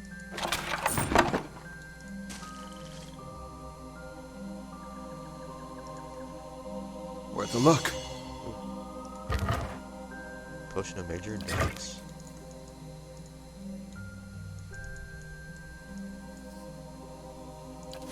Okay. Let's go up here.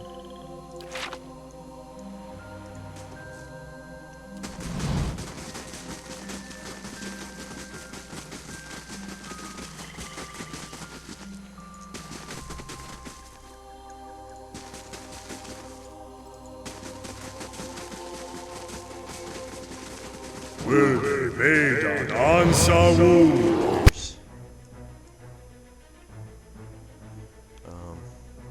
Yeah. Did she just kill that bear? Crits young bear for 56 piercing damage. Dang. That's one bite. And that fox took that bear out. Holy crap.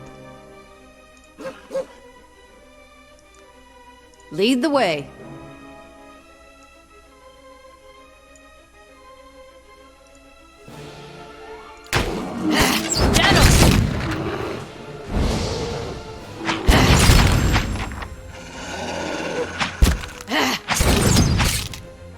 Let's go.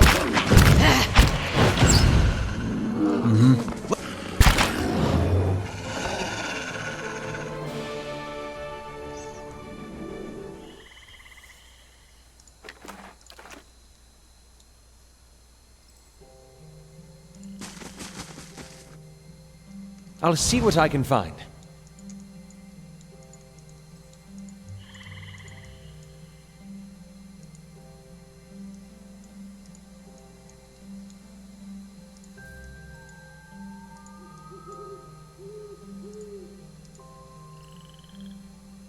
Ooh. Okay, that's that little temple place we've seen. Is that? Yep.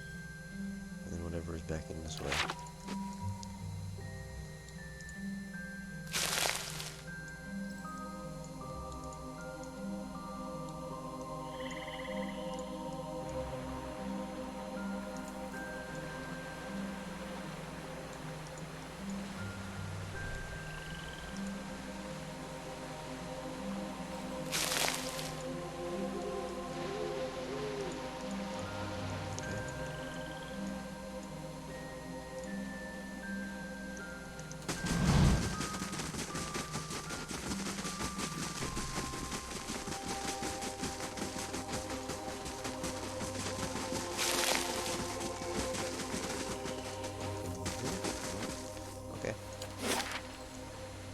Go back over there now. Light, flame, and sound.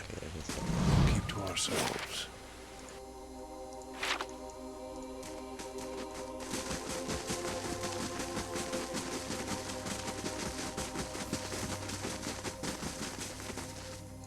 I shall be discreet.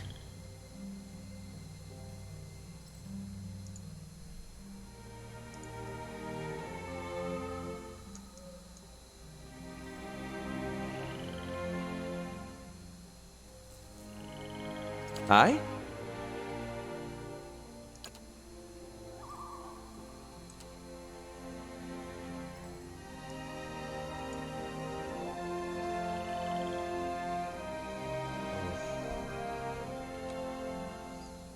Save it right here. Yeah. Just gonna charge it.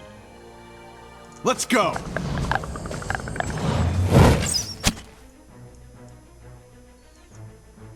How may I help? What? Aye?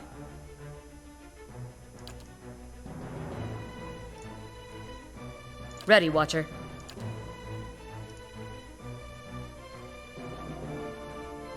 Following your lead. Yeah.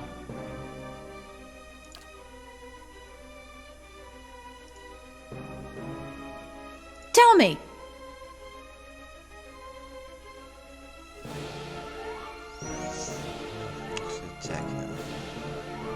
Mow it.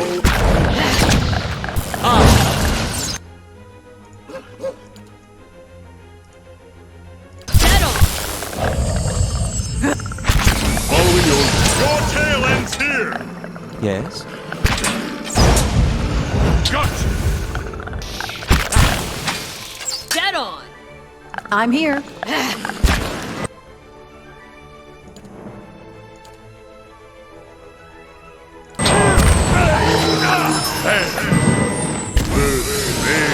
Ansawu! Huh? He's stunned.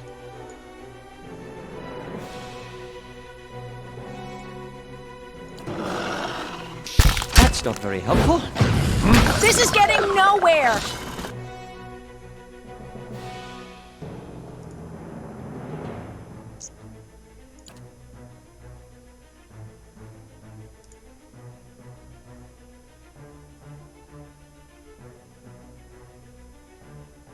Yes?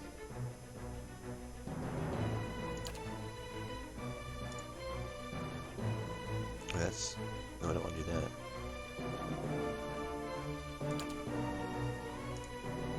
Lavaru, be on seat!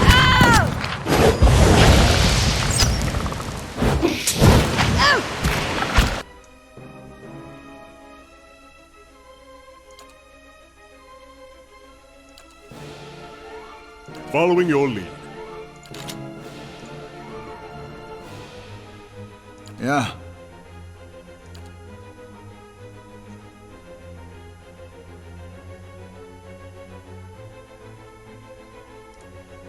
He's up here.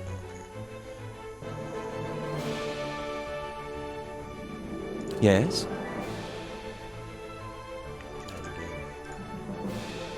Lavaru, be on... This isn't working! Ready, Watcher.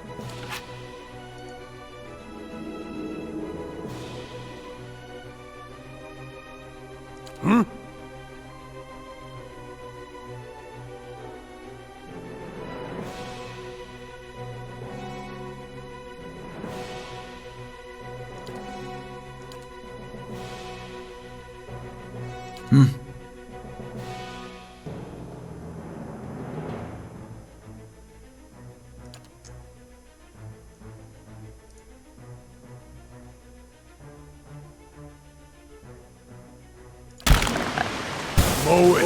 Easy. Anna. Lavaru, be on...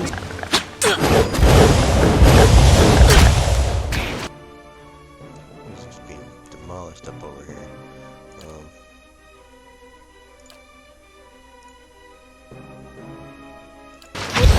Next word and rock! Huh? What?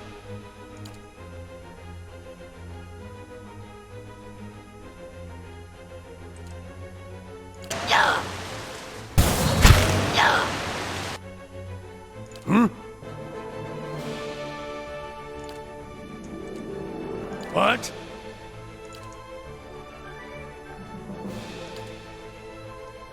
Yes? How may I help? Love! Mow it. Easy.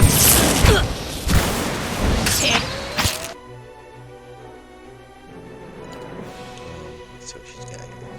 Her variant is a massive blow, causing additional crits and extra damage on crits. Carnage is not affected. So once per encounter. Lets out terrifying yell, frightening enemies near your effect. Channels is her own irrepressible determination, regenerating a large amount of endurance. Swings viciously in lightning quick flurry, taking all oncomers.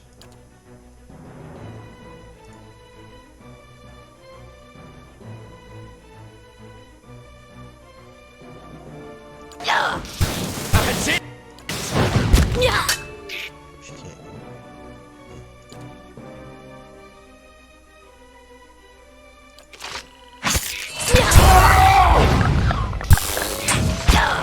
That's not very helpful. Following your lead.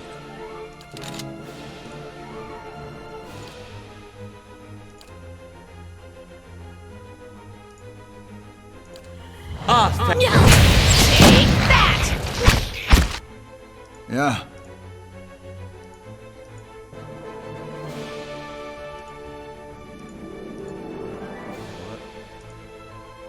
Oh, 'cause she's down.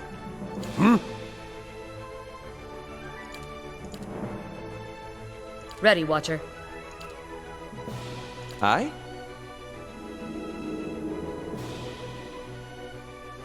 Caster Temporary sacrifices arcane power for martial might.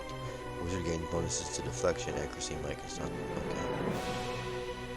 Calls a black ring of necrotic energy into being that spreads out to all directions, causing grow damage to enemies it touches, and potentially destroying those with low endurance.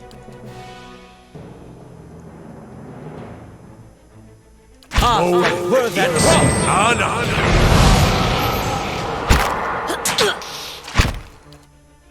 Aye?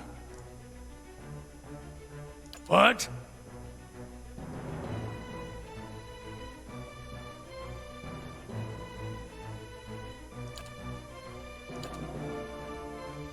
Huh? Ready, Watcher.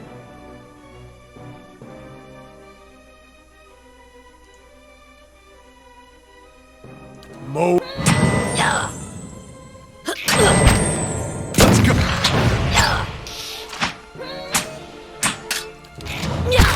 For Takoa!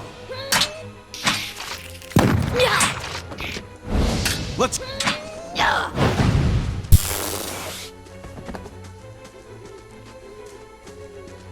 Alright.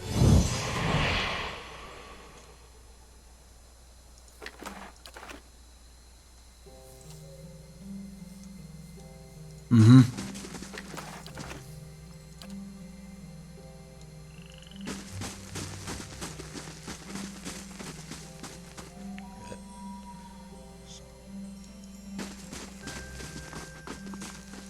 The clouds above the cliffs of the North Weald reflect on the iridescent surface of the Pillar of Adra. Potion of Major Regeneration. 39. Cool, we'll take it. There, I'll see what's ahead. what's this? Torque of the Falcon's Eyes. +2 perception.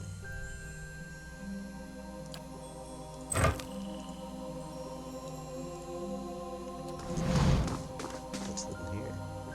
A winding stair hugs the cliffside, providing an impressive view as you work your way higher and higher. Not far along the path, however, you find your progress interrupted. A large boulder appears to have fallen onto the road from somewhere up above, and it now sits squarely in your way. Examine the area. The boulder is nearly flush with the cliff face, preventing you from passing by on that side. Along the edge of the cliff, however, there is a narrow space just wide enough to follow across the other side. The boulder's landing has crushed the steps beneath it, however. Use a hammer and chisel to clear the way.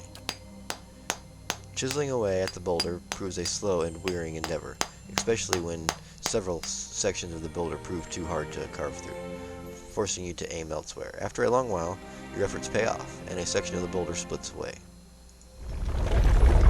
You hear an echoing clatter of the rocks, trembling down the side of the cliff. The sound seems to stir something overhead. A shadow crosses the path, quick as lightning, and vanishes before you can catch a glimpse of what has cast it. But you do see the rapidly growing silhouettes of several more rocks flung down at you from above. Ooh. Scrambling to action, the party ducks under a small rock protrusion along the cliff face, but Kana stumbles and is left just short of shelter.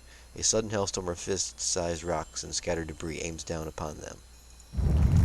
Battered and bruised, Kana leaps the final distance to safety. After a short while, the thundering rumble of falling stones fades away. Your ordeal past, you continue your climb, and the rest of the journey proceeds without incident. At last, you found yourself at the base of a final twisting set of steps, above which you can see the towering pillars of Hylia's nest.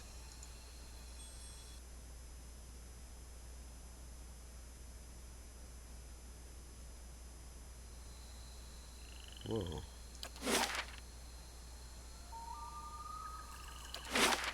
So we're actually here now.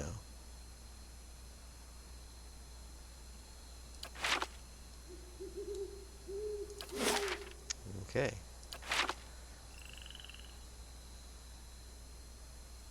We're gonna have to rest.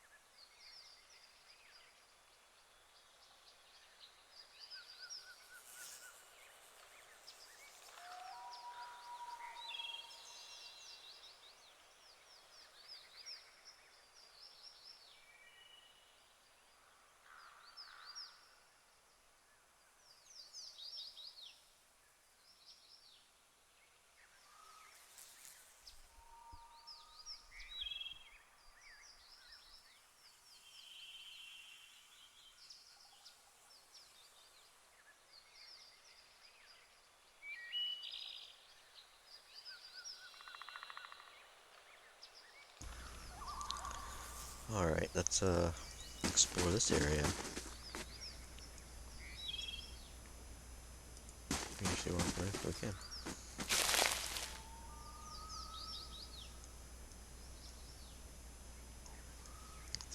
Keep going this Margaret's way. fire casts light in dark places.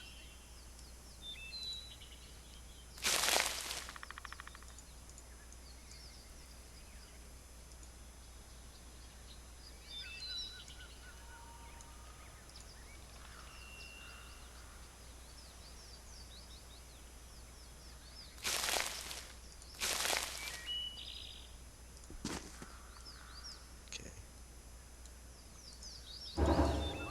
Oh, Solmer the Shackler, slaver from Rediceris, has arrived requesting a prisoner to buy. What? He has nearly set upon by brigands on the road, but patrols intervened.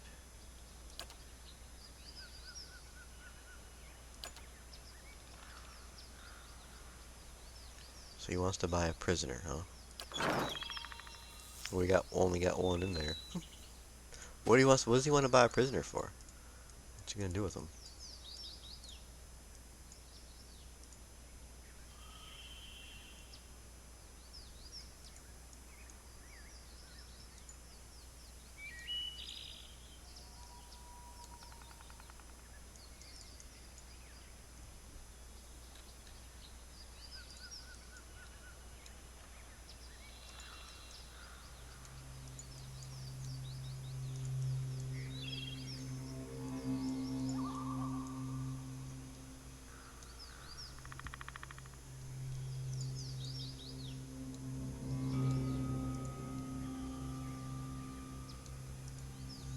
Okay, was that like nothing up here? Kinda. Oh. The edge of the bones are brittle and blackened.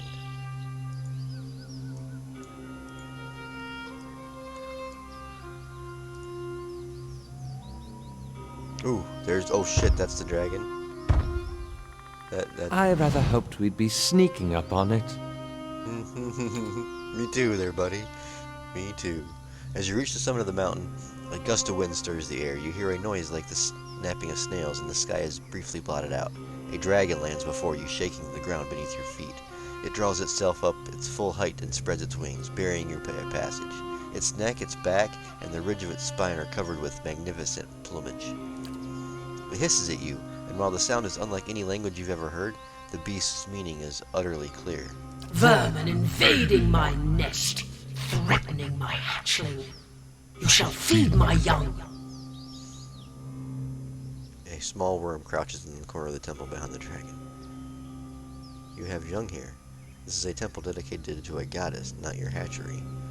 I've been sent to get you to leave so the Halea's worshippers may return. You have young here? I will protect my last hatchling to the death! And that death will be yours, rodent.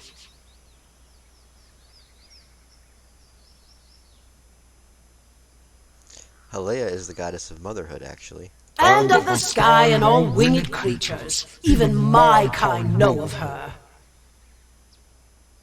Is that why you came here? I came to care for my remaining hatchling. My kind requires territory.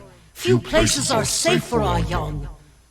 This is a lesson that cost me the rest of my brood.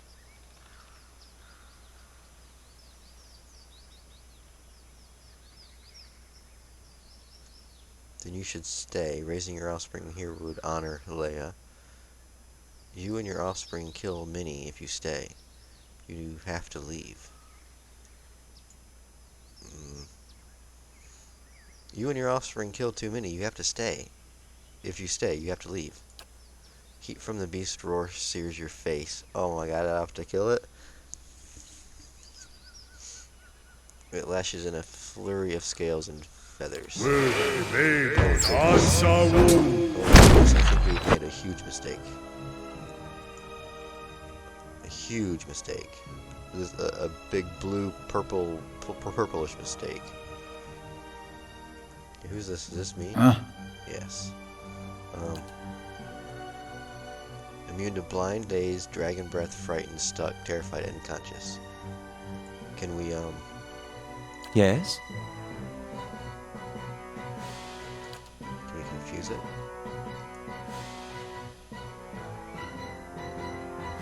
What?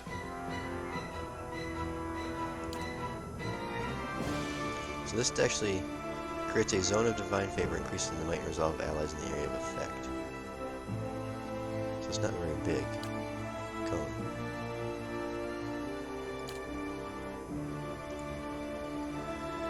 Okay. Yes?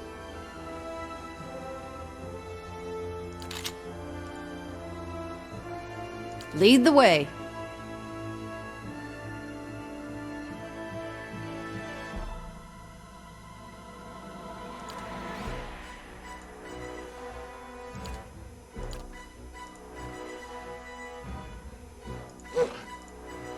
Ready, Watcher. Aztec word and rock!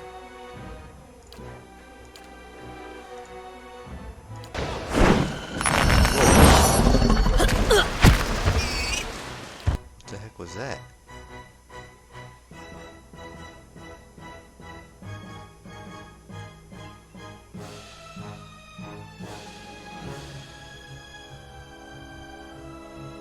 Okay, How may I help?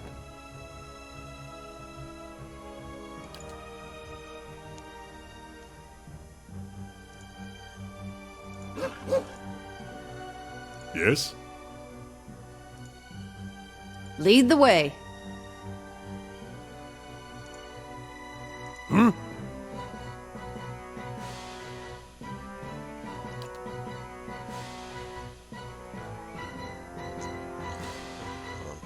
What?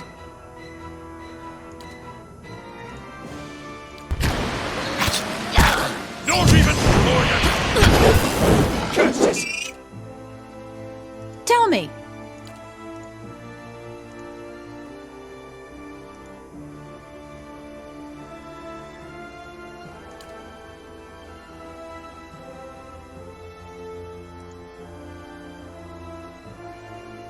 Aye?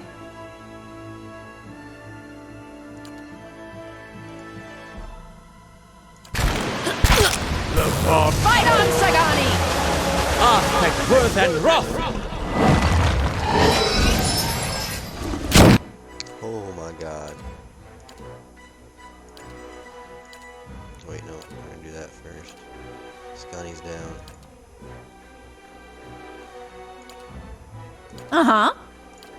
Why did it get so quiet?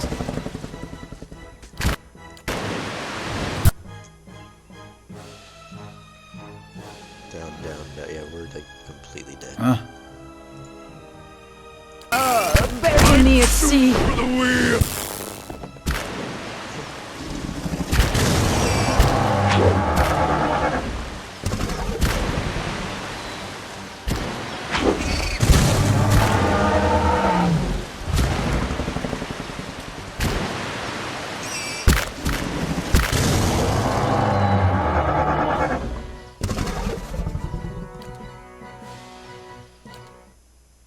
Oh wait, that's not the one I wanted, I don't think.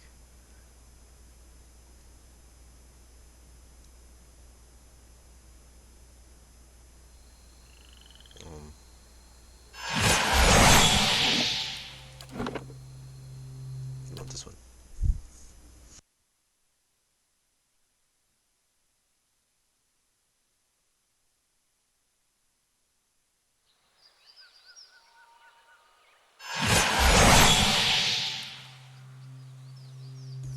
So what happens if I just tell her to stay Right. there? Are they gonna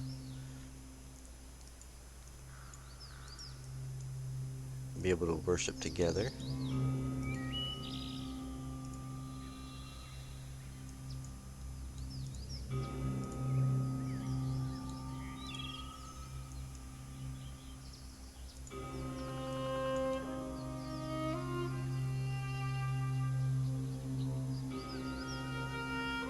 Yeah.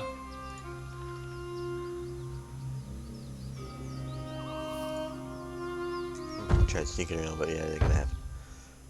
I rather hoped we'd be sneaking up on it. Okay. Vermin invading my nest, threatening my hatchling. You shall feed my young. I've been sent to get you to leave so that Halea's worshippers may return. Oh, it just automatically does that when you do that option. Okay, good to know. Where's Vader?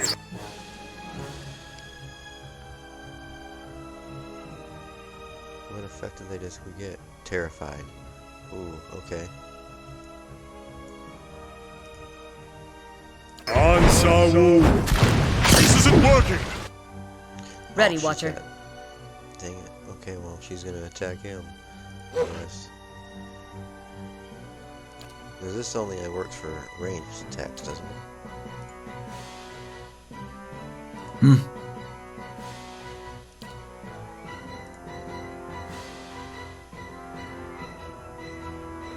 Yes?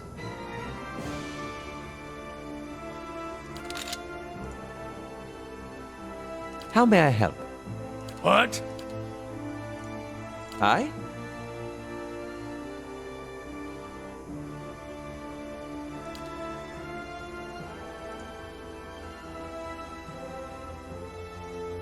Tell me.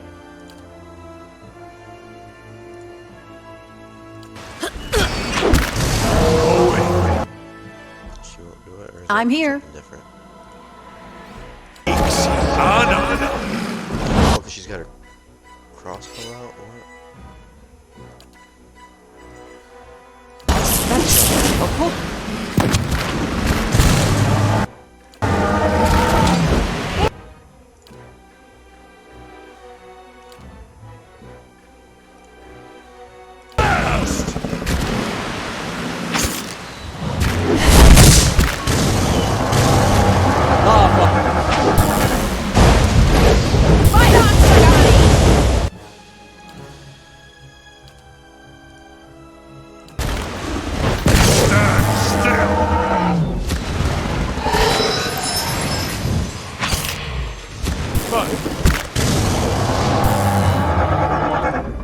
Let's go. Let's go. Stand still! Curses!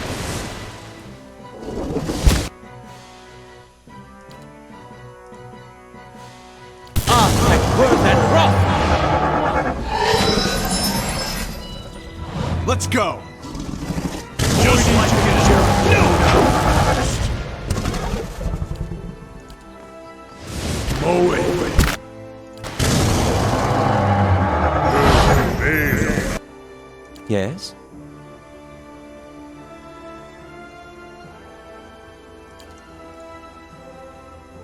What? Yes? I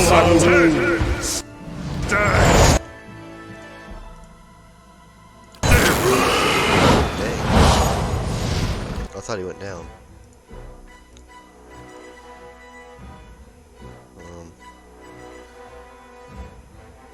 Following your lead. What?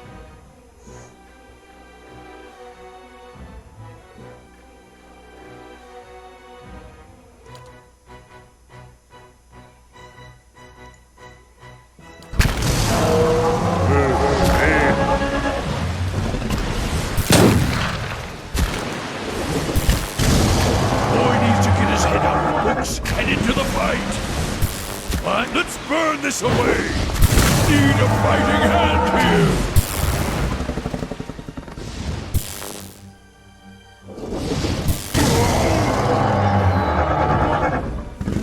Okay, there's no way I'm fighting a dragon. So I'm gonna do the same options I did last time, or the previous time before that one, where I had the option to have her stay. Mm-hmm.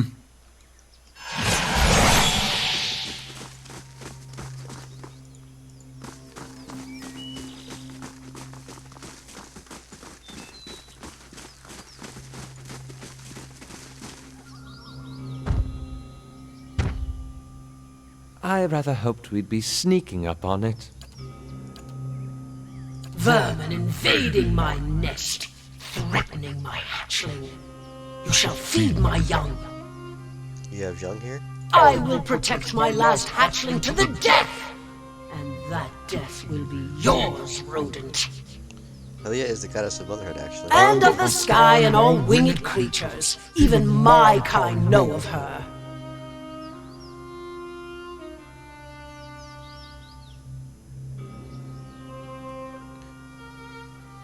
Then you should respect the temple and leave. Last time I did the other one, but hold on, I'm going to do this. And attack, yeah, okay.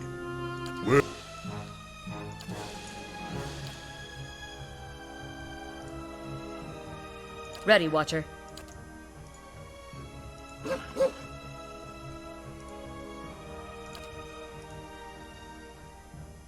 What? Yes?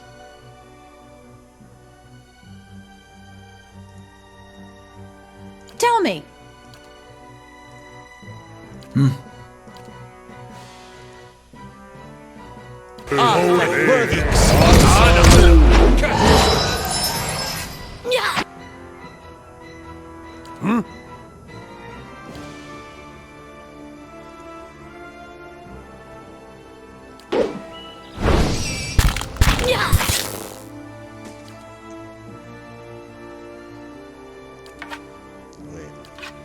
Lead the way. Yes?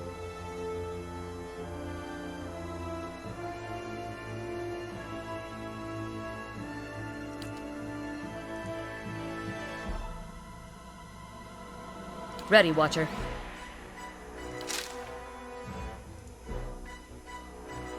Lava.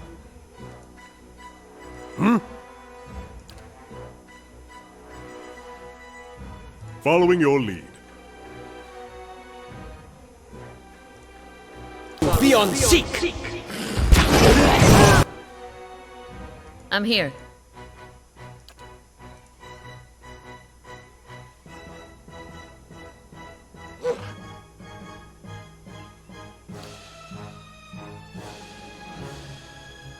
It's gonna do anything, but Lead the way.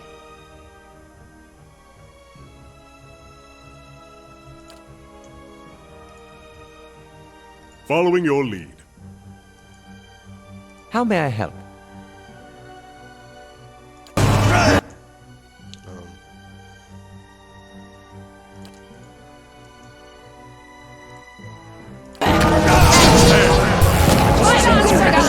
Folks, and into the fight!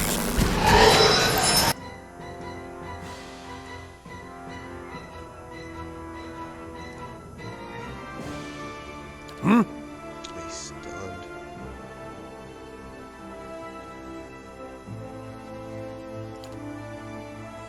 How may I help?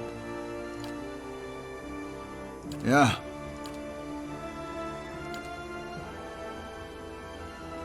I don't know where he's at. I think he's anywhere close to her.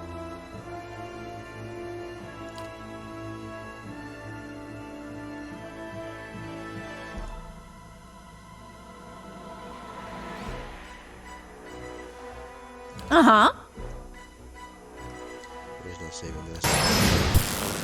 I fear we've lost the angry one.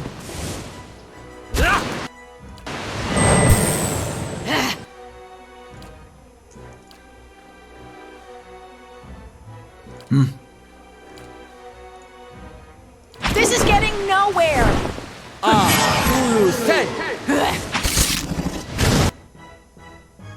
Yes?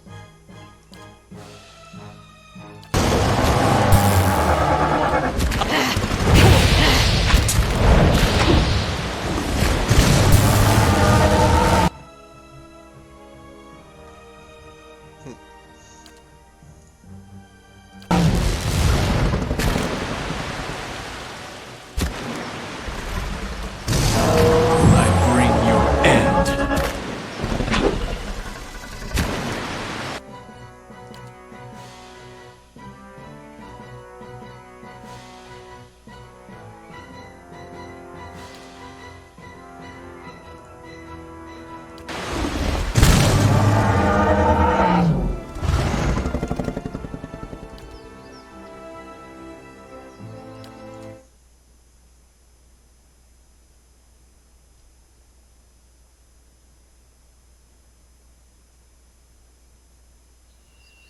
Mm-hmm.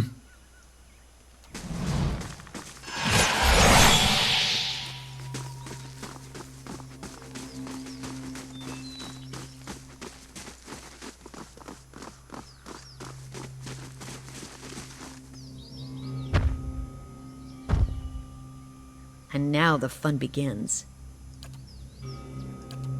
Vermin invading my nest. You have young here. I will protect my last hatchling and of the sky and all winged creatures. Even I came to care for my remaining hatchling.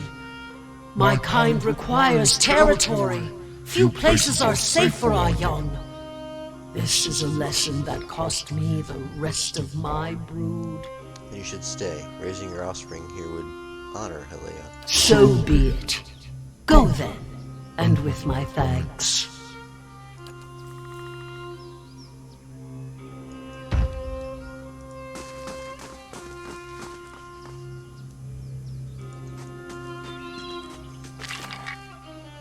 Ooh.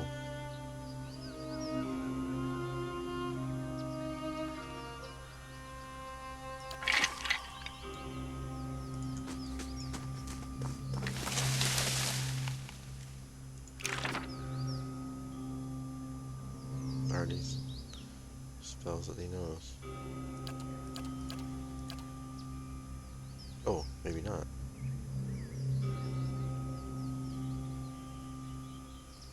Can I learn these from the book without taking it?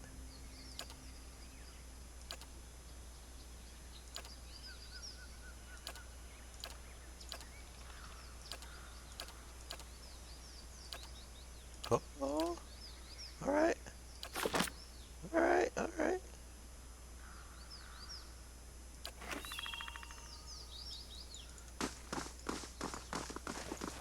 So if I want that hammer, I'm gonna have to kill the dragon for it.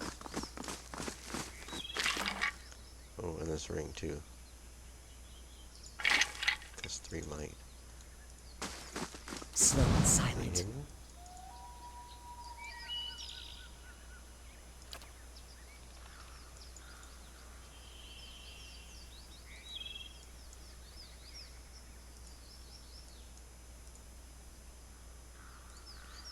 Okay.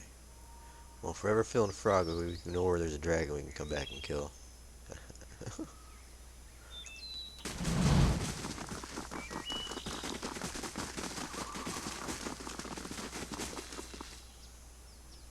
So I'm not, hold on, I'm curious now.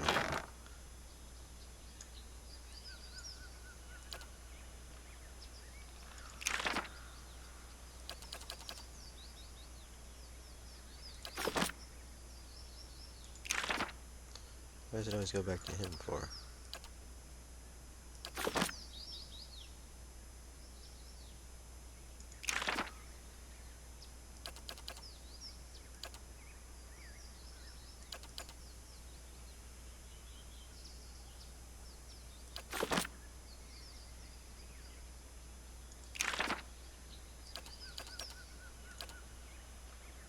Okay.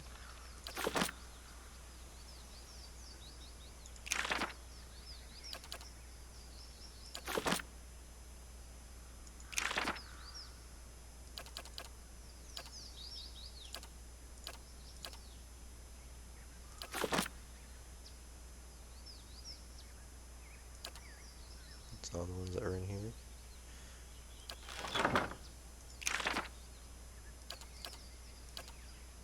Okay.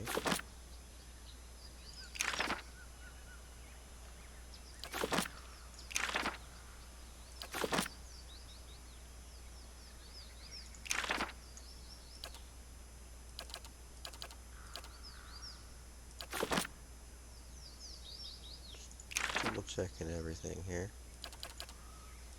Okay. We got all the spells we can learned.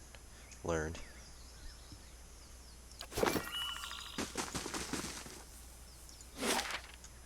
we can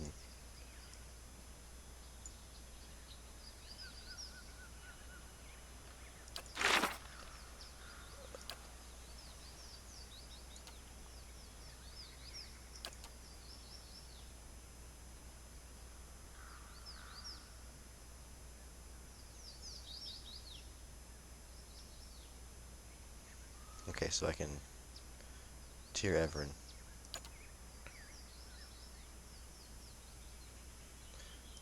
Let's go back where we're at. And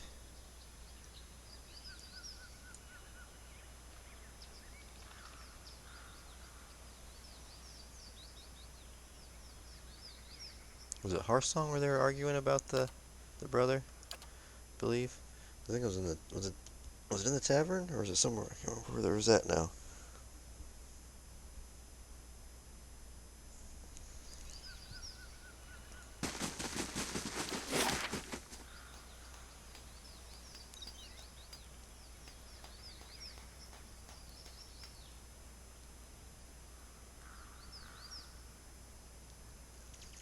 I think it may have been in the market. I don't know. We'll go check.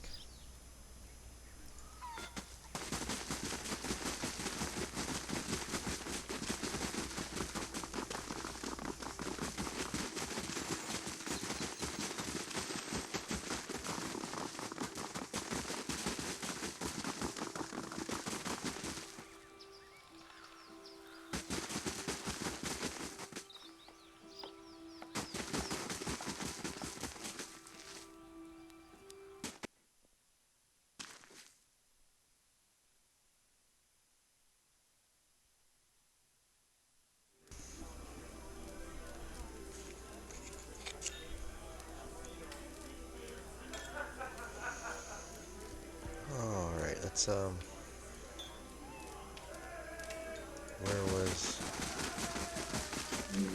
the people arguing about these guys? That's Alari's back, okay.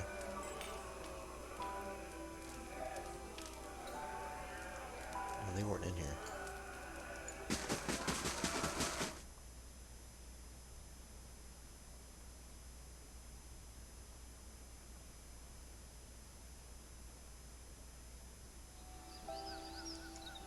Hold on. Where are they at here?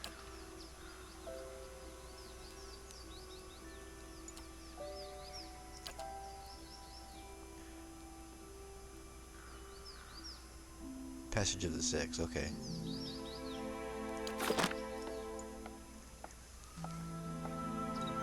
Which is right here.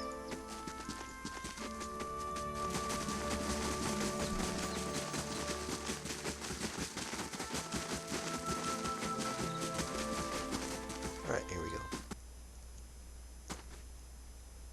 Find them in here.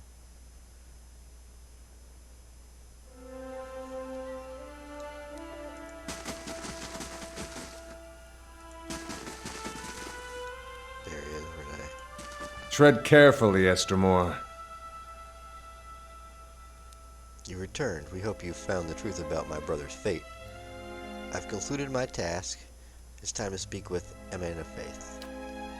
What did you see? Where's Fjorm? Tell me. Reday, the truth belongs to all of us, even Athwin. You know this. I'm ready to share the truth with the man of faith, and I'll make sure that so is Arthwin.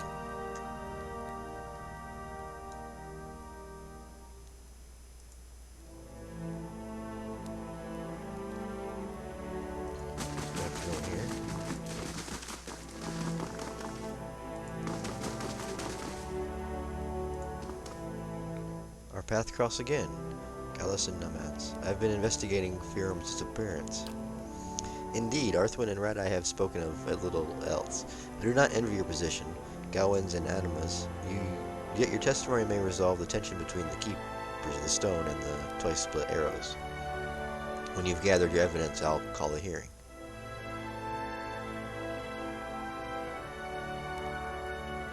Let's begin. I will summon Arthwin and Radai. Their fates and the names of their tribes depend on what you will reveal to us. Galwas on Anameus. Okay.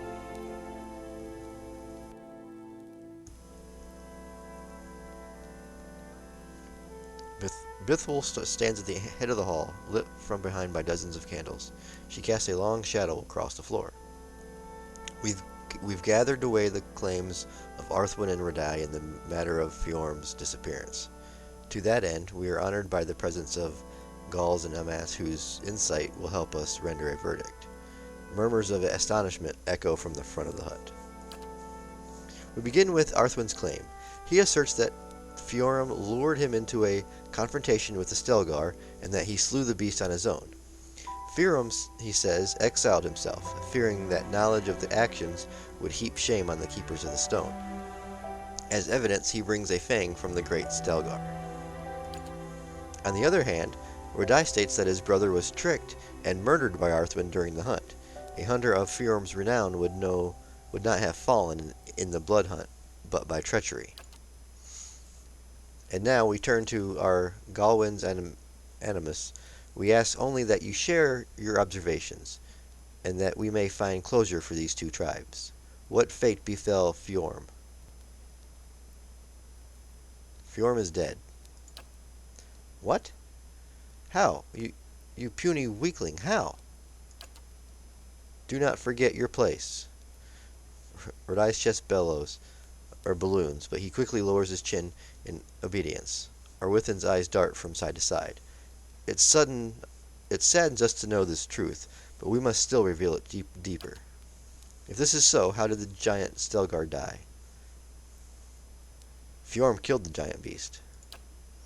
Of course he did. Arthwin is just a feeble hunter from the twice-split arrows and a liar. Silence!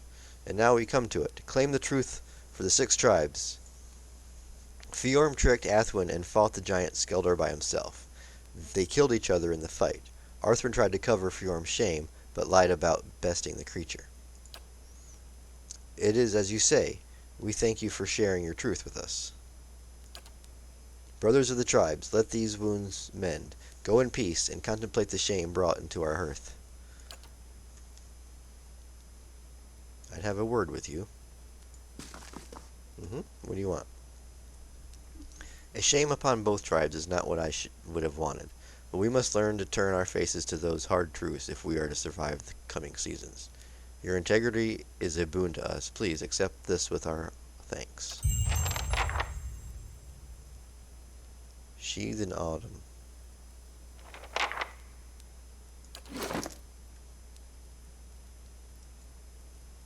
Damage 2028, 12 accuracy, 45 to damage, plus 1 enemies engaged, 25% freeze damage. It's a one-handed sword. Ooh. Someone likes.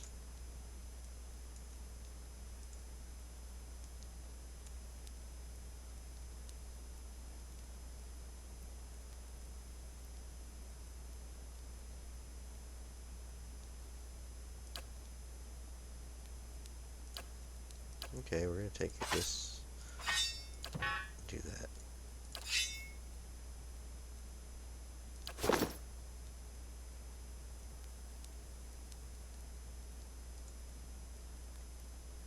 I'd like to know more about you. I am the Animath Fifth from the Guided Compass. Like many Amphath, I have leadership in my blood. While tribal authority is not strictly hereditary, we believe the strong leaders can impart a portion of our soul to their children and grandchildren, meaning that Amphatha may succeed from a single line for many generations. Of course, with all that's happening here lately, I've wondered whether my family's line is coming to an end with me. Something else you would know? No, farewell. Nothing new to report. Oh, okay. And a group of death-fixed barbarians attacked me as I traveled through. Oh.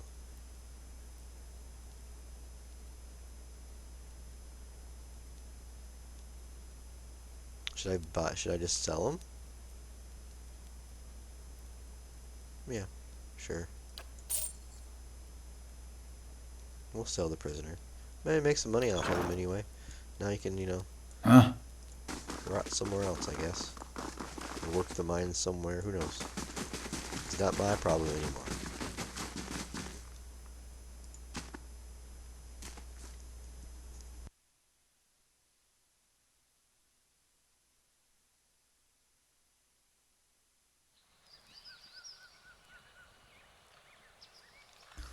Alright.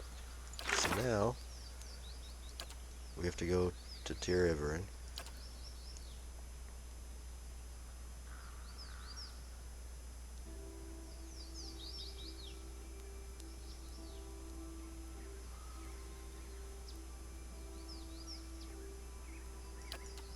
Wait, didn't I already tell them that they can... I've aided the Deerwooding expedition. They are safe from immediate harm. Gwyneth waits on the southern edge of the near woods to know their fate. If the path cleared, I can let Ismar know that it's safe for his men to escape the forest. Oh, so I have to go back to talk to her again. She's probably just waiting there while I'm chilling up here at the... where are we going? Come back up here. Or, yeah.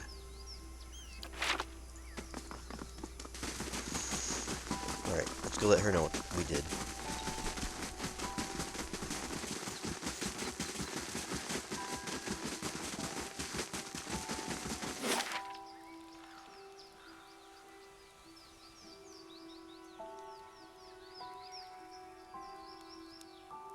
Alright,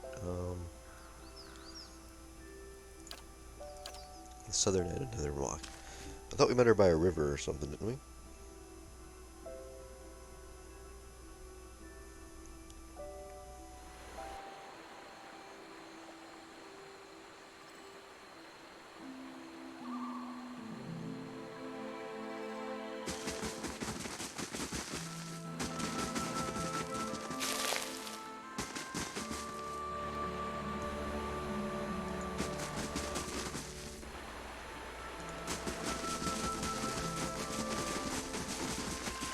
We met her right here. That's where I met her. There she is. You did it! We'll be chanting your name back in the gift. Everyone will know what you've done for us. I promise. But you're the type to deserve more than just praise, coin, weaponry. Or if nothing tangible suits your fancy, I'd gladly share my skills with you.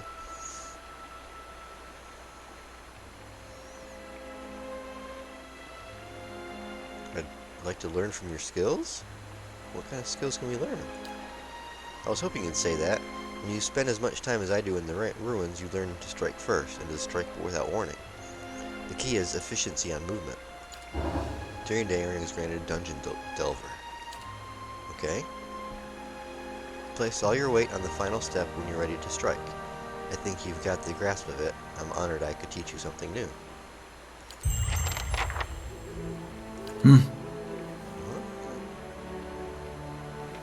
Is it a passive thing?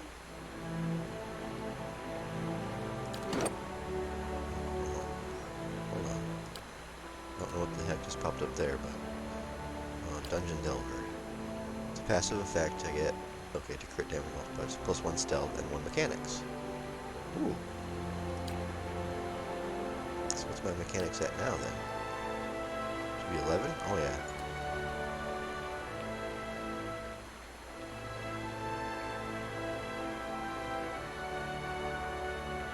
Okay. Yeah.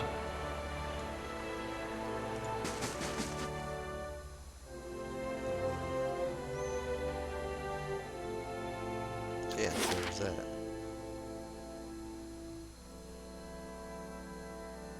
Did we ever go into the cave?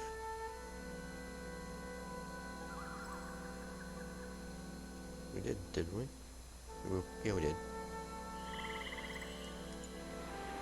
Did we? Yeah, we went in this cave. I don't know why mine's drawing a blank.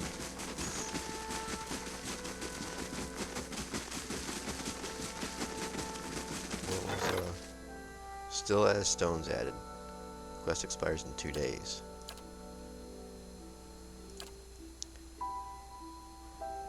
Fulio farmers in the Ishmael plains discovered a large and elaborate ring of small adder pillars in a secluded southern valley. Though presumed to be connected to the Inglithians in some way, the pillars do not appear to be connected to any ruins. However, since the site was discovered, farmers from up to 50 miles away have gone missing, eventually discovered days or weeks later in the Ring of Stones, permanently petrified. As the Affilio have little experience with Adra pillars, they are calling upon Redisarans, Deerwoodians, and Glyphathians for help. This sounds like a job for a paladin.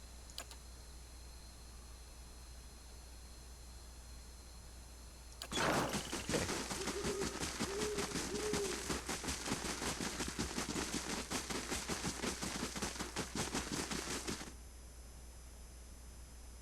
Yeah, I remember we came up here. But we never went inside, we just kind of went, okay. Yeah, we never went inside here. Were they made on? Yes?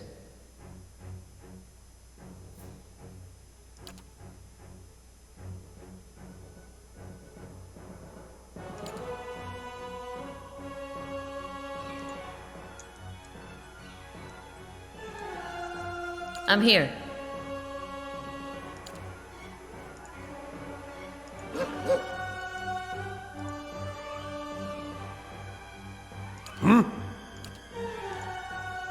Yes?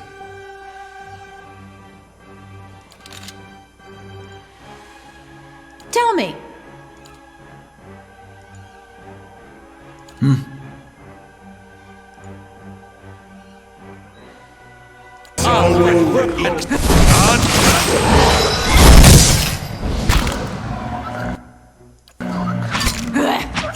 Your tale ends here! Let's go! Yeah.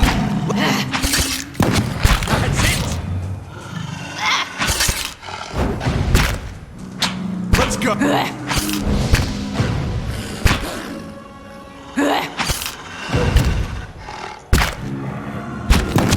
Sure.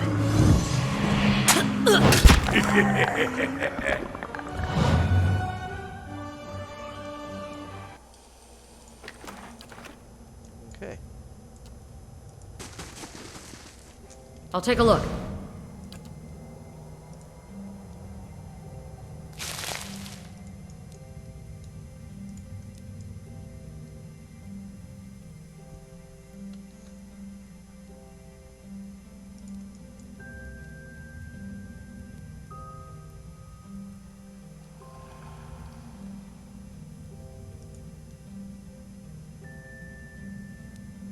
Aye?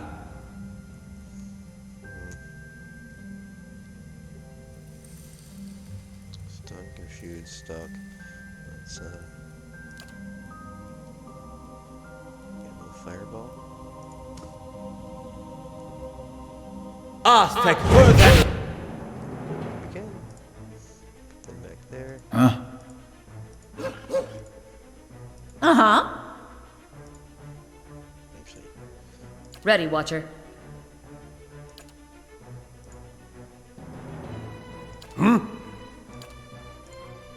Yes?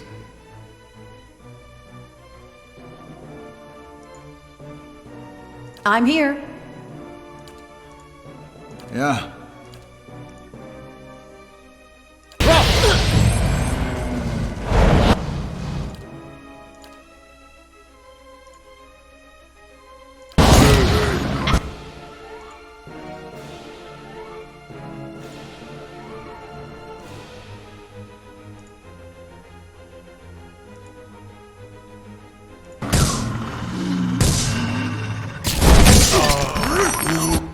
Oh, does she have her club on? Yes, she does. Dang it. Okay, well. She's have to come murder on this guy. She might not, too.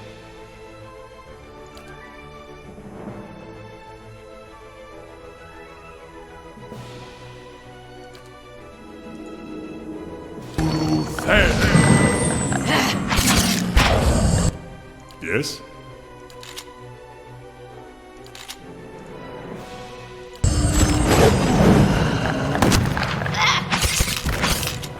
Let's end this!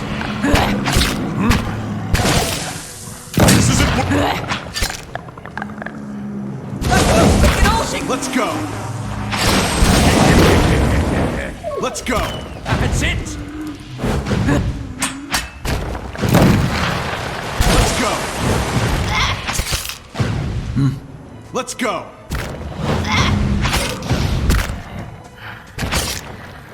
Let's go! I have them! What?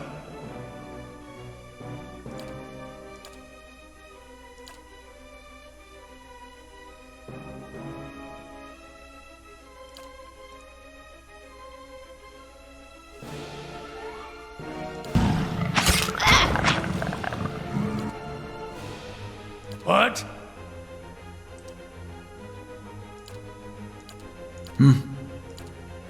Yes? Lavaru, be on seek! Let's go! This isn't working! Your tale ends here! That's it!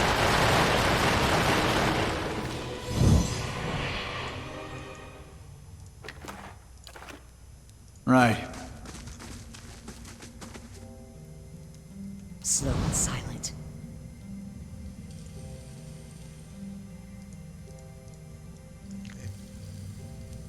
See what's in here.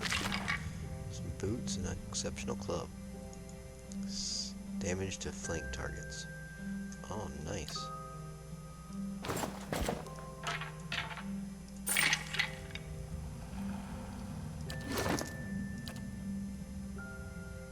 She has speed boots.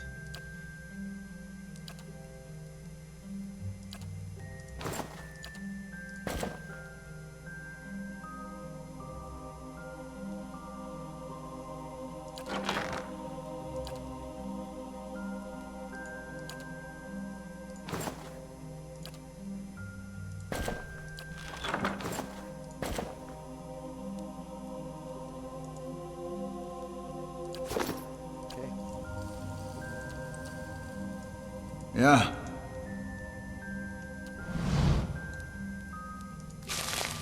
Right. I shall be discreet.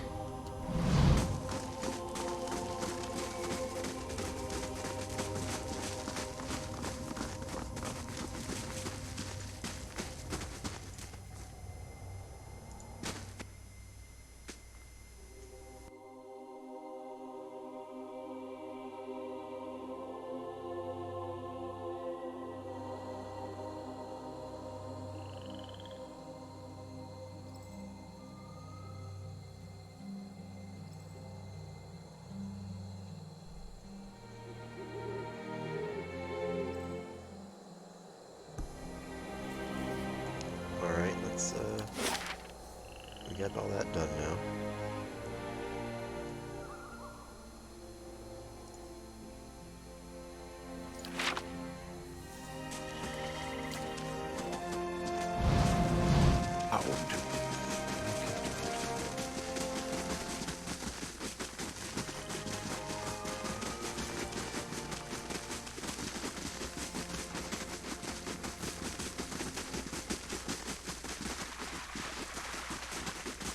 will be made on.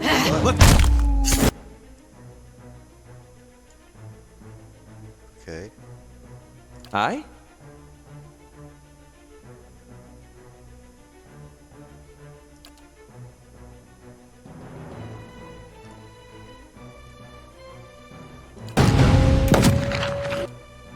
Uh-huh. Okay, she's right there, so...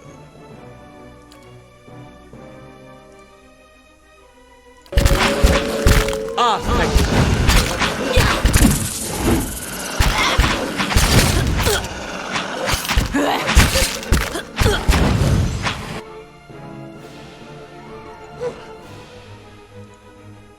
I'm here. Dang it.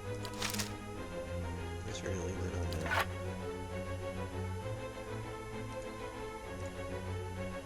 Uh-huh.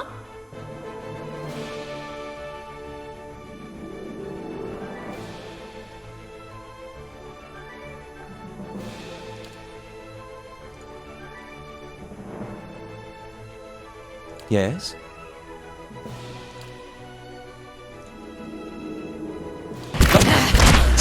Let's go!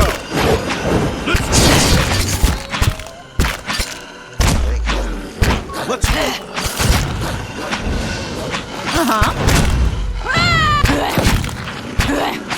Yes? Your tail ends here!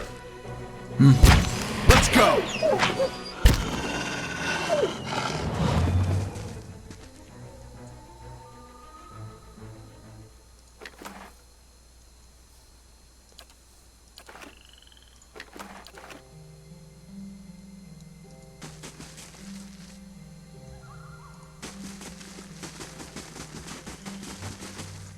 I just wanted to go home.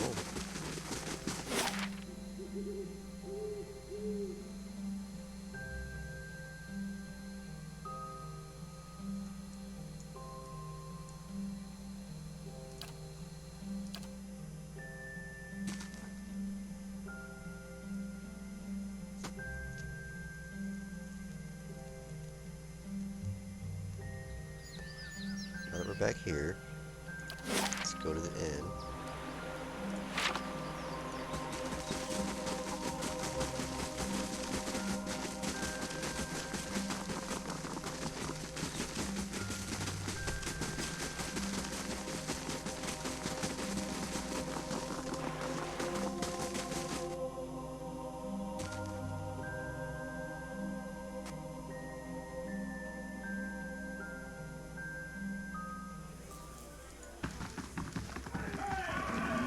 Okay, now let's no,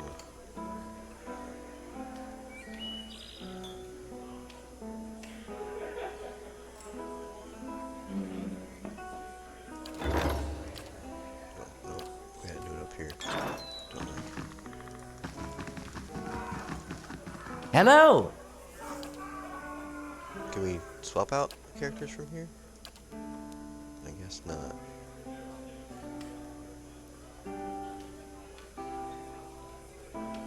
Oh yeah, we can. Okay. 'Cause he should be. Yep, he's back. Put him back in.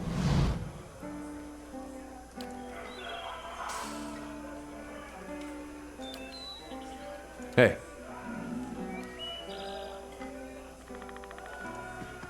Good day to you.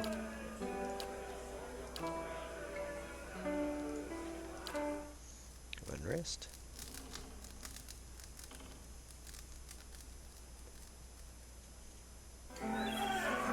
Good day to you.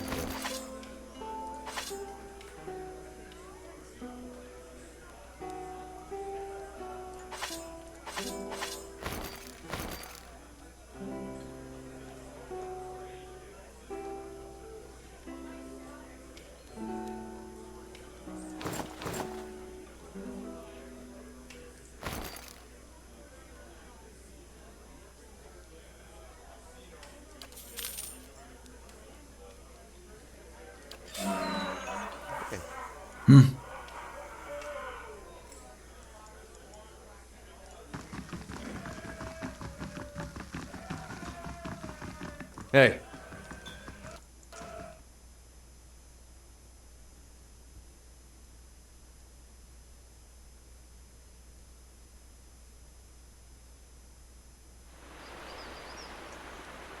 Huh?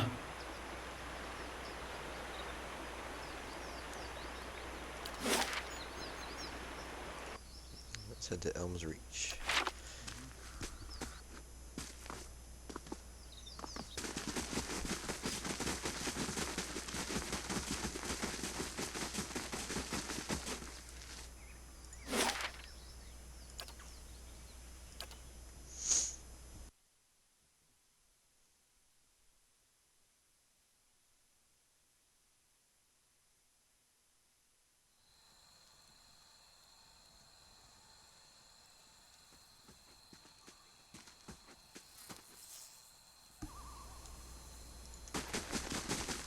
Let's go talk to the sisters at the, Dark Omen. Even the Dilmagon couldn't stop him.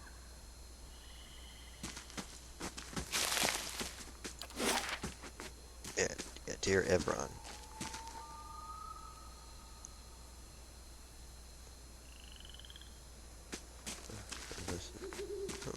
Okay.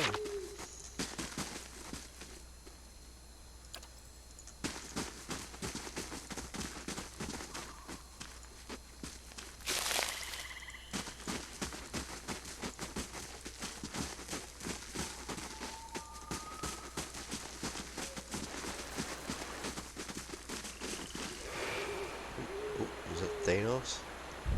Yeah. You have stayed true to our cause, Inquisitor, when so many others have not. For every heretic we confess, for every betrayer that burns on our pyres, new sheep continue to flock to Iavara Extensios. But not you. I underestimated you in the beginning, but no longer. You honor me, Grand Inquisitor. It is not for honor that I summoned you today, but for duty. Too many of our own have confessed upon the wheel and the rack and the flame. Too many of our faithful have had their minds poisoned by the Kratom witch. The tide is against us now. We have but one option. Iavara's following must see her exposed for what she is. She must confess her heresy before my court. How would we reach her? Not in Kratom, surely. Their lord has embraced her heathen faith and protects her with his army. But in Oceanus, things would be different. The king of Oceanus is a sinful man. We have helped him to see the error of his ways, and now he fears for his soul.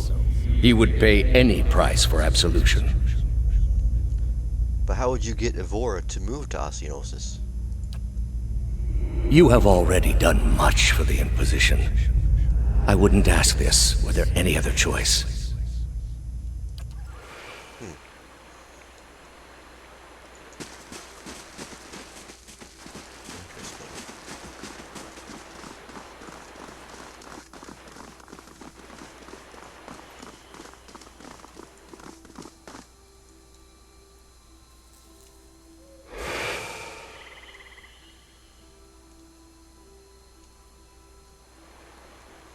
Two identical women seem to fade into view as they move away from the great trees that camouflage them. Their skin is tree bark, rigid and scaly, withered in a curling tangle of roots, buds, and blooms. Their hair hangs beneath the shade of serrated leaves like the dropping branches of the elms above, and the pupils of their eyes are encircled by hundreds or even thousands of concentrate rings, as if to mark the accumulated wisdom of millennia. Turn around, flesh creature. Outsiders are not permitted to approach the elms. Do you not feel it, sister? Something familiar. An ancient soul, like the other one. Another defiler, no doubt. Let us fell him and be troubled no more. It would pay the debt of his predecessor. So it would seem, Rhiannon. But we must not hasten to judgment. I see a different motive here. Different questions in these eyes. What of it, young trespasser? Is it as my sister says? Or are you here to stain this place with foul deeds?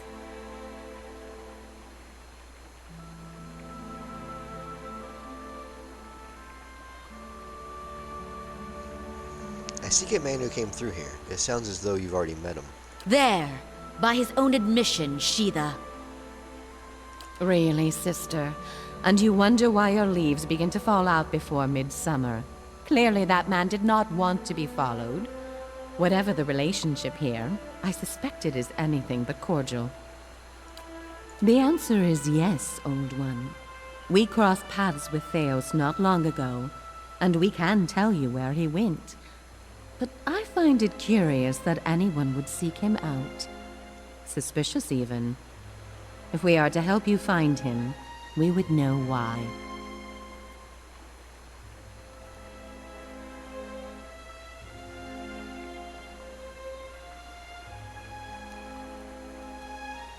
Stopping him might end Waiden's legacy. So that is the reason he passed this way.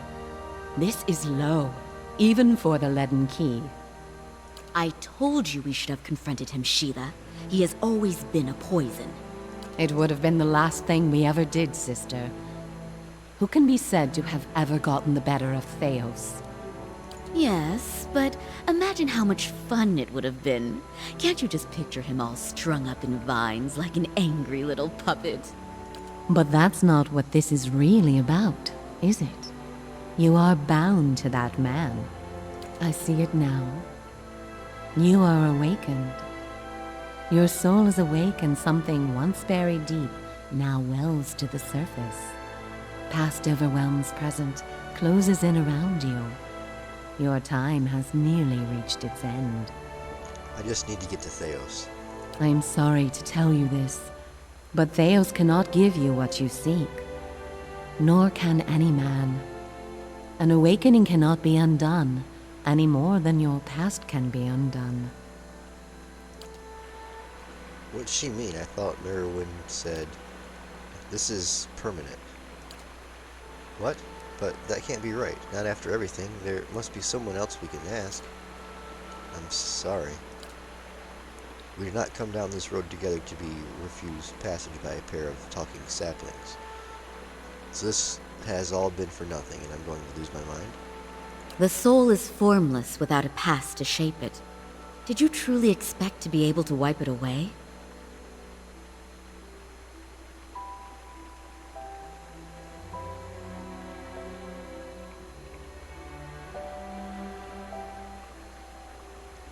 I'd rather have tried to put things right. A noble thought, but for the lifetimes that separate you from your problems. However, as much as my sister speaks truly that there is no way back from an awakening, there may yet be a way forward. Would you agree, Sheetha? I would. Were the way not so likely to end in death. Death may be preferable to what lies in store for me.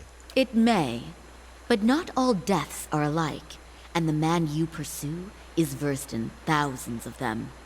The man Theos you must already know by now. You are linked by a common past.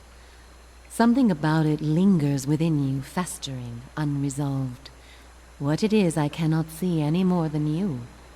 And without that knowledge, your doom is certain. But were you to learn the source of this discord, perhaps it could be put to rest. Though it is equally possible it will trouble you as much now as it did then, and merely speed your condition to its end. My past comes to me in pieces. How do I unlock the rest? You might wait for it to come on its own, of course. But when it comes, it will replace your sanity's last breath. Such is the nature of your condition. Or you could learn it from someone who already knows. Theos, would he remember? It is said the gods made his memory perfect, that he may never forget his charge. If he ever knew, he still does. Not that he would tell you, of course. You have followed the right person for the wrong reason, it seems. We see it often beneath the elms. The soul dragging mind and body to unknown places for unfathomable reasons. You may have wandered into Theos' path many times, in many lifetimes, without an awakening to show you why. The only thing that's certain is you did not find what you sought. You said you know where he went?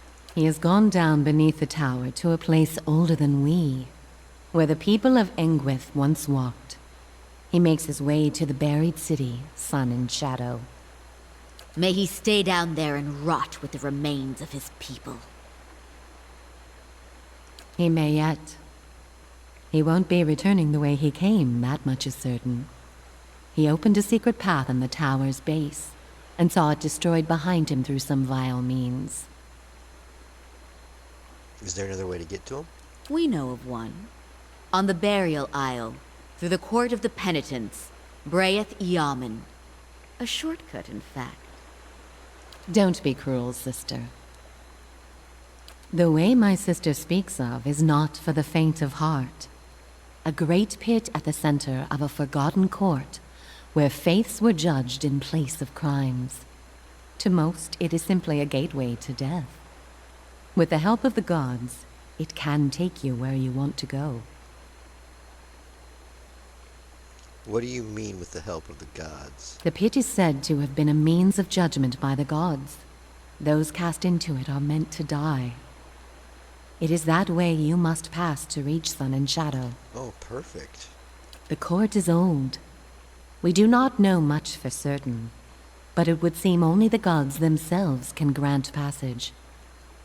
What is this court? No more than a ruin now. It is older than we. A place for the trial of heretics. We were not here to witness it, but at one time there was a group that refused to acknowledge the gods. Neither the first nor the last, of course, but these were numerous and all put on trial for it. Those who did not repent were cast into the pit and imprisoned below. The fall killed them, of course. The prison was not for people but for their souls, and their sentences were eternal. It is said that many of the condemned repented and were permitted by the gods to ascend from the pit, so long as they pledged their service to one of them. But these are old legends. How would I ever get the gods to help me? Behind us is Ter Evron, said to pierce the shroud itself and a place of communion with all gods. If ever there was a time for prayer, you have found it.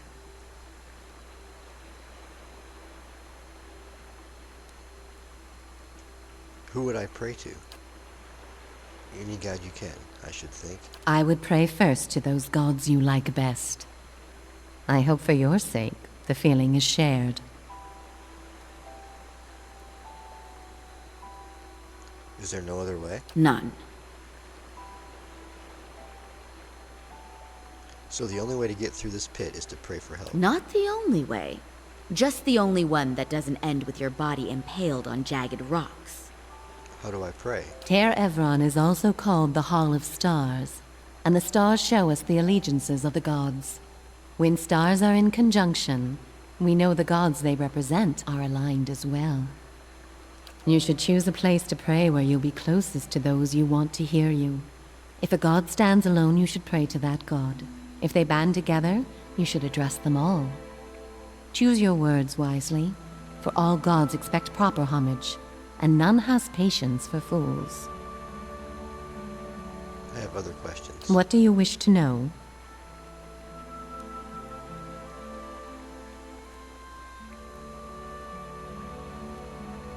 How did you know I was pursuing Theos? The same way that you are no doubt able to peer into the ether and experience the souls of others.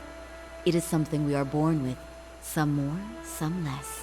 A gift common to many creatures of the wilds. You share certain similarities with the man you pursue.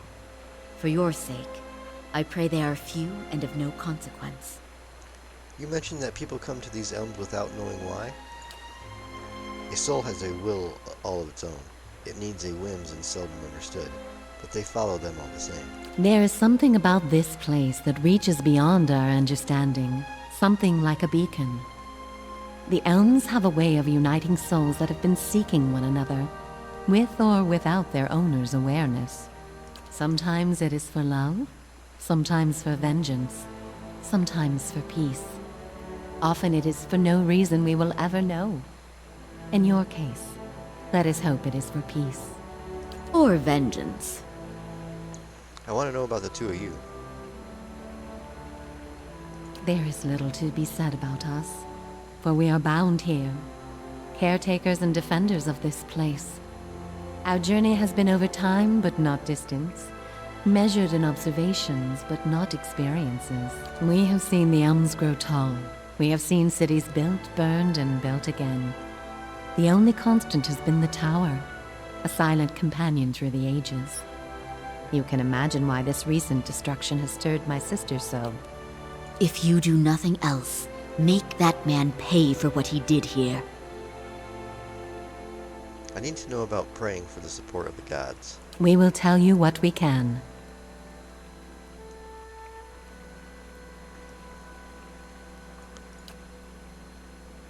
Before you go, tell me this, old one. I'm curious. If you were to subdue your enemy, what would you do with him? What would give you peace?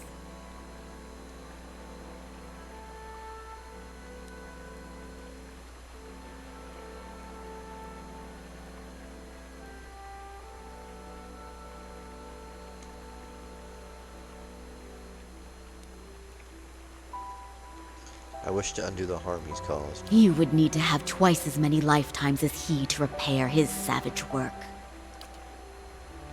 Perhaps there are strides you can make. All the same, think on this matter. Be assured in your course.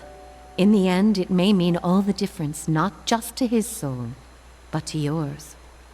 And be warned. Some questions have answers that can never be learned, and it is those that trouble the soul above all others. May you find an answer to yours.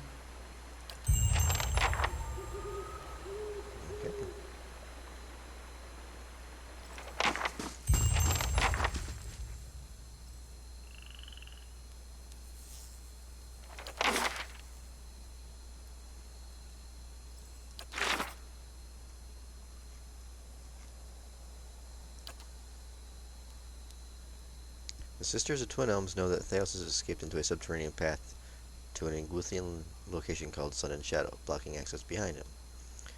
The Sisters revealed to me another way to reach him, perhaps even overtake him. The Barrel Isle offers a path through the ruins of an ancient Ingwithian prison. The route is perilous, but it may be the fastest way to Sun Shadow, as it involves a long fall straight down. My hallucinated memories are becoming more frequent now, barely distinguishable from the walking world. I am running out of time. I need to know what Theos remembers about the past that we share, so that whatever plagues my soul can be put to rest.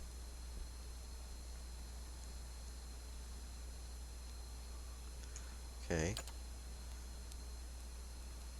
The Sisters of Elms Reach told me that Theos has destroyed the route from Tirvin to Breath Enema. To reach him, I'll have to descend through the pit in the Barrel Isle.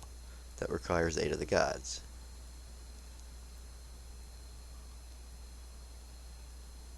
Okay, so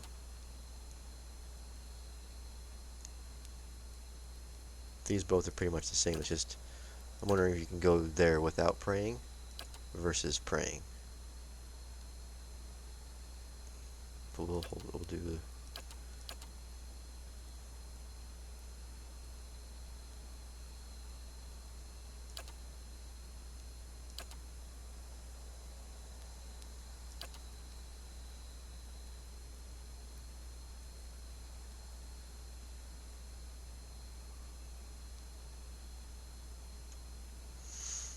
So I think I should put him on, because I don't know if maybe he has something to do with that. Or are these druids?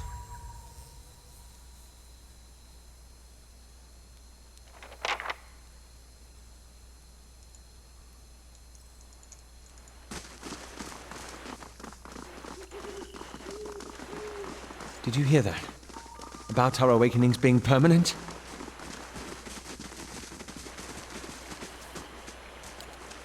If those Delamgon are right, You and I are stuck with our awakenings. Not quite the news I was hoping for.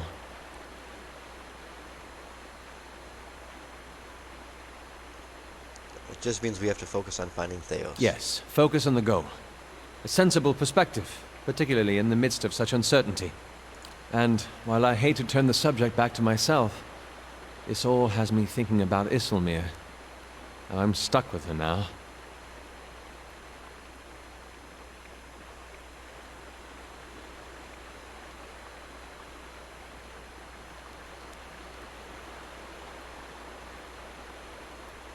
You mean how she's stuck with you? This time you dealt with this.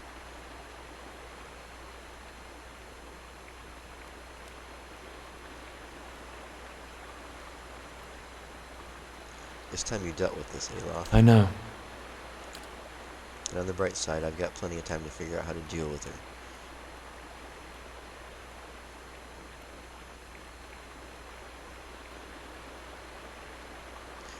Your whole life, if you've been taking orders. If you can't assert your authority over her, you'll never have it anywhere else. It's hard to be comfortable in your own skin when you're sharing it with someone else. That wasn't as difficult. Even as he says it, something struggles within him. The muscles in his face twitch and his skin quivers. His eyes roll back in his skull, exposing slivers of white. Sweat beads and glistens on his forehead. After several seconds, he sighs and looks back at you. That wasn't as difficult as I expected. I think deep down I'd always hoped to find a solution elsewhere. When I was a child, I always thought my mother would come home with a mysterious cure, or that my father, without knowing it, would somehow send her away just as he'd called her forth. I can't pretend that I didn't spend years of my arcane training hoping that one of my instructors would have the answer somewhere in his Grimoire. When I joined the Leaden Key, I hoped and believed that with enough loyal service, I'd gain the ear of someone in the organization who could help me. Even when I met you, I realized your unique talents. I hoped that you might be able to reach into my soul the way I've seen you do with so many others. I've been looking for someone else to solve my problem, and now I realize that I've got to face it on my own.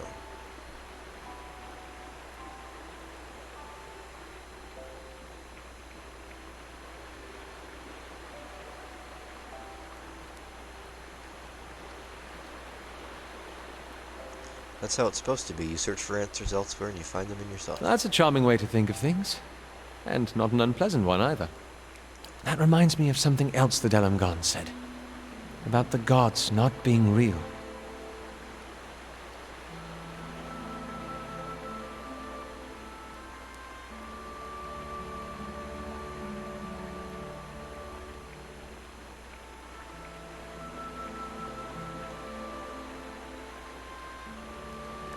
I expect we'll figure that out, what that means eventually. Yes, I suppose so.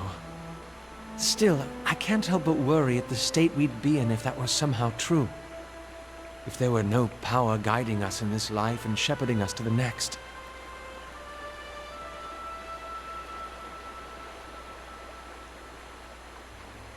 I'm sure we'd find our way on our own. I hope you're right. While we're stopped, let's discuss something else. You've finally gotten control of Isilmir. Do you feel any different?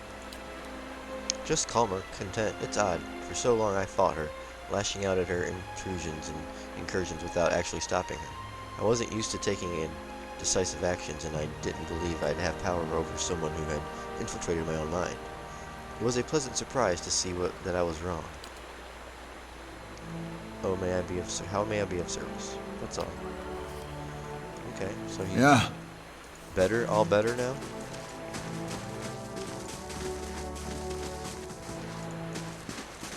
We're,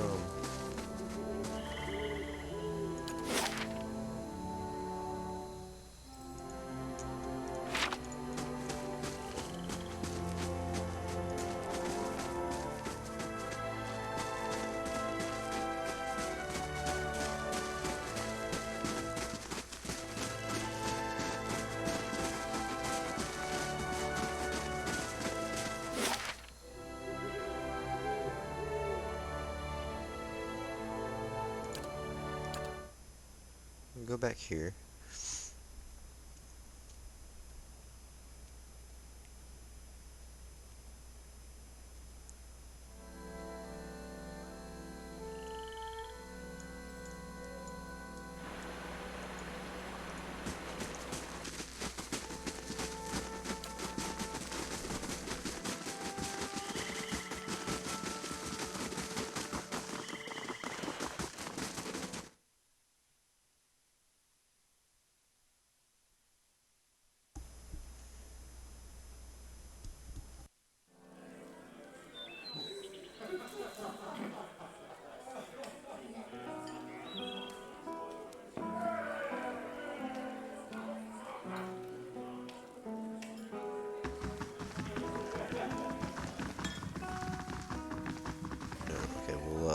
Good day, stranger.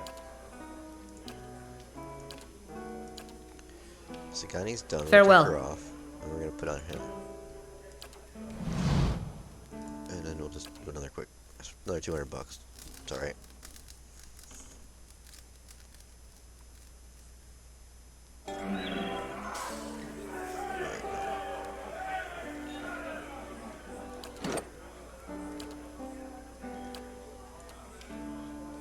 Okay, he's level 10.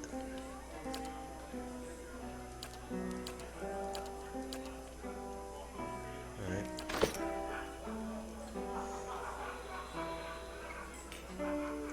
So now I have to see if we can't find some druids here. Which one was his?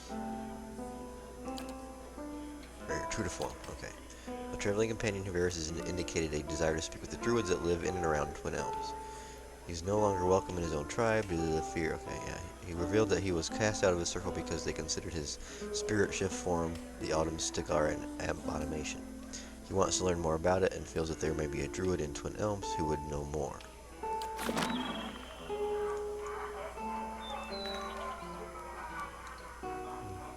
Greetings. Does he? No. Wait, hold on.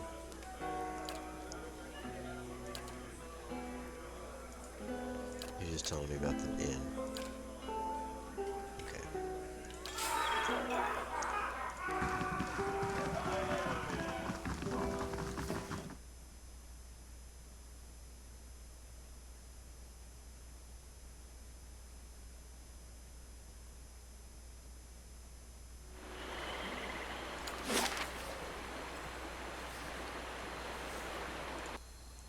Let's just visit the home system, see what happens. We'll just travel around and...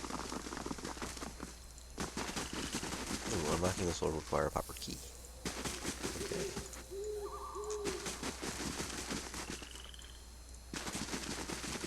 The stone has been worn smooth by centuries of wind and rain.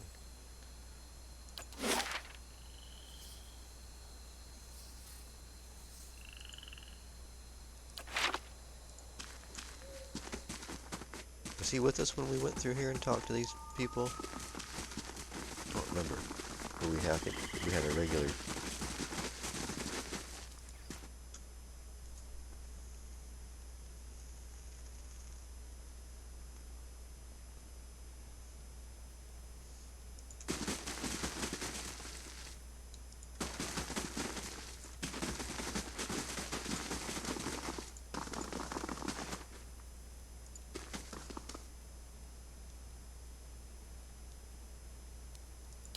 Okay.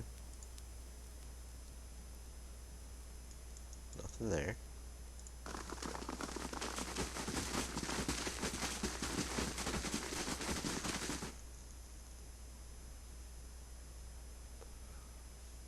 So I'm not wondering if the druids are the sisters, and they just didn't say anything because he wasn't in the party.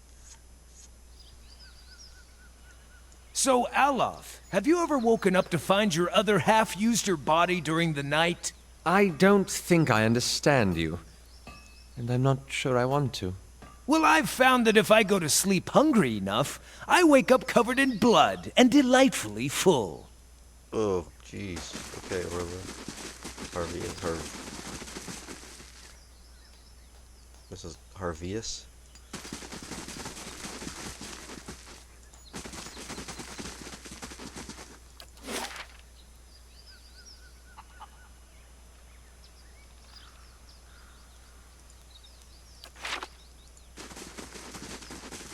Go back to the market.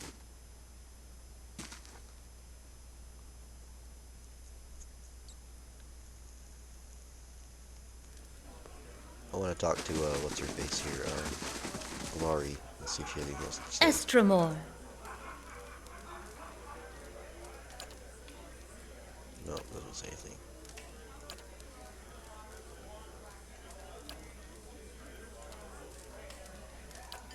Okay.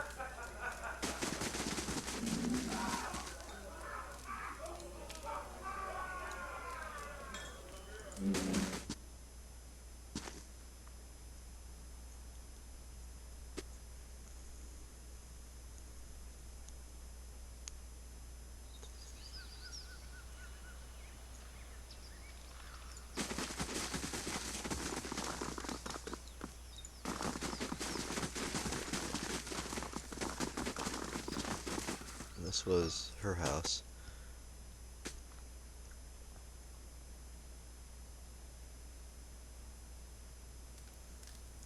There's nobody in here now. Is it still stealing though if I steal stuff?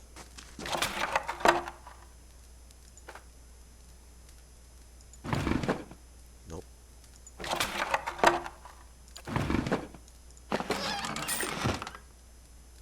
Okay. We're out. We didn't take anything.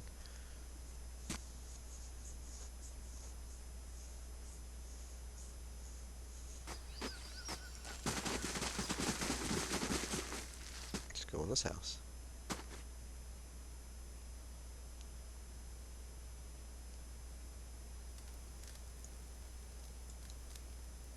Chest.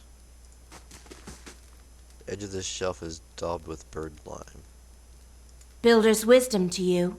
Welcome to my home, Master Moore. I am Lindsay, a healer and guide. What brings you here?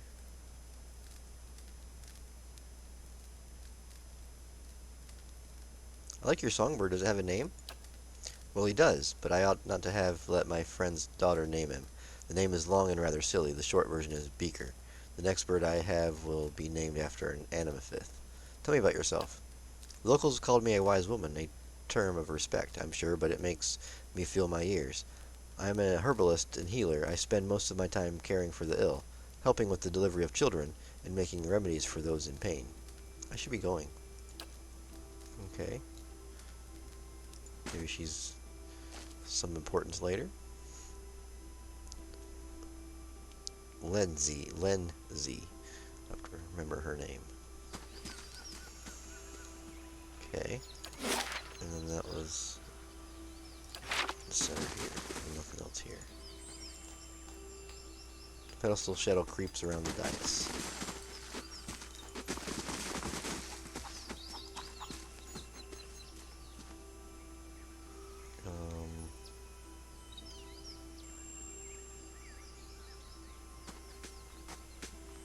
Yeah, let's look for the druid. Let's see,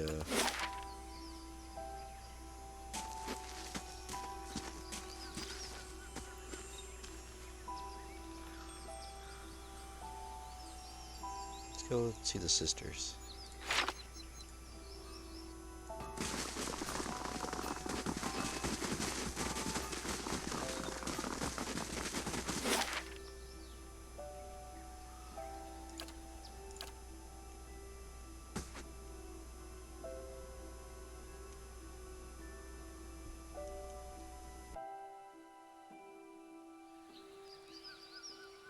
Been a pleasant surprise traveling with you, Horavius. Nice of you to say that. I was on the road alone for years, and I'm happy to have company for a change.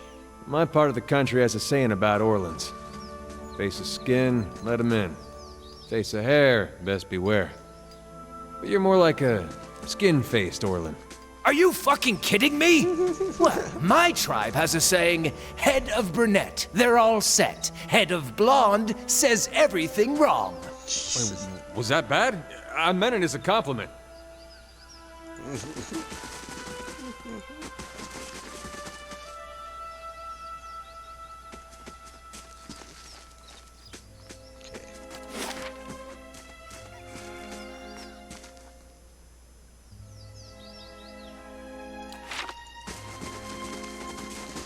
go in here.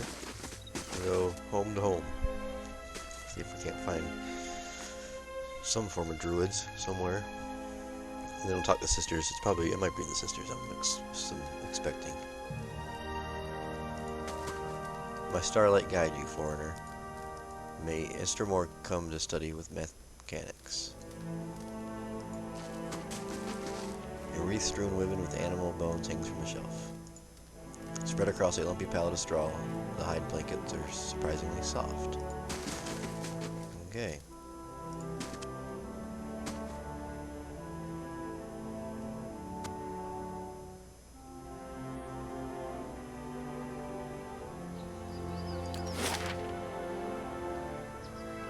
Let's just go talk to the Golden Grove.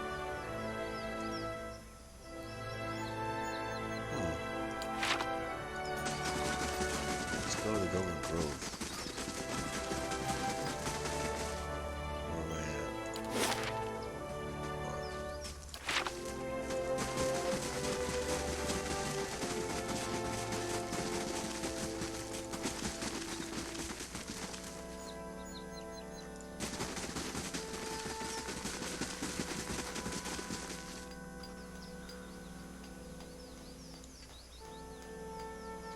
High Octave has tended to the grove for centuries,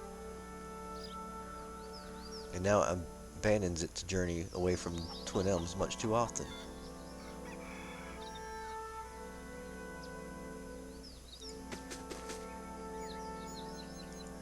Oh, okay.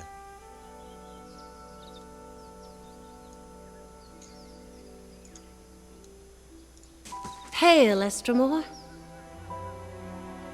Welcome, Estremor. I've got herbs and potions for sale. Look for something to ease your travels or something to make them more interesting. Whiteleaf. I once ate a porcupine whole while smashed a whiteleaf. I miss those days. Let's see your stocks. Okay.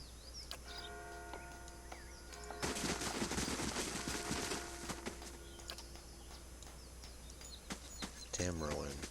Builder's wisdom to you. Hail to you. May your time in Golden Grove be enriching. And hail to you, Autumn Moreland.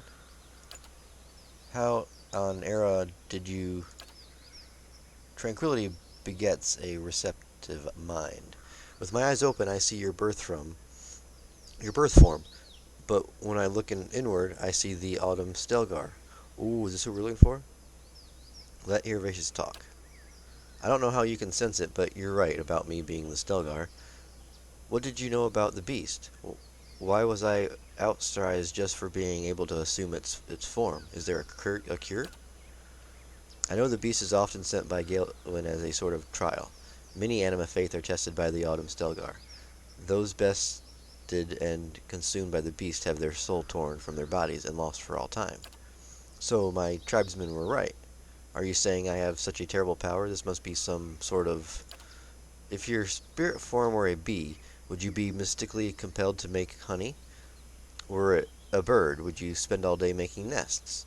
I'm saying this is what the animal your form resembles is known to do. It seems you are eager to leap to your own conclusions. I would not normally advise one to speak with the circle at Bloodsands, but given your circumstance, the ethic knoll may prove insightful. Read the stone slabs carved by the druid of the Bloodsands. There are answers to be found, as well as more questions, but you must explore them for yourself. What's exactly written on these stones? Much of it is utter rubbish of the innocent need for sacrifice. But amongst the dogma are a few bits of wisdom in Gallowayne. Your friend will understand. Is there any more you can tell us? Only to trust in Gallowayne and trust in Whale. Both have blessed you in their own difficult ways. I appreciate the attempt to lift my spirits, but that doesn't really help. But he has a point. I shall trust Whale as something to show me in the Blood Sands. Let's get going. Alright, cool.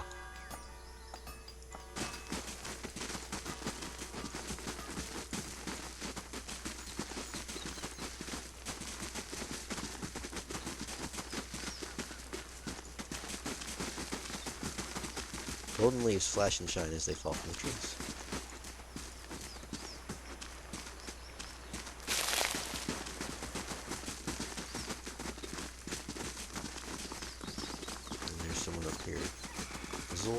Iswold.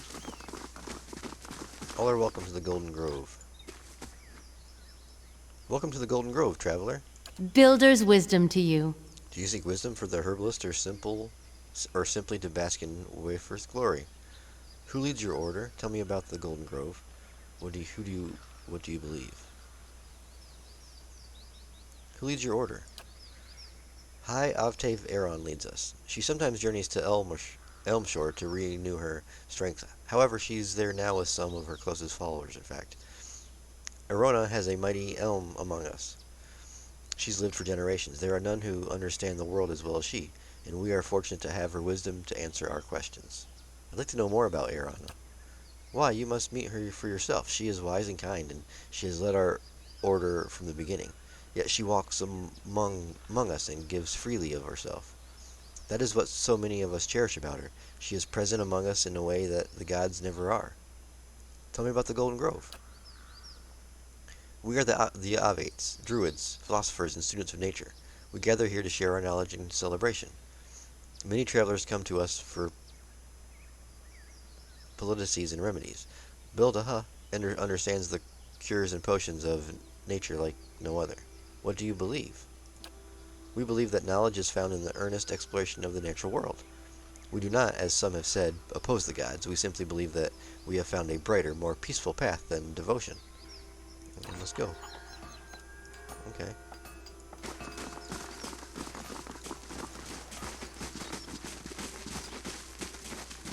Now that we know we have to go in here.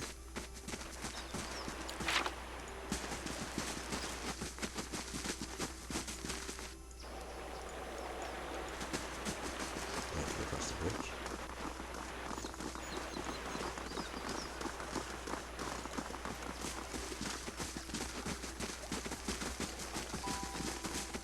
Why are you putting calm? I hope that the sacrifice is what we want.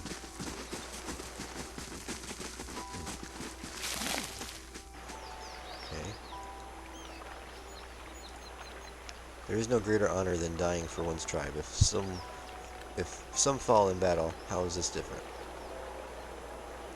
Let's go in here.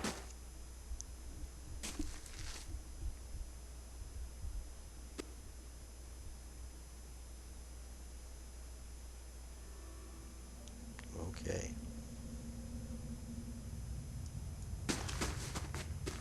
Oh, redo our things. See, where did they put him at? Oh, that's right, there's no more dog.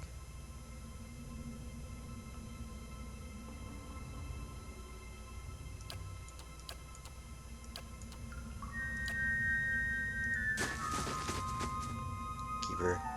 Okay, you got 2 keepers. A dwarven man stands motionless near the roaring fire that lights the cavern. Your sacrifice feeds the land, supplicants. Come forth. A gust of smoke curls around him, licking the charred flesh like bulges on his forearms. Estromor, your kin doesn't come here to share with the tribes. What do you want? What is this place? Blood Sands. As I said, Estromor rarely visit our halls. The Glanfathians call this place Blood Sands. We call it home. The Ethnic Knoll have tended the land from within this cave since before the arrival of the tribes to Twin Elms. Be warned, Estromor. We bleed life to nurture it. Our sacrifices may strike you as savage, but the health of these lands depends on them, and it's unseemly for guests to insult their hosts. Tell me about these sacrifices.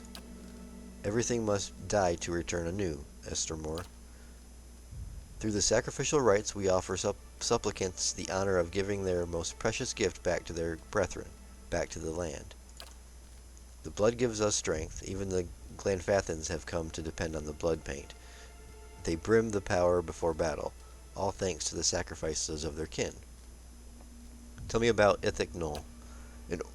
Our order has thrived for generations. Before we came to Twin Elms, our rites fed the lands of eastern mountains. Now we share blood for Irgranfith. To everything that must end, our sacrifices bring a new beginning. We sustain what's to come. Remember, Estromor, you're a guest in these halls. Respect our ways, and we'll tolerate your presence among us.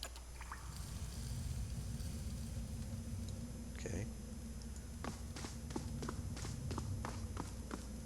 All of the Unfathom have called upon the Ethnol for war paint and some paint.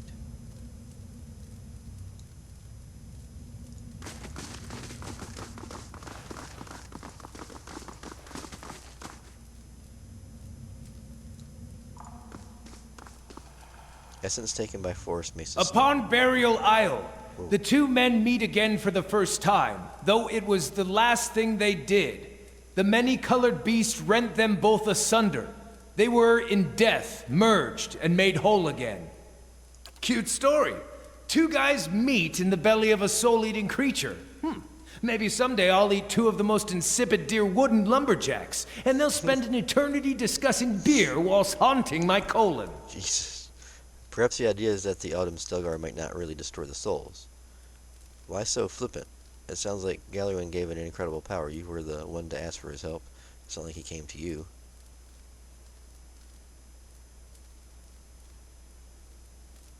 Perhaps the idea is that the Autumn Stelgar might not really destroy the souls. That could be true, but I guess I don't know what to make of this. I've never, knowingly at least, eaten anyone's soul. Maybe it's a trick I've yet to learn. Lucky me. Still, I have a hard time believing that my spirit shifting and mauling anyone is going to make anybody whole again, despite what this tablet says. I'd like to look at the other tablets to see what they have to say.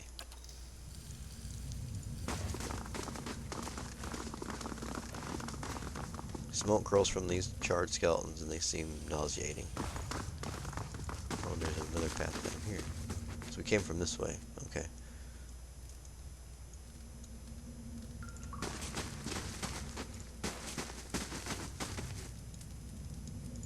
Curious. What's in here?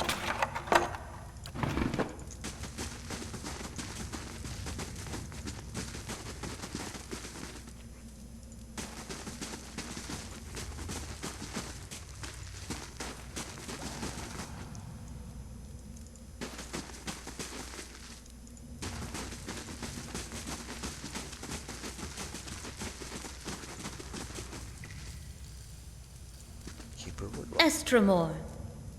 Welcome to Blood Sands. It is rare that an Estromor sets foot in these caverns. What brings you here, I wonder? Tell me about the Blood Sands.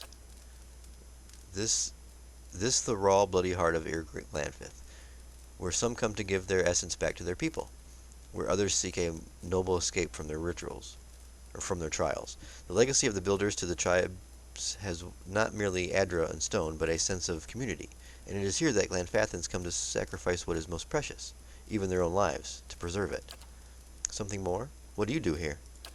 I sell and maintain certain goods for the preservation of our order, and I perform some of our rituals to sacrifices. How do these sacrifices work? Like any worthwhile ritual, it is too complex to explain in detail. It involves clouding the supplicant's essence, binding it to their life's blood, and drawing it into a container or vessel. I'd like to see what you have for sale. That's all she has. Flask of war paint, 15 accuracy, plus damage, 20% endurance. Nice. For 20 seconds.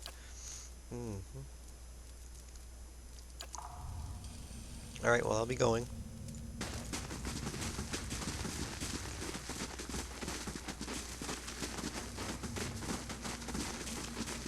Yeah, just earth plates floating around. Okay. Let's go up here. Some chanters. The silent chanter eyes you steadily. Ooh, here we go. The bravest sons and daughters fall. Is not the water sacrificed unto the plant, and the plant sacrificed unto livestock, and livestock unto man? When the lesser soul is sacrificed to strengthen the greater soul, the whole of our family grows stronger. I suppose I get the argument. We all have to kill and eat, constantly for that matter, to live. This sounds like it's talking about the Blood Sands rituals. I wonder how, or even if, this is relevant to me.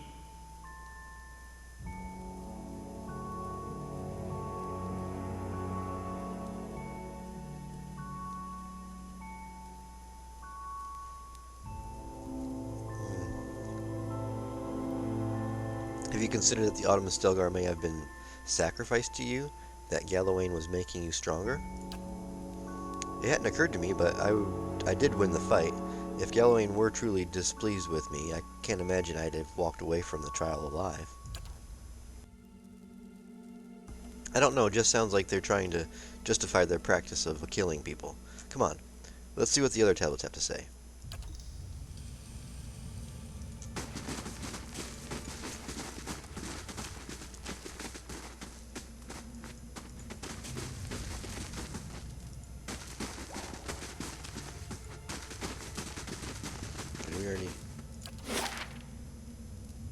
Okay.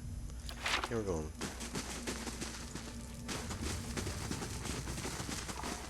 Worth a look. Oops. Oh, was I supposed to touch that? Greatness requires sacrifice. I'm the heady fella. Oops. Let's see what lies this way.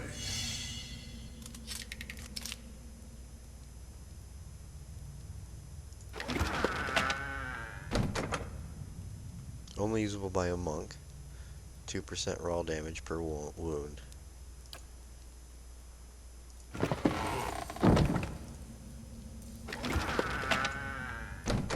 Plus 3 move speed.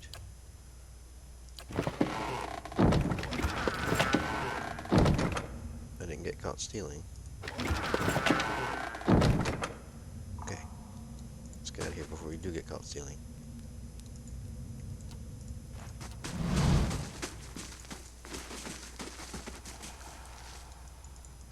I'm surprised they didn't yell at me when the trap went off.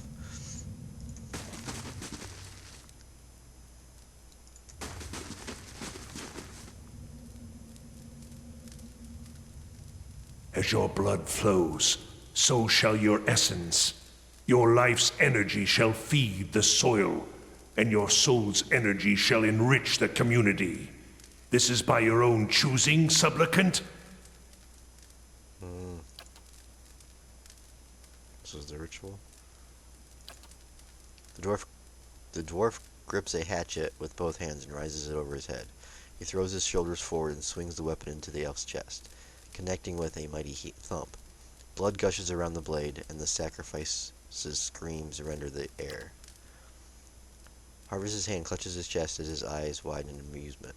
I did say I wanted to see the teachings of other druids, but I think I was imagining more dried herbs and chanting. We never did that in my circle back home. Never. Despite his early agreement, the elf thrashes atop the stone table, his torso aching while his arms and legs remain tied in place. Meanwhile, the dwarf spreads his arms wide and allows blood to spatter his robes. Half the elf is finally silent and still. When the elf is finally silent and still, the dwarf pulls his hatchet from the body and wipes it on his helm. Kinda makes a disgusting noise and turns away. I think I preferred these rites when they were only words upon a page. Why did I look?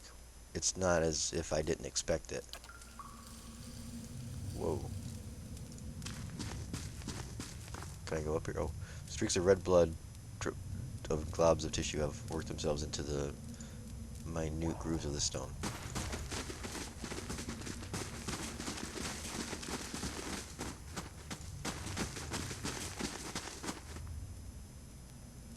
Look, there's a skull right there. I should have known that was a trap. Essence within the tortured flesh. Each generation, the Anumfath must stand before the autumnal beast in judgment. The wise endure, passing on their strength. The weak are eaten, their souls ripped to pieces and lost for all time, removing such weakness from the cycle. Well, I guess maybe my tribe wasn't entirely wrong about my spirit form being some sort of soul terror. I suppose I was hoping to hear a different answer on the matter, but...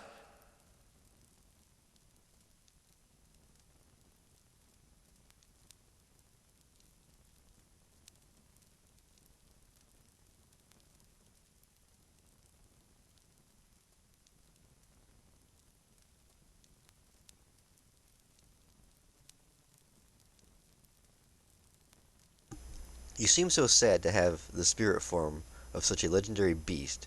Don't tell me you never wished for power like that. If it meant not being ostracized, I'd have spirit shifted into a mound of weasel droppings. You make a fine point. I did pray on Galoin for assistance in being a better hunter. For years I've been telling myself my tribe judged me unfairly. Guess they weren't completely wrong. Well, enough pontification for the moment. I need to know more. Let's look at those other tablets.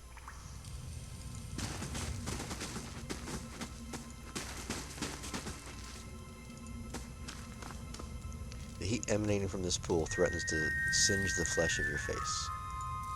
They say the Ithugno first learned to make war paint in the White March, and were banished for it.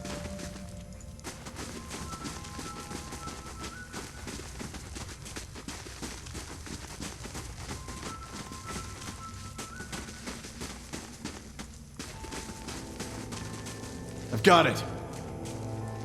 Finished.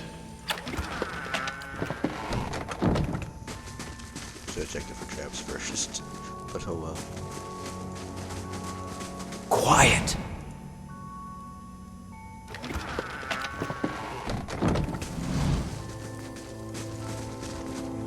The gift of sacrifice transmutes blood into water and essence into power.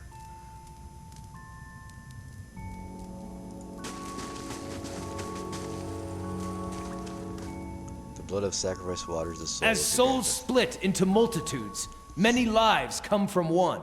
The truest of power comes from sacrificing the shard to return its strength to the Mother Stone. The many lives from one sounds familiar.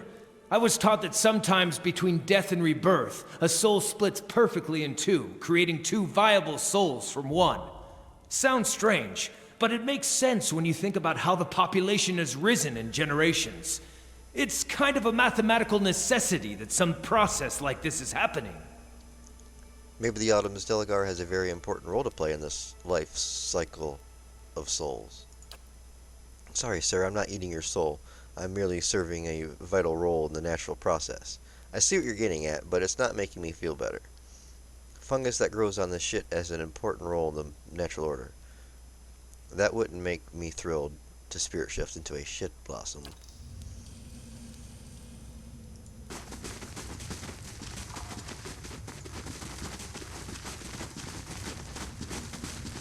Worth a look.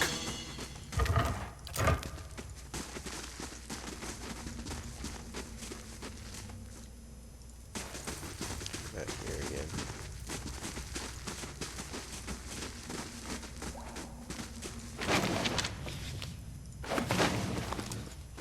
NECA.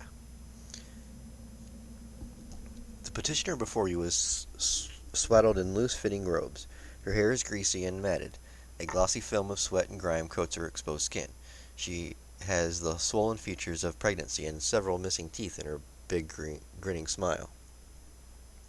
As you approach, she slowly turns to you and examines you from head to toe, smiling the entire time.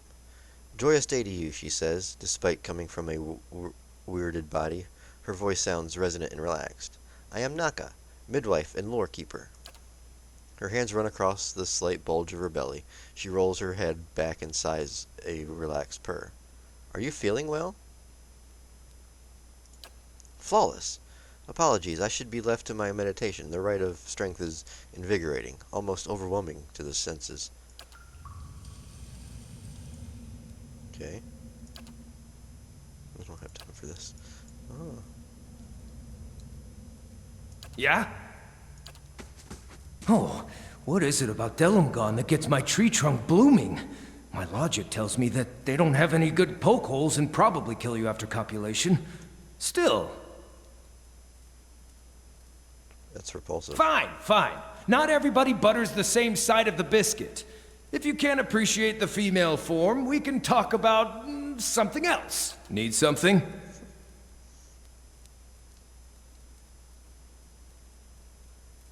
Pull him aside from the group. Can we discuss our party members?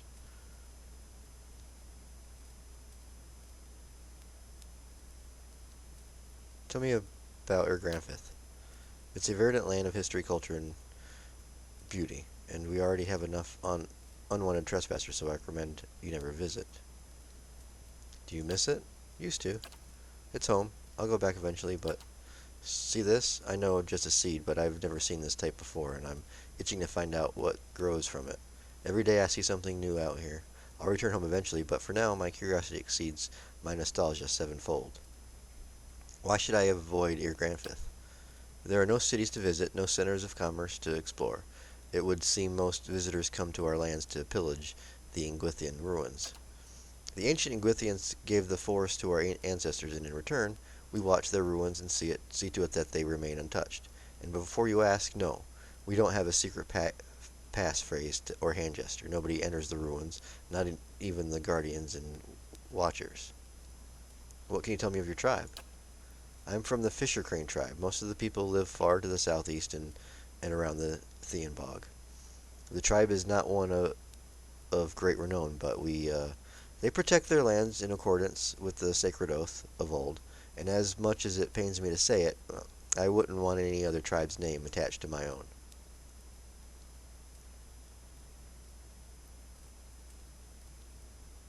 Did you grow up in a bog? Oh, briefly here. Let me show you something. Don't commit any of it to memory, please. He rolls up his sleeves and shows you his forearm. A soft brown fur of his arms is lined with faint stains of henna and scar tissue. This is where I grew up, on the migration trail. I had it marked on my arms during my training. While much of the tribe guards the Thame Bog year-round, many of us, including the Circle of Hawk and Ivy, honor the oath by patrolling lesser-known ruins scattered throughout the lands. We eschew houses, take away what we can carry, and move camp every 2 moons to ensure that all our sacred sites are visited at regular intervals. This nomadic patrol is how my druid circle came to name myself. We circle and protect like hawks, but we only ever perch on the ivy of the ruins, that is, nearby trees, never to enter the builders' lairs. Why aren't the fisher cranes well regarded? Because the other tribes are insufferable sibling spawn. I suppose the fisher cranes have a reputation for being passive and reluctant to fight, which is another way of saying the other tribes fight hard, while we fight smart.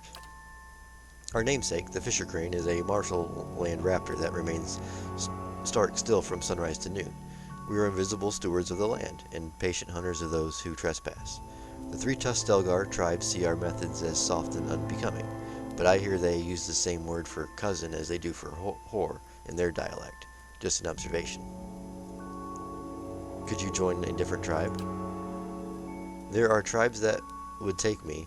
The twice-split arrows adopt outcasts like myself, but their ways are not my own. Some of them even live under roofs. How obtuse.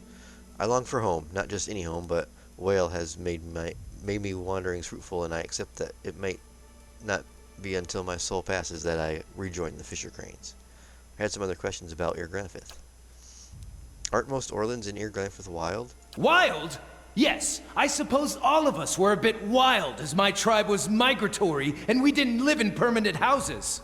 But I understand what you're trying to ask. Yes, a slight plurality of Glonfath and Orlans have forest plumage. Growing up with meadow plumage, I was assumed to be weaker than others my age. The huntmaster of my tribe only chose apprentices from the forested kin, or rather, wild Orlans, as they're called amongst slave-owning bigots, as well as bigots too broke to own slaves. I grew up in Glonfath, specifically in and around Thane Bog. My people, the Fisher Crane tribe, are migrant stewards of the land. I've walked the whole of Glonfath many times. What would you like to know? On second thought, some other time. You're lost. Okay, so Yeah? that's everything. Need something? Can we discuss the other? Curious about your compatriots? Whom in particular? What? What are your thoughts about Durance? Oh, love at first sight. It's like wow carved an ever-changing gash in his brain, and every hour he's a different flavor of angry. Durance makes me feel like I'm the sane one. He smells like fear in the mornings and rage in the afternoons. I'm keeping my eye on him. He's a laugh, but he might someday be a problem. What about Aloth? Oh, him? Him I don't mind too much. Though I could pitch a tent with the pole wedged up his anus. I could smell something funny on him. 2 cents? Not quite. Well, whatever it is, take note of his mood swings. I don't think he's unstable. I just think he has a lot going on up there. What about Kananua? Oh, I think I could fit 3 of me, plus a remainder of a 4th Haravius inside that giant. Gods, am I glad he's friendly. And between you and me, he has a better singing voice than the prettiest lasses I know from my tribe. It's 1 part unsettling, 2 parts arousing. And it makes me wish I still had both ears. Thoughts on the grieving mother? Who? Oh, right. The peasant woman that's been traveling with us? I guess I haven't kept a close eye on her. Not sure what to say. She seems harmless enough, but she must be a glutton for trouble if she's traveling with us. She'd probably be safer on her own. What about Adir, or Dar? He's nasty, brutish, and tall. So 2/3 like me, I suppose. The circumference of his neck exceeds the circumference of my torso at its thickest point. They sure do breed them big and dumb in the Deerwood, don't they? No, I'm being a brat. Truthfully, I think the guy's a lot more gentle than he pretends.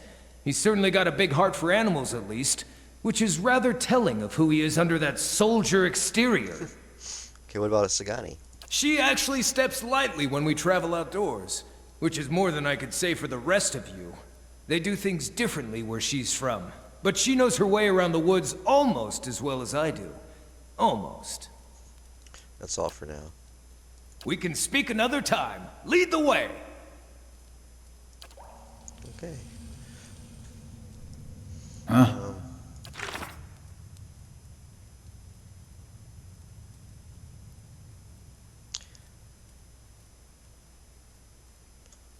He's written on the stones of the blood sands. The story spoke of Autumn Stilgar being sentenced. The tablets also mentioned that many Enfath would travel to the Burial Isle to meditate and be tested by those Autumn Stilgar. Severus now wishes to explore the Burial Isle for one of those pilgrim sites. Okay. So the Burial Isle. And that's where the...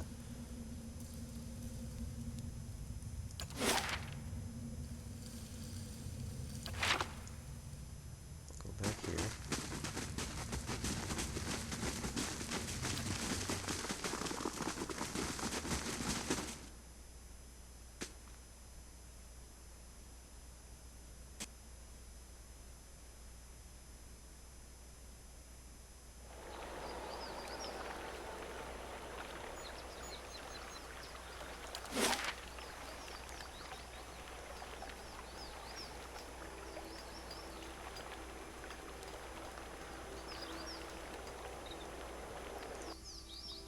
Well, let's go, we haven't been inside. We'll go inside the house and we'll check out the, what was it, the Warriors Hall or something? Hall of Warriors?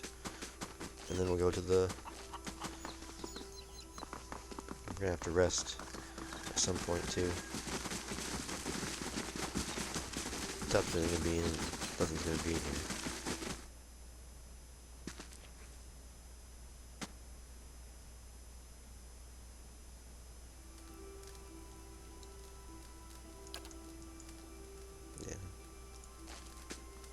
Guard your tongue around three-tusked Stilgar. They are also quick to anger.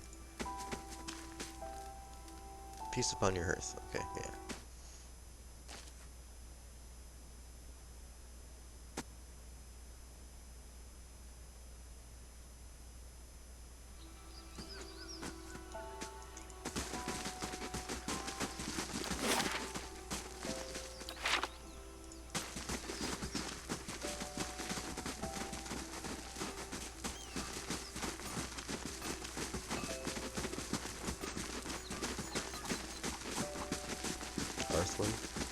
Who we helped out. Lips tight under his unkempt stubble, Arthwin stares down and ignores your presence. Yeah, that's what you get, you non-hunter.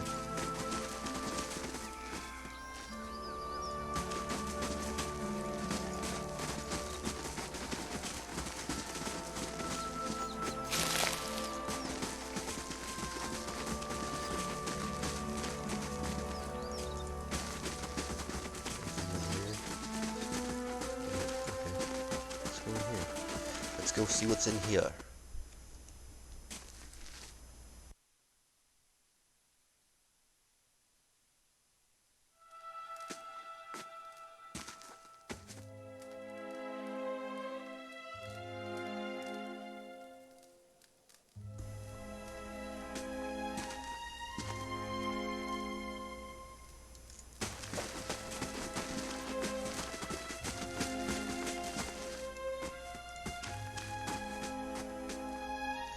Though simple and unadorned, the blades are made of sharp and finely tempered steel. Simok. Tread carefully, Estermore. It's not many Estermore who are permitted in our sacred city. Bethel must be feeling especially soft today. Do you think he'd mind if I pet his Stelgar? So, where am I from? Petting a Stelgar doesn't mean what you think it means. Come to hear your future at Terraven, or make it your own at Blood Sands. What's Blood Sands? An ancient place of sacrifice. Elves themselves. Oh, in a cave by the great elves themselves. Resting and his druids have been an integral part of the Glenfathian society for generations. No matter what some of the other tribes might say, Ir Glanfith has held its own against the Estermore wind because some of us still understand the power of sacrifice. Does the thoughts make you uncomfortable? It should. It is what's kept our society alive for so long. Something else? You don't seem fond of us as Estermorwen. I fought in the Breckenstone War and the War of Black Trees.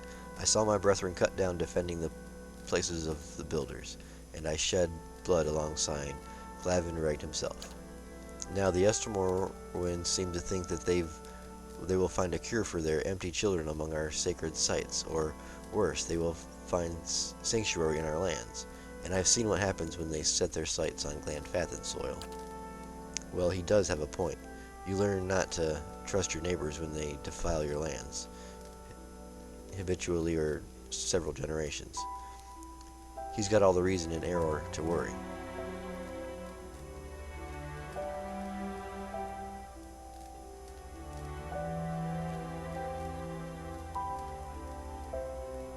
Have pity, they're only trying to save their children. And when the Eastermore invade us in force and bring their plague here, what of our children? In my 250 years, I've led my people through 2 wars. Our borders have remained intact, and largely through the reputation of Three Tusk Stelgar. I've served a dozen children, but none have been deemed fit to take my place. I care nothing for the legacies that obsess the Eastermore lords, but it is important that my successors continue this path.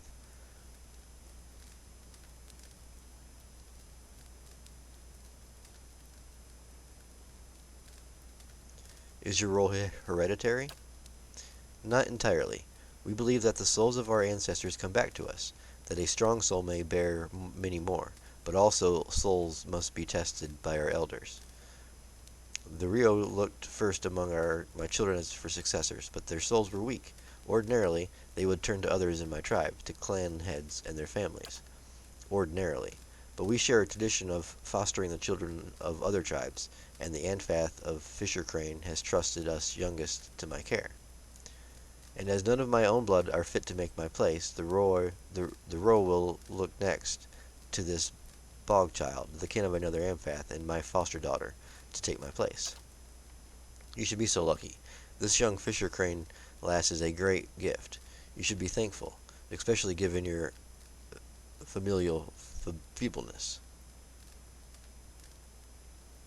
A bog child? I have nothing but respect for Fisher Crane, but their ways are not ours. The Orlans of Fisher Crane have lived in Thane Bog for 1,000 years. They are cunning and furtive by nature, which serves them well when they have swamplands to hide their movements. But this will not deter the Eastermorwen on open ground. That's an unkind summary. From what I've heard, you have to look between the lines at all the frustrated Idiran commanders writing about the unseen enemy harrying their forces. A little sabotage and a few good ambushes can turn the tide of any conflict. Our savagery has deterred the Estermorwen from further encroachment. They still tell of our deeds in the Brookenstone War, but if a child of Fisher Crane leads our tribe, we will lose that boldness, and the Estermorwen will lose their fear of us. The child will be influenced by the souls of her ancestors. In times of crisis, she will look to her kin in Thay Bog for guidance. No matter what I might try to teach her, it will not be enough. There is a way you could help. Few have stomach for it, but I think you have the perspective to see why certain unpleasantness may be necessary. Go on. This Orlan girl has the soul of a leader. If it were passed to one of my offspring, our tribe would remain strong. The Druids of Blood Sands have a way to do this, and they understand the importance of a strong line of succession for Three Tusk Stelgar. This sounds problematic. There's a house in southeast Heathrong next to the river. The child will be asleep, and I've arranged for her to be unattended for a time. Take her and bring her to Keeper Word One in Blood Sands. She knows what must be done. When she presents you with the liquid essence, bring it back to me. What? What will the Keeper do with the child? Have you seen the rituals of Blood Sands? She will sacrifice her. It's the only way to distill her essence. What? Hey, I'd rather distill this old bone bag into a right fine paste. The Orlan child? Go on.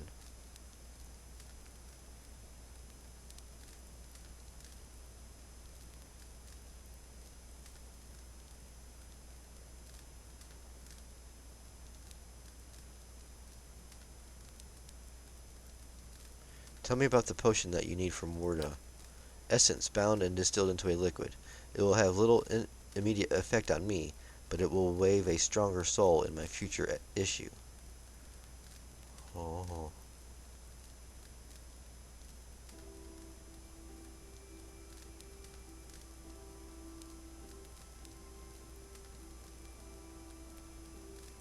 How can you possibly expect to get away with this? Few know the girl is here, and one Orlan babe will take much the same as the next. But let me worry about this. I don't see why you need me to do this. Because I cannot do it without attracting undue attention. I don't relish passing my own burdens onto another, but this will incite war between our tribes if I am caught. Remind me where I can find the child? She's staying in a house in Hithstrong. Follow past to the southeast side of the district until you reach the river.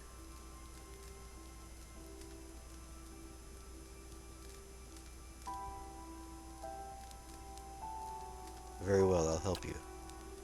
You are a friend of the Glenfan people. Act swiftly and quietly, Estamore. Tell me about the three-tusked Stelgar. The boldest and fiercest of the 6 great tribes of Glenfith. It was we who first defended against the Estermorwen who came to shore 200 years ago. We have always been the border tribe, and it has always fallen to us to hold the line against outsiders and invaders. The way they keep mentioning battles of old, you'd think that they were the three-tusked martyr tribe. They are indeed fierce, and their history is rife with glorious deeds. I sometimes think they'd fight for other tribes if they didn't have trespassers to hunt. I have questions about... Or what do you do here? As Anfath of Three-Tusked Stelgar, I guide our tribe to all matters. I am in Twin Elms to confer with some of the other Animafath about the Anflithen, your Hollowborn. They only have such bursts here on occasion, but it has made us more vigilant about our neighbors. There are some of us who believe your Oniflin to be a punishment for the defilement of the builders' sites. Others say it's a plague carried by the Estermorwen. A plague of the soul, an interesting concept, but it hasn't spread beyond the boundaries of Deerwood. I have questions about the task you asked of me. The Orlan child, go on. That's all. The chore is regrettable, but it's also necessary. Is it necessary? I'm gonna find this girl. I'm gonna set her free. Oh, what's this? A young man approaches you with a swift and purposeful stride. While you never met him before, he has the same stern, wild look as Simulk. He doesn't speak until he's right next to you. When he does, his voice is quiet. Wait, I saw you speaking with my father. What's this about? He asked you to sacrifice Vela, hasn't he? Maybe he's right about Three-Tusked Stelgar growing weak, but if this is the price of strength, it isn't worth it. The tribes have survived this long because we've stuck together. A voice of reason. It's a wonder Simuk didn't feed him to his Stelgars. I would never hurt the child. You did not seem like one who would, but my father would find someone who will. He doesn't give up on an idea easily, but there may be a way to stop him. There's a herbalist among the Ovits of the Golden Grove, Belda. That's her name. They all gather southeast of here by the river. That's the merchant we ran into. She could brew a potion. Simuk wouldn't know the difference until it's too late. So you want to kill him?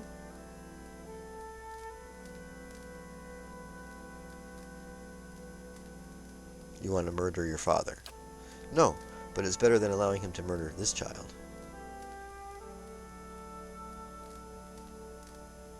Why not just return the child to her birth parents? It's complicated. A child sent to be fostered by another tribe isn't allowed to return. Unfortunately, explaining that we're shielding her from my father would make matters much, much worse for both tribes. Let me guess. If Simic dies, you're next in line. It's not like that. The Ro have already determined that my soul isn't strong enough. Whoever follows my father, it won't be me.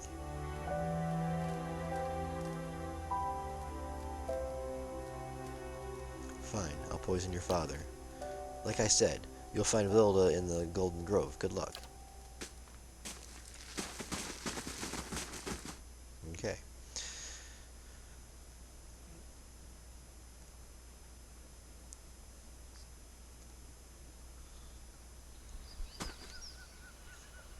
So let's go over here. She was somewhere around in here.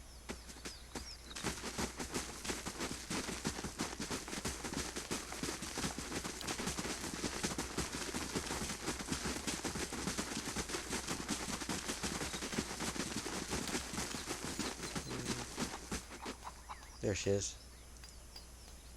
She taps ash from her pipe into her glass. Was there anything else I can do for you? I hear that you can make certain poisons. Poisons? I only deal in tonics that heal and enlighten. Of course, many beneficial substances can be harmful when taken in great quantities, but that's just wherewith's way of keeping all things in balance. Really? What kind of substances? Oh, there's plenty. Concentrated carogallowin, undistilled spider venom, rotten blood moss extract, cave coral mixed with skein bone.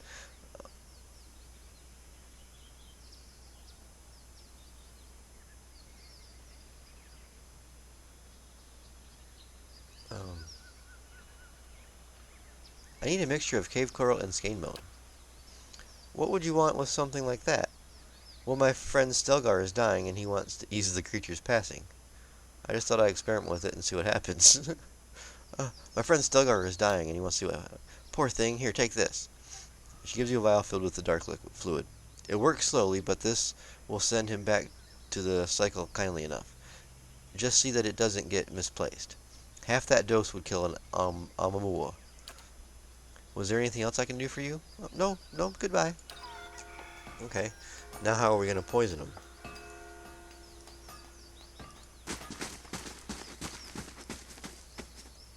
But he needs to get healed. Yes? Yeah. Don't do much, we need to actually rest. Yes? Right.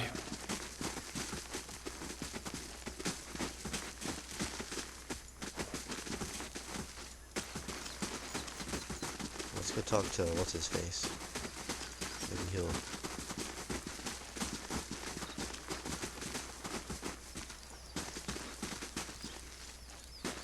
Where'd he go?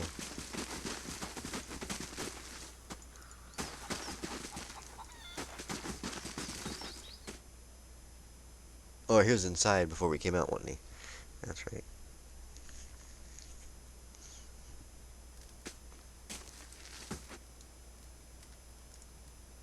Do what's right, Esther Moore. I'm counting on you. How am I supposed to poison him?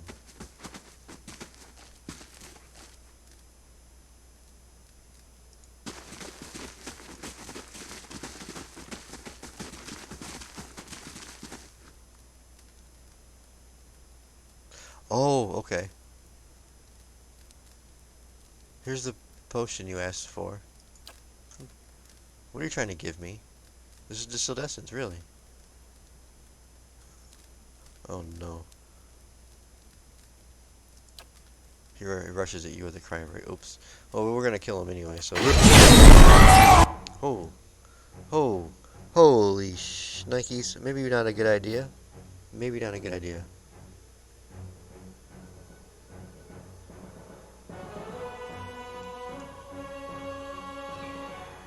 How may I help?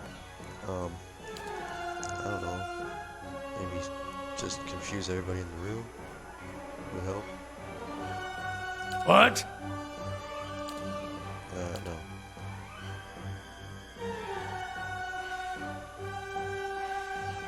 Need something? Yes?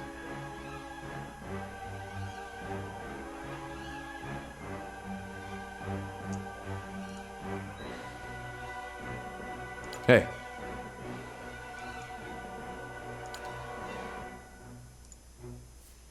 Yeah.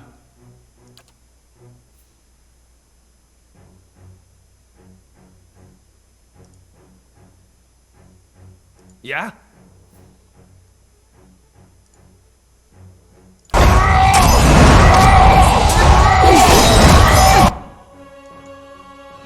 Hi?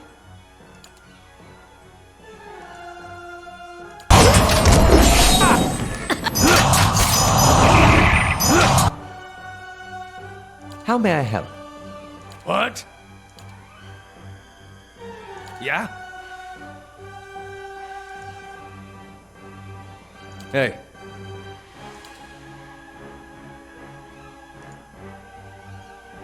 We should do that. Yeah. Following your lead. Oh, you fell down.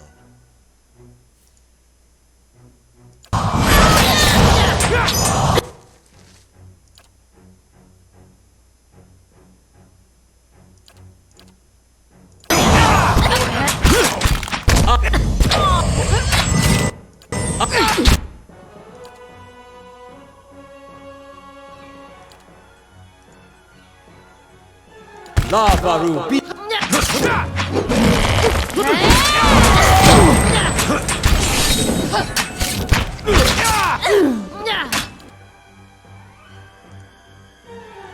he's got for stuff.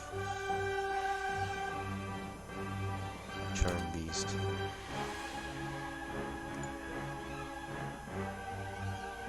What? Last second.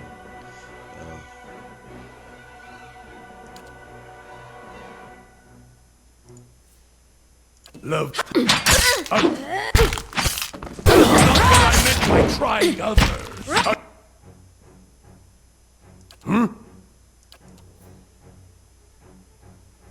Yeah, I don't think we're gonna make it. Following your lead.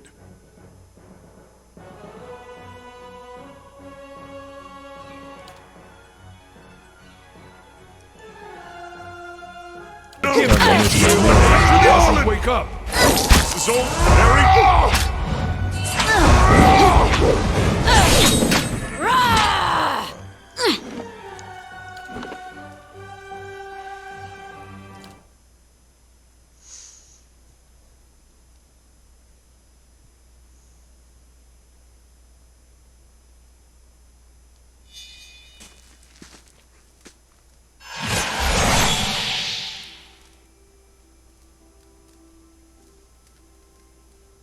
Let's go down and see this girl first.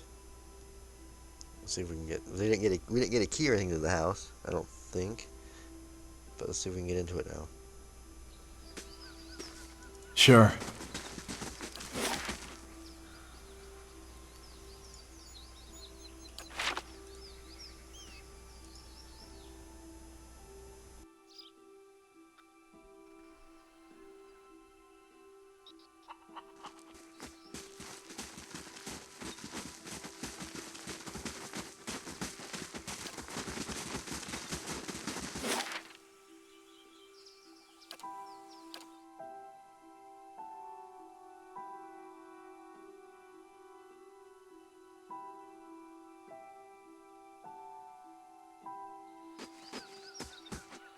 With the cat's nose, how is it you failed to notice your rotten stench? Failed to notice? Hardly. I put work into smelling this way.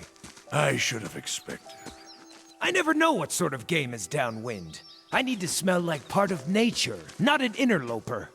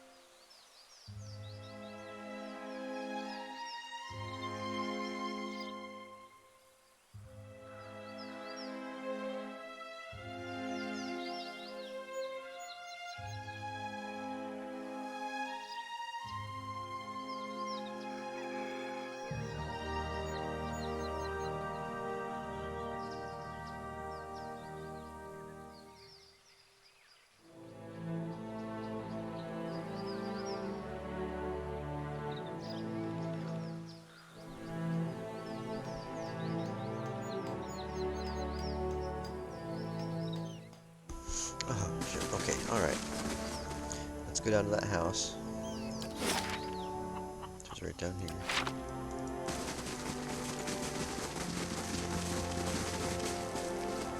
Unlock with... Oh, she did get a key. Okay.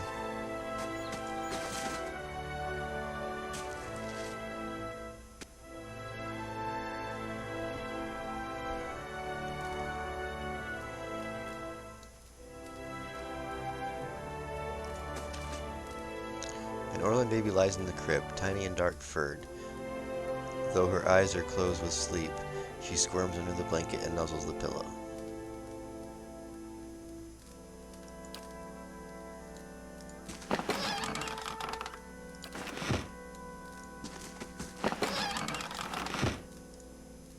The hearth still smells of freshly cooked game. Grease spatters the blackened bricks. Well, hold on. I'm gonna save it right here. Actually do a...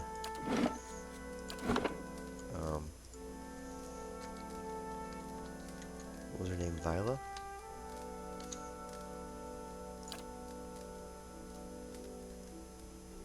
Because I want to take the baby, but also, I mean...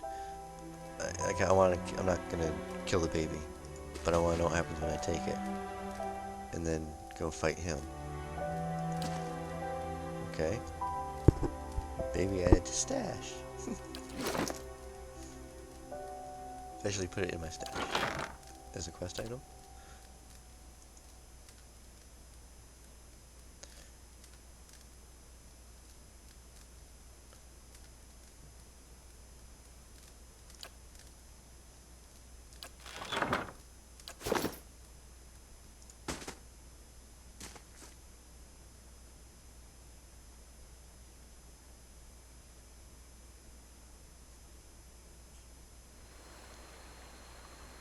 Uh-oh. Lyra's weapon is drawn, and his eyes burn with anger. He looks more like his father than ever. I knew my father was a soulless bastard, but you? My father's right about you, about one thing I can't trust in Nisral's words. I'm just gonna take her for someplace safe. Do your worst. Why don't you give her back to you so you don't forget about this? I'm keeping this baby. I'm just going to take her someplace safe. Not a chance.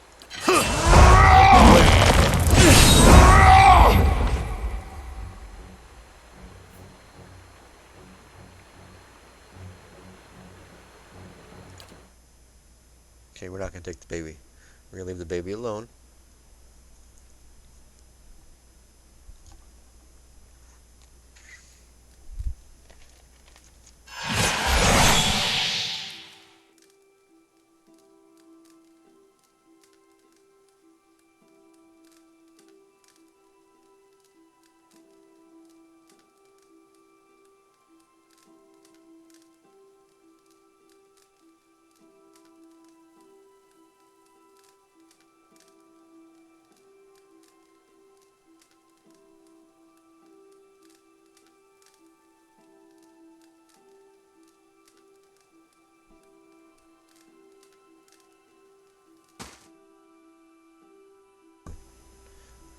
Let's go back and try and poison this guy. I don't think we were able to poison him.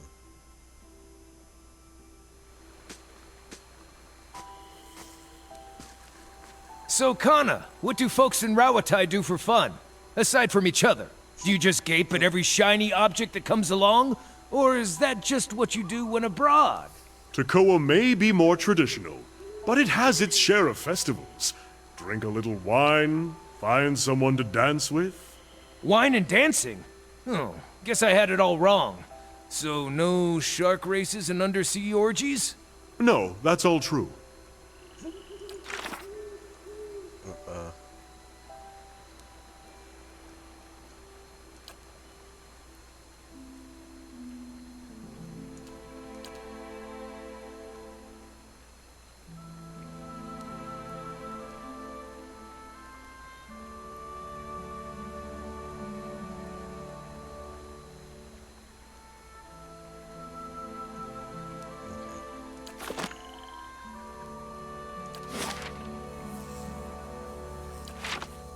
Go back.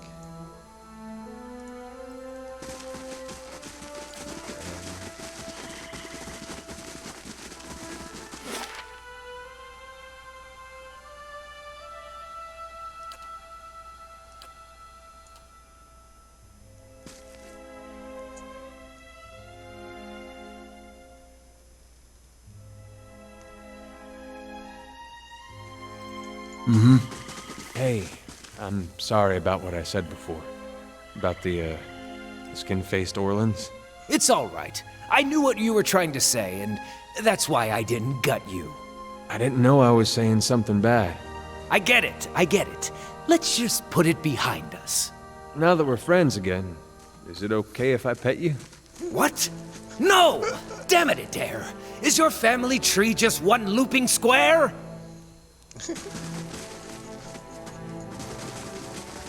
Oh, now that we're friends again, is it alright to pet you?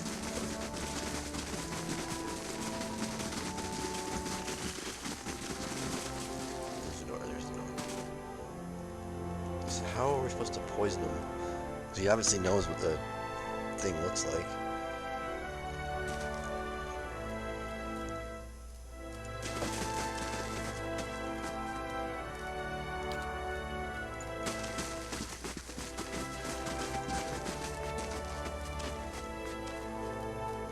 Yeah?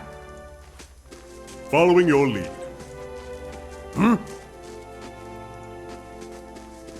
Hey. Yeah. How may I help? Following your lead. Need something? What?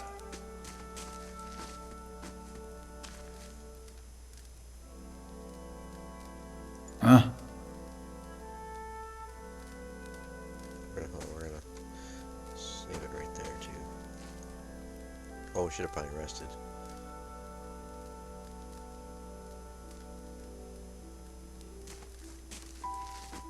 Alright, we'll try it again here.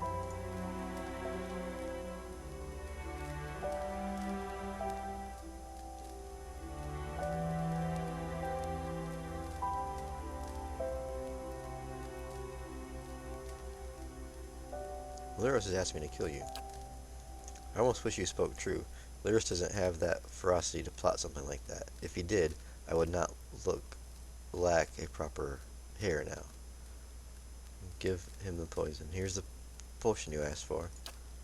Something's wrong. What are you trying to give me? It's poison. He rushes you. Oh, okay. I thought maybe he'd be like, oh really, my son is trying to kill me. Maybe he's... But that's not what happened.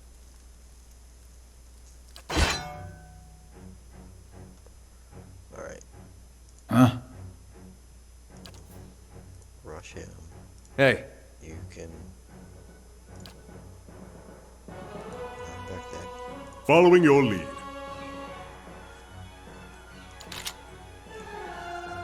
Hi?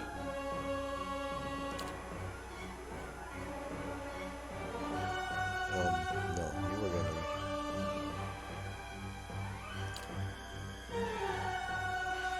do a web right there on the door. What?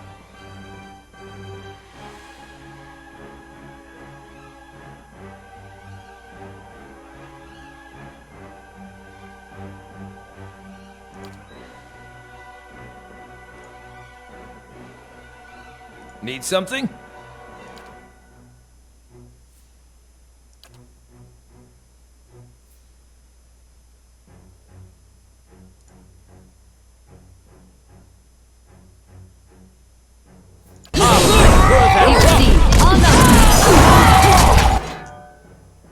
Huh? He didn't go towards him.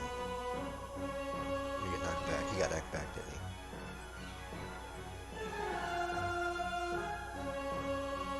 Following your lead. He's not having melee. So I need to put him in there or get another respec him maybe, get another slot so he doesn't have melee on him. If he's going down. Oh, we should have ate first too. I'll throw that in there. Can we get everybody in this?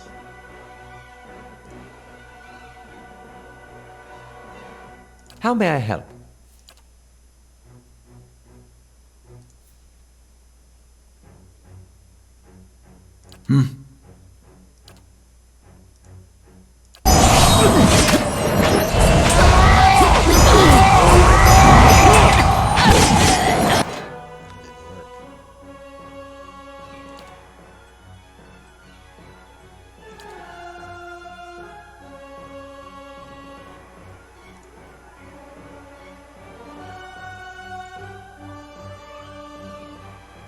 So limited. Need something? He's still charming beast.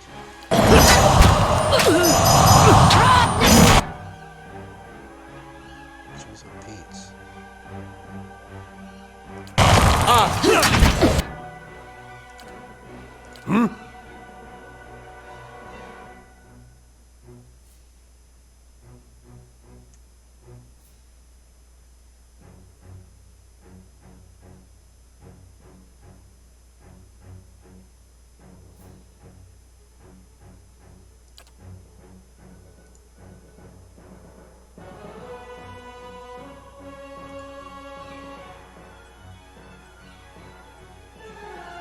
Yeah?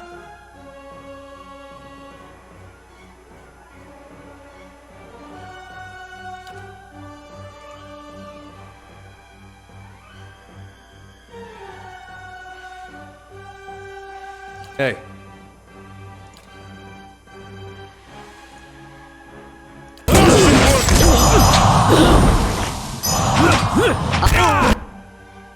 Hi?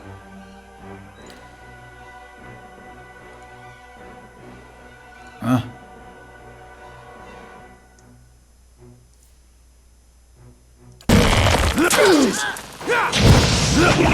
Let's go!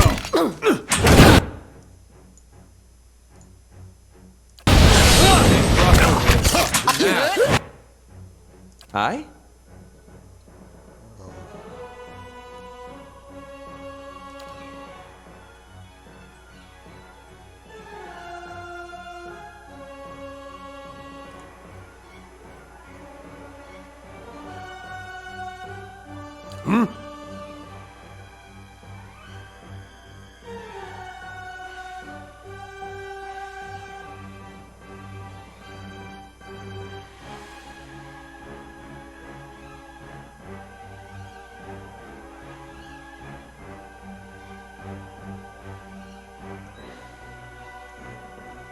Let's get him,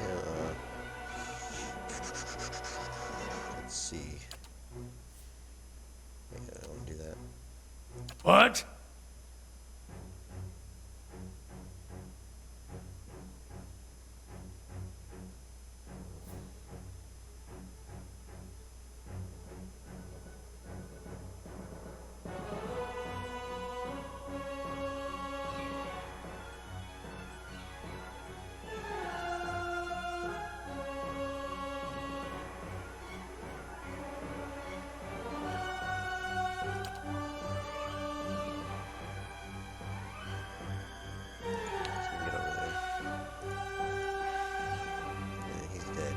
So hold on, if he's down, let's do that instead.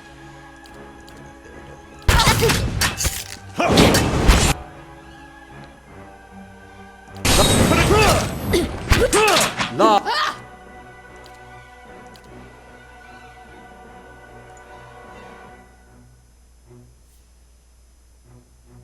No damage!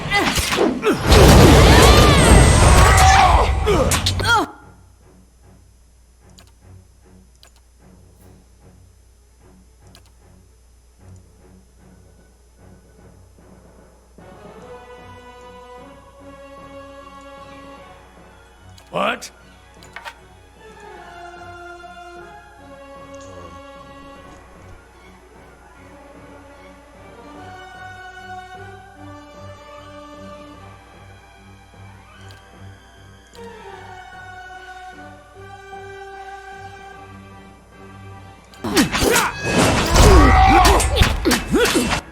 Hi?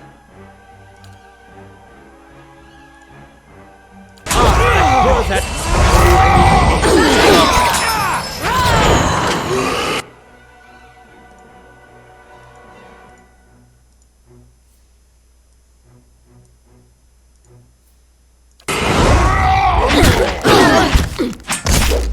Were they made?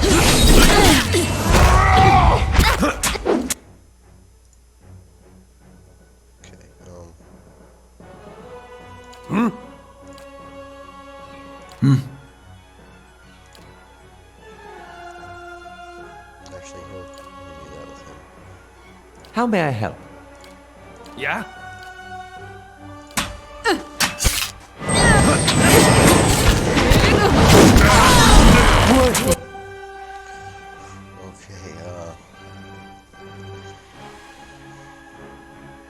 we'll make it to Aloth.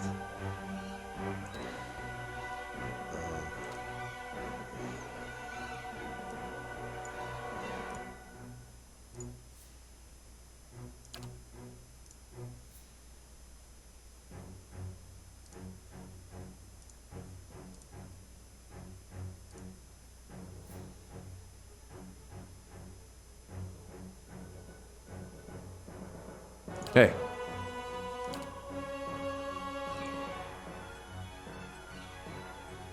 He's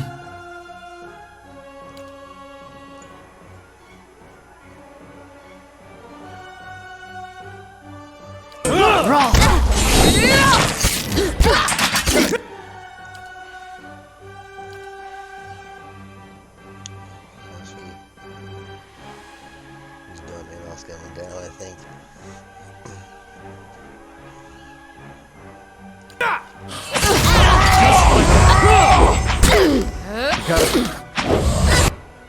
Yep.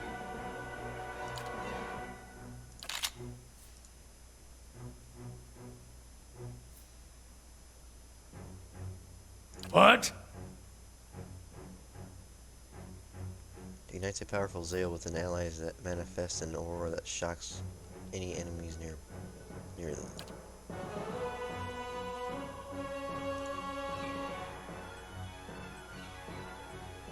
Yeah.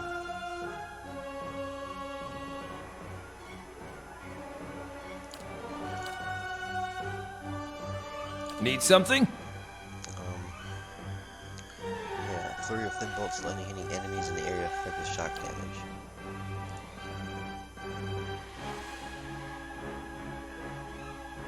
Hey.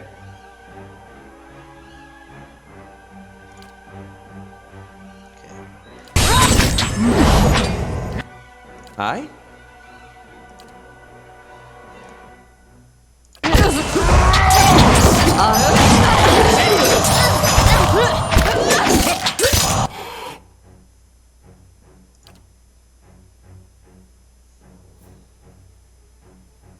A trio of stone claws erupt from the ground, petrifying anyone.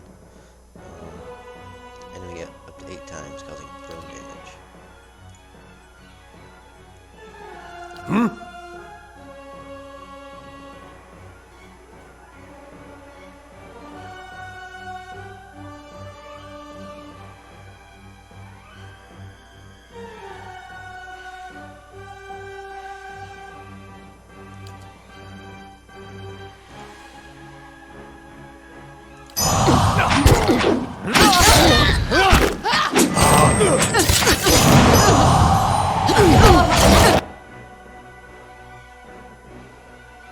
Yes?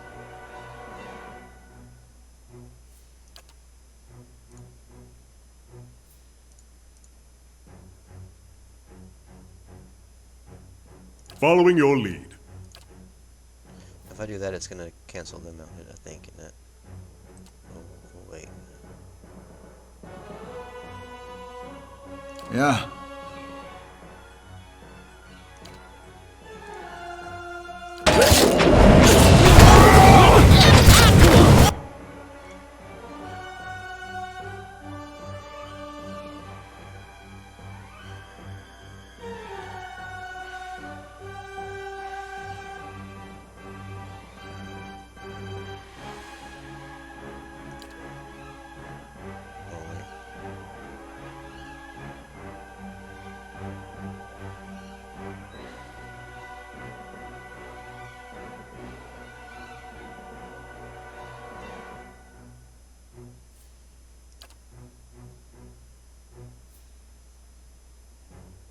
Let's cancel that and get him closer.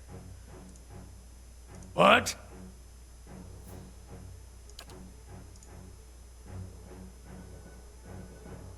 Following your lead.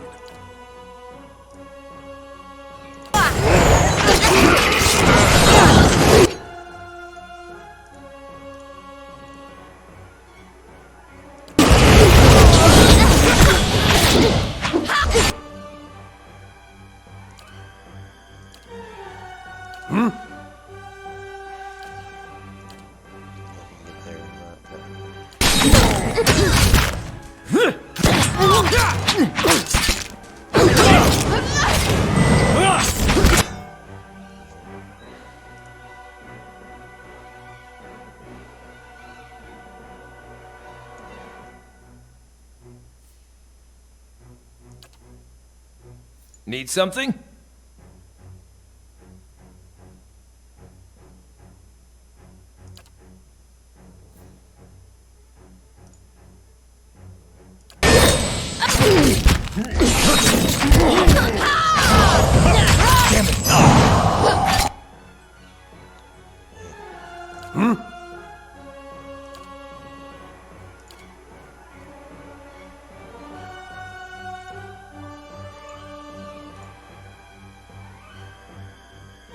Very special.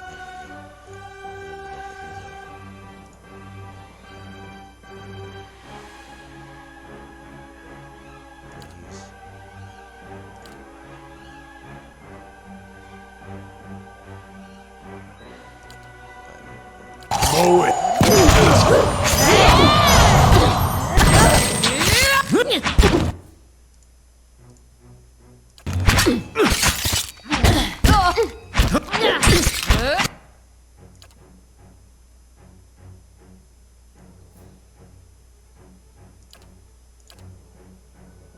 What?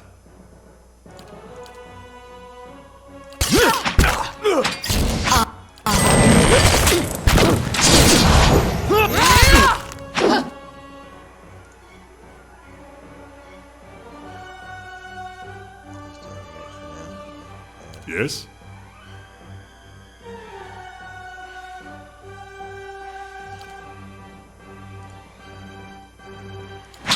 Just like an A little adherent. rest is in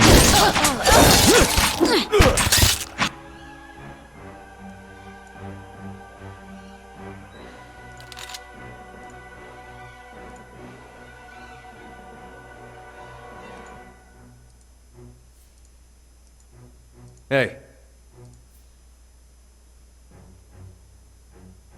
What?